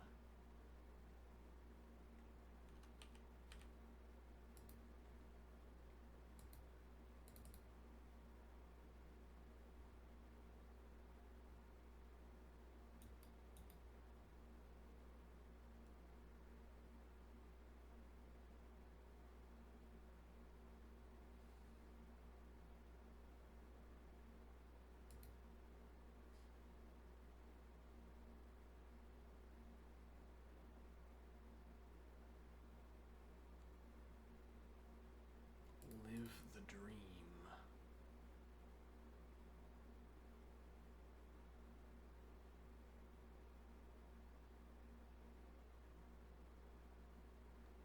Where is the punishment? Not here, advance here. I'm still going to do this. And now there's no bishop in. Though there is, yeah, but, yeah, advance. With or without knight support.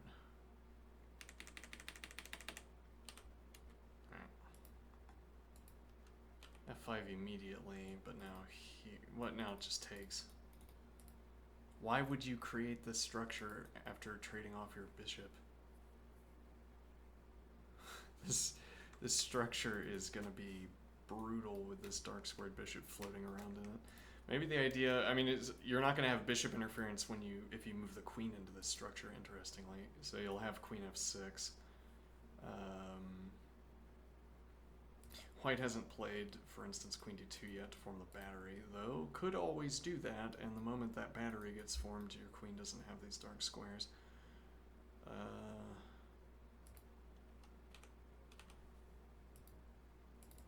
It would be curious to argue, strange to argue that this knight is better than... Particularly, I mean, you're blocking this pawn. Maybe if you already had this pawn advance in, you could drop back behind and have... Maybe that's an idea, but you don't have that pressure. This is bishop pair, and as this also drags the queen away. Yeah, pressure against h2 is temporary.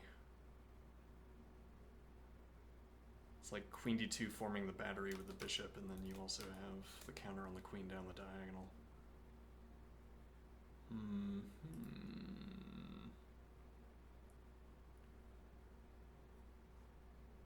Knight c5. Yeah, well now you don't have this, unfortunately. Though here knight takes is look at-able. With either knight or make the pawn advance instead. Knight support. You could drop the knight back to g7 and play the king forward, arguably. Actually, you need knight support for this pawn after the advance, and you would also need queen support because this is bishop and queen against this pawn. So the knight is not enough. And you don't have the tempo to move the king and then advance the king into the position.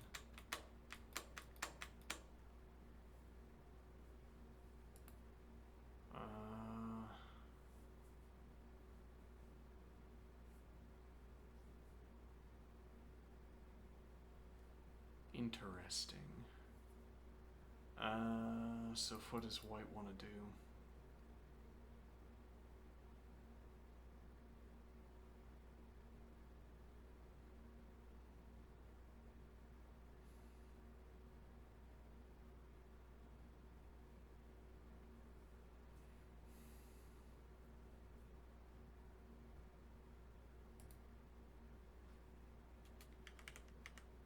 Oh, we had text that I missed.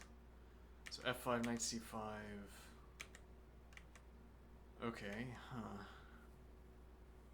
And it's not going to auto keep up, so let's do this.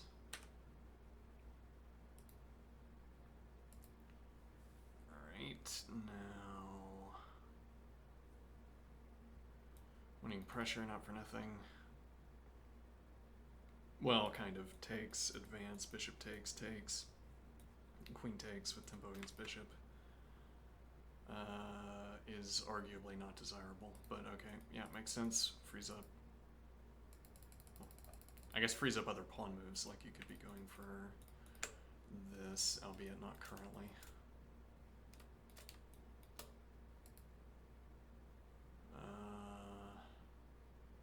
Actually, even with queen, you don't have that.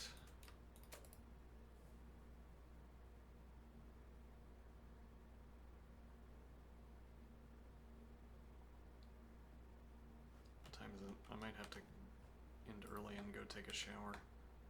Okay, I can watch, probably. Let's see.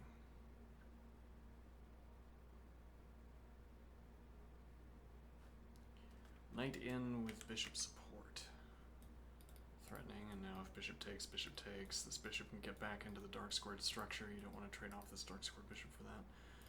Yeah, you don't want to trade off either bishop for that. Drop back is plausible. The rook with G1 and H1. No. So, but yeah, this dark squared complex that you could also use with the queen that has pawn anchors. And now instead it's... does black want to commit to this? Or rather commit to bishop g5? Well, I don't think you'd want to... No, you can't advance. Too much pressure. Yeah, you might want to... You could advance here.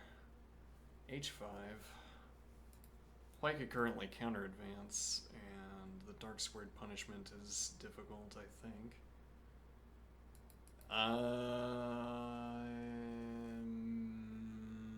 Maybe, but... okay, you could go for the f4 advance, but you're putting all your pawns... You're at least putting 2 of these pawns on dark squares. If you play for f3 instead...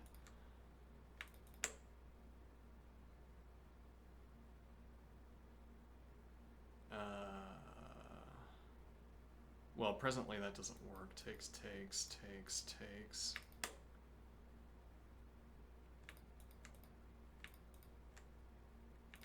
Hold on. It takes 2 Tempe, and then it doesn't work. Wait, it does work? Well, I mean, work is a relative term. What do you mean by work? Yeah.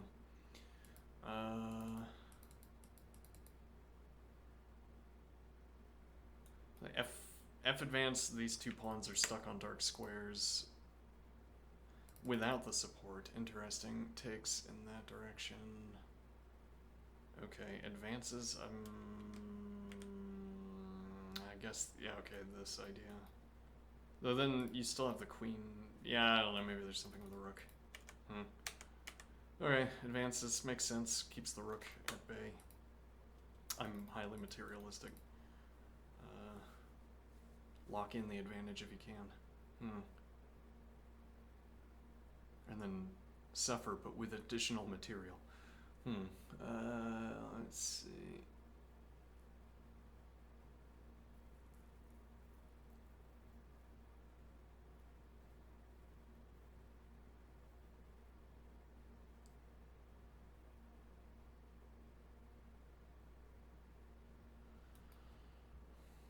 F6.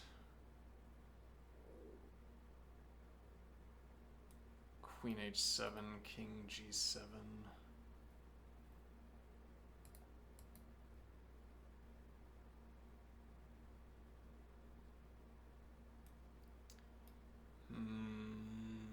Is it worth playing rook d8? I'm not sure.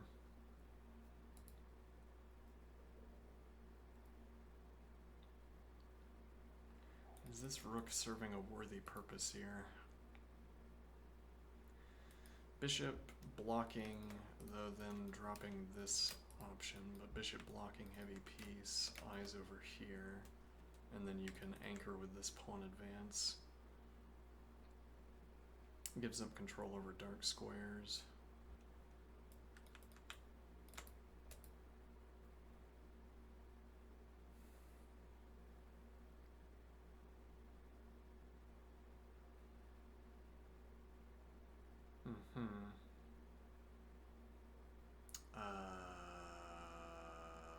And if I... Okay. Takes, queen takes with check, queen in her position. No check.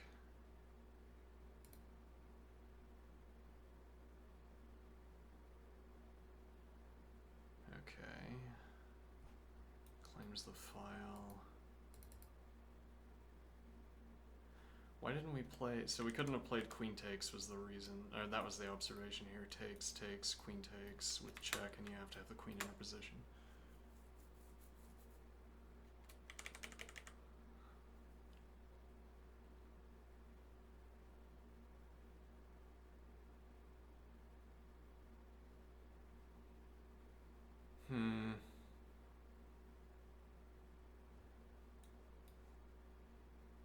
It's better on the D file, I assume, than on the A file. Though, with tempo. Yeah, and then I'm playing this, I assume.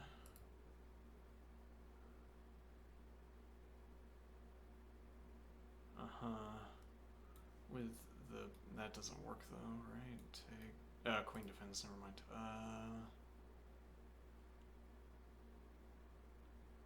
You could anchor with pawn, gives up some light squared control.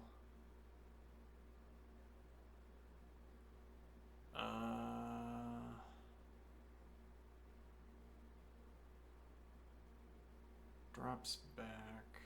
Okay. Could advance into bishop support and then play queen behind. Yeah, though, what is this pressure on light squares doing? Well, you'd be denying that square to the bishop. Too late. And it drops back, though, then advance. I kind of like that. Get these pawns in motion. If you do something else with the diagonal, what is? Oh, it's this. Yeah. Okay, yeah, that makes sense. Now you're threatening, and then there's no capture. They're still here instead of dropping back. Yeah.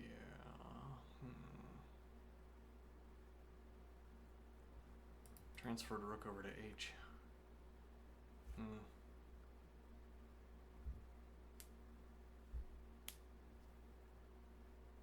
Actually, this could be persuasive.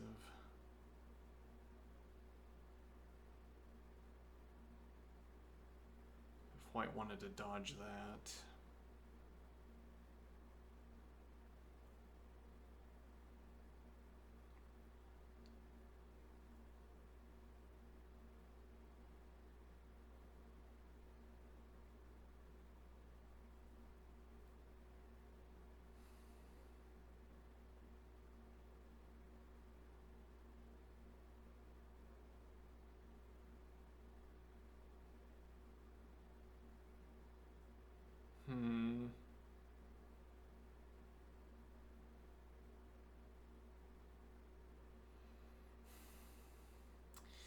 Yeah, I'm not noticing it. I'm not seeing the line.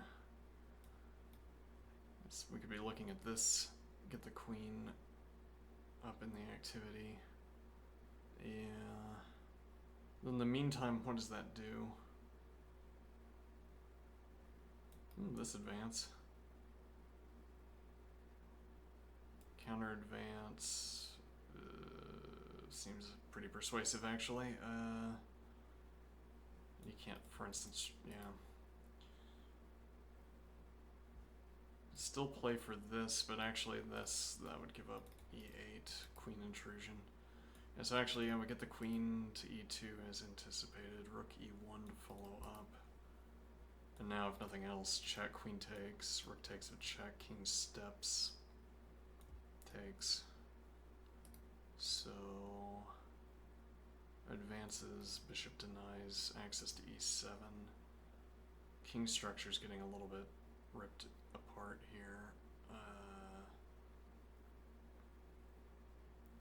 White doesn't have to take, maybe, because takes, queen takes, and now you still have access to e6, but does take. Okay.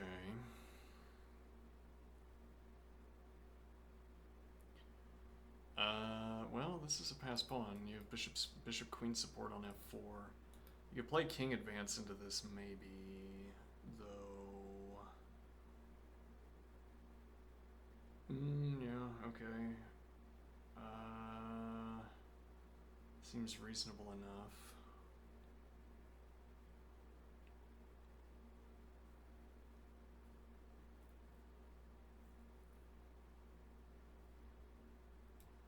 I also want rook h. No, yeah, again, we can't have that. Well, I mean, we could say. We could fancifully argue that that isn't a problem.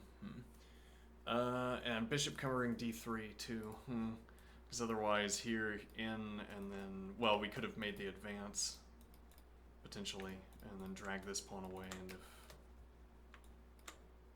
I don't know if that would be convincing or Demands the trade. You can block and reposition the bishop with this tempo. Instead takes. Stay on dark squares, probably. This also controls.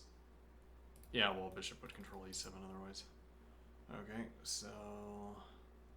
And this didn't come with tempo against the rook either. This is less committal because you could try to move. You could commit rook to f8 and thence to f7 and then go for king h5. Or move the dark squared bishop back and play for king g5. Yeah, rook f8 looks required.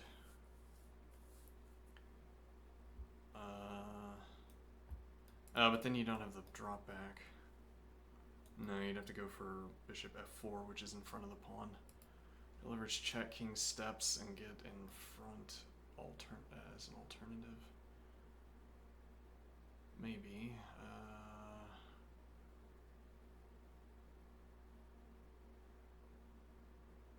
Why though? Say this is bad for white's king, but is it?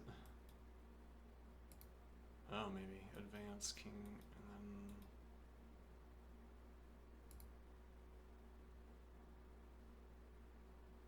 then... Oh, interesting.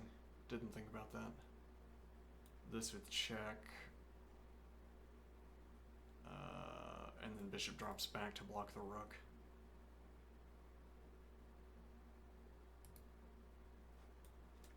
Yeah. This doesn't come with tempo. Bishop drops back, blocking rook, and you can't distract the bishop.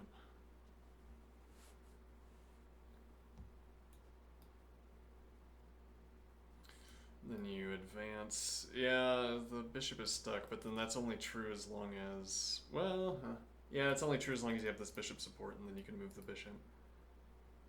Actually, so you could just leave this alone and play rook over instead. As an example. Denied, denied, denied, denied, denied. So here, denied, and then in front of pawn.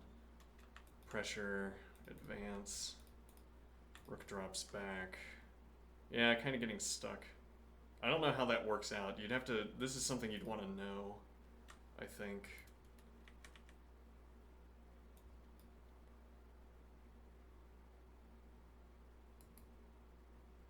You could also drop back and try to get behind the pawns. That seems more plausible, actually. In the meantime, the king can't do it. Well, the king is gonna want to be moving like this, but actually also denied. You'd have to go this way. Yeah, it doesn't. That doesn't matter so much. Okay. Instead, wants to free the bishop first. Though, where are you going to go with that bishop? I wonder. With tempo, you could claim check, but that lets the king cross the gap. You could also have gone back to e8 to deny the gap crossing. This denies bishop back while the rook is on the back rank, so bishop d3 is available. I don't know what else you're going to play here, but I also don't know what bishop d3 is going to be doing. I don't know why we let the king back into the game. Actually, you could play rook back up to f5, and the king remains locked out. But this got a lot harder, I think.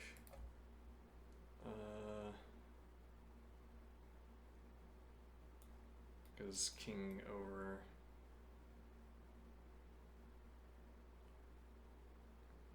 Though here, advance here, yeah. And then maybe it's bishop, something like this.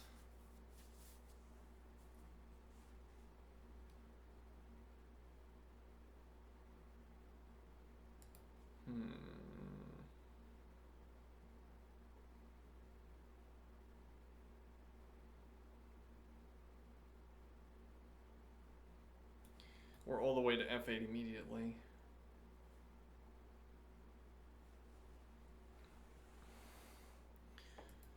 Okay. Yeah. You might have to claim this.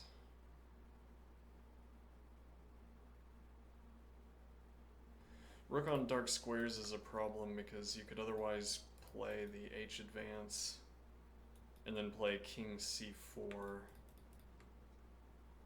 looking to play g3, I think. But then there's going to be this with tempo against rook. I'm not sure. I'd have to do more endgames.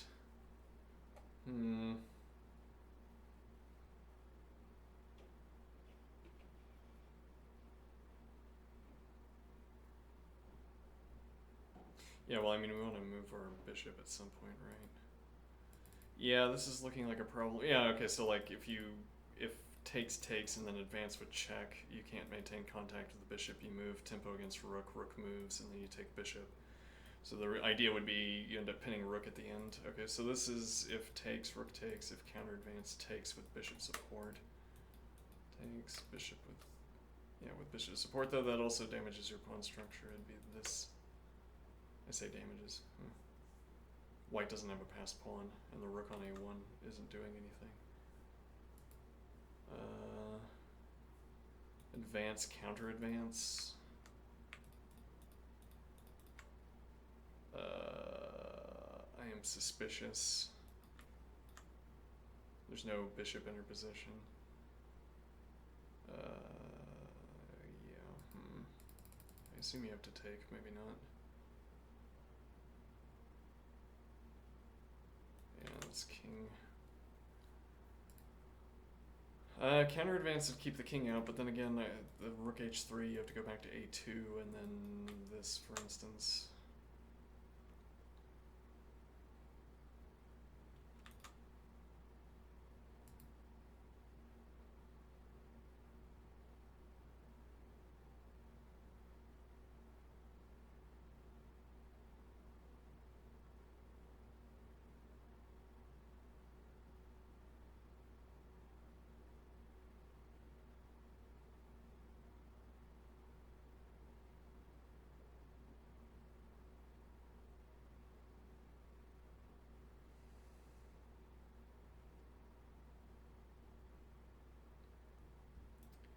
Takes, claims tempo against pawn, defends, stacks pressure.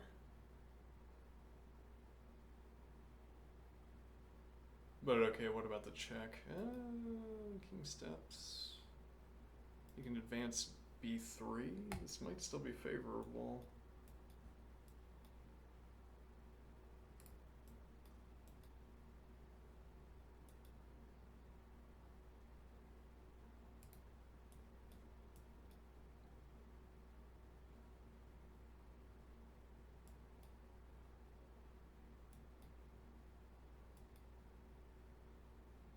The bishop.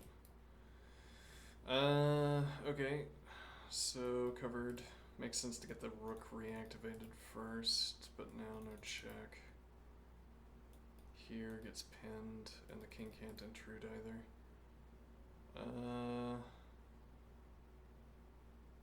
Yeah, this was choosing passivity with the rook, I'm afraid. Maybe rook d3. And then going for bishop d1, though, after bishop d1, king e4 is available. Okay. Loop around and target from this direction. The king has to give up ground if... Well, no, actually, rook and then rook interposition.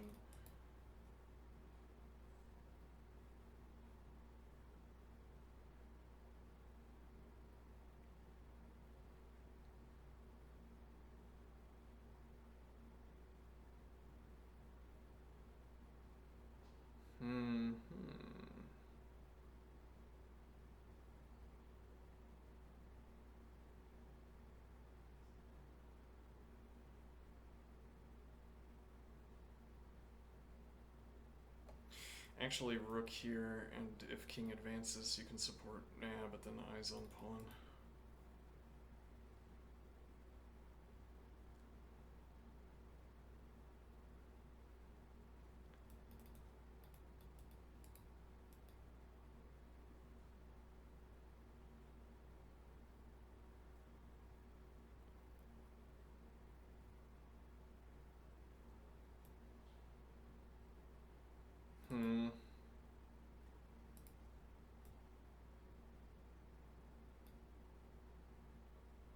to do what? Maybe through c8, a6, c4.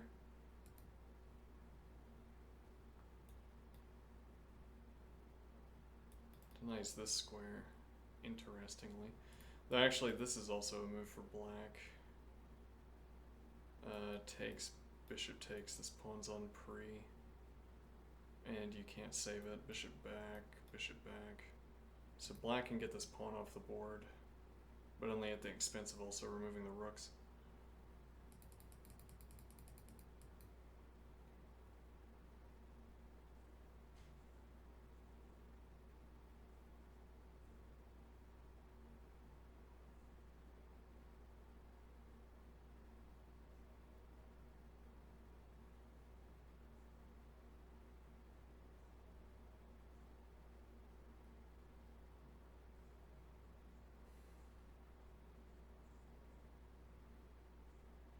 Why aren't, yeah, actually you could go here now, right?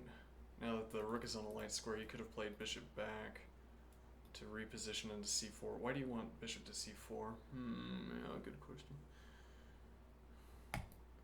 I don't know why I want anything with white. I don't know why I want anything with black here either. I don't know what the ideas are.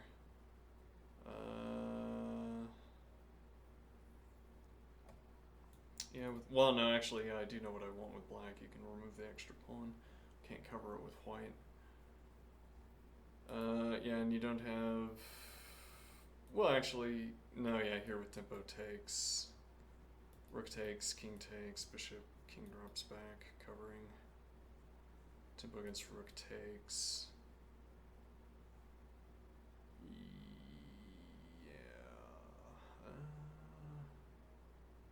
Oh, wait a minute. No, there was something better. This. Does that work? Nah, it doesn't really do anything. You don't have to take the bishop, you can step. Yeah.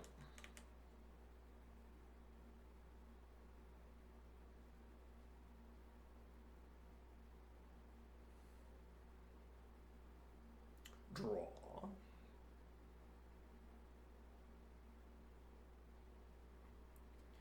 There are no dirty flags in 1510. Only clean flags. I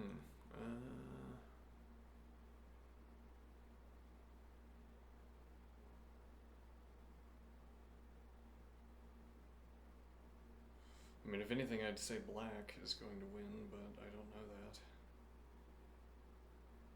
Rather, I don't know that black is going to win. You have to deny this advance, and if the king went back around somehow, then the king could advance. If nothing else, the king could step forward and apply this pressure and to prevent this step.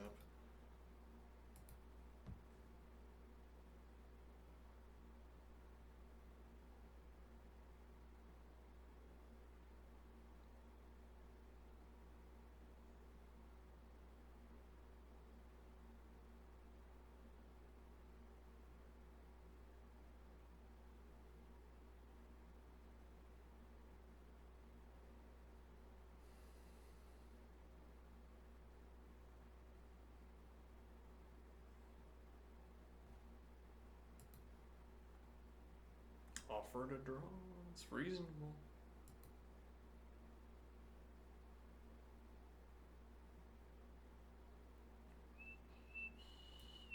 And it would allow me to go take a shower. Actually, I think I will. Oh, it's already 6:42. Oh no. Oh, I gotta get out of here. Alright, I'll be back at some point.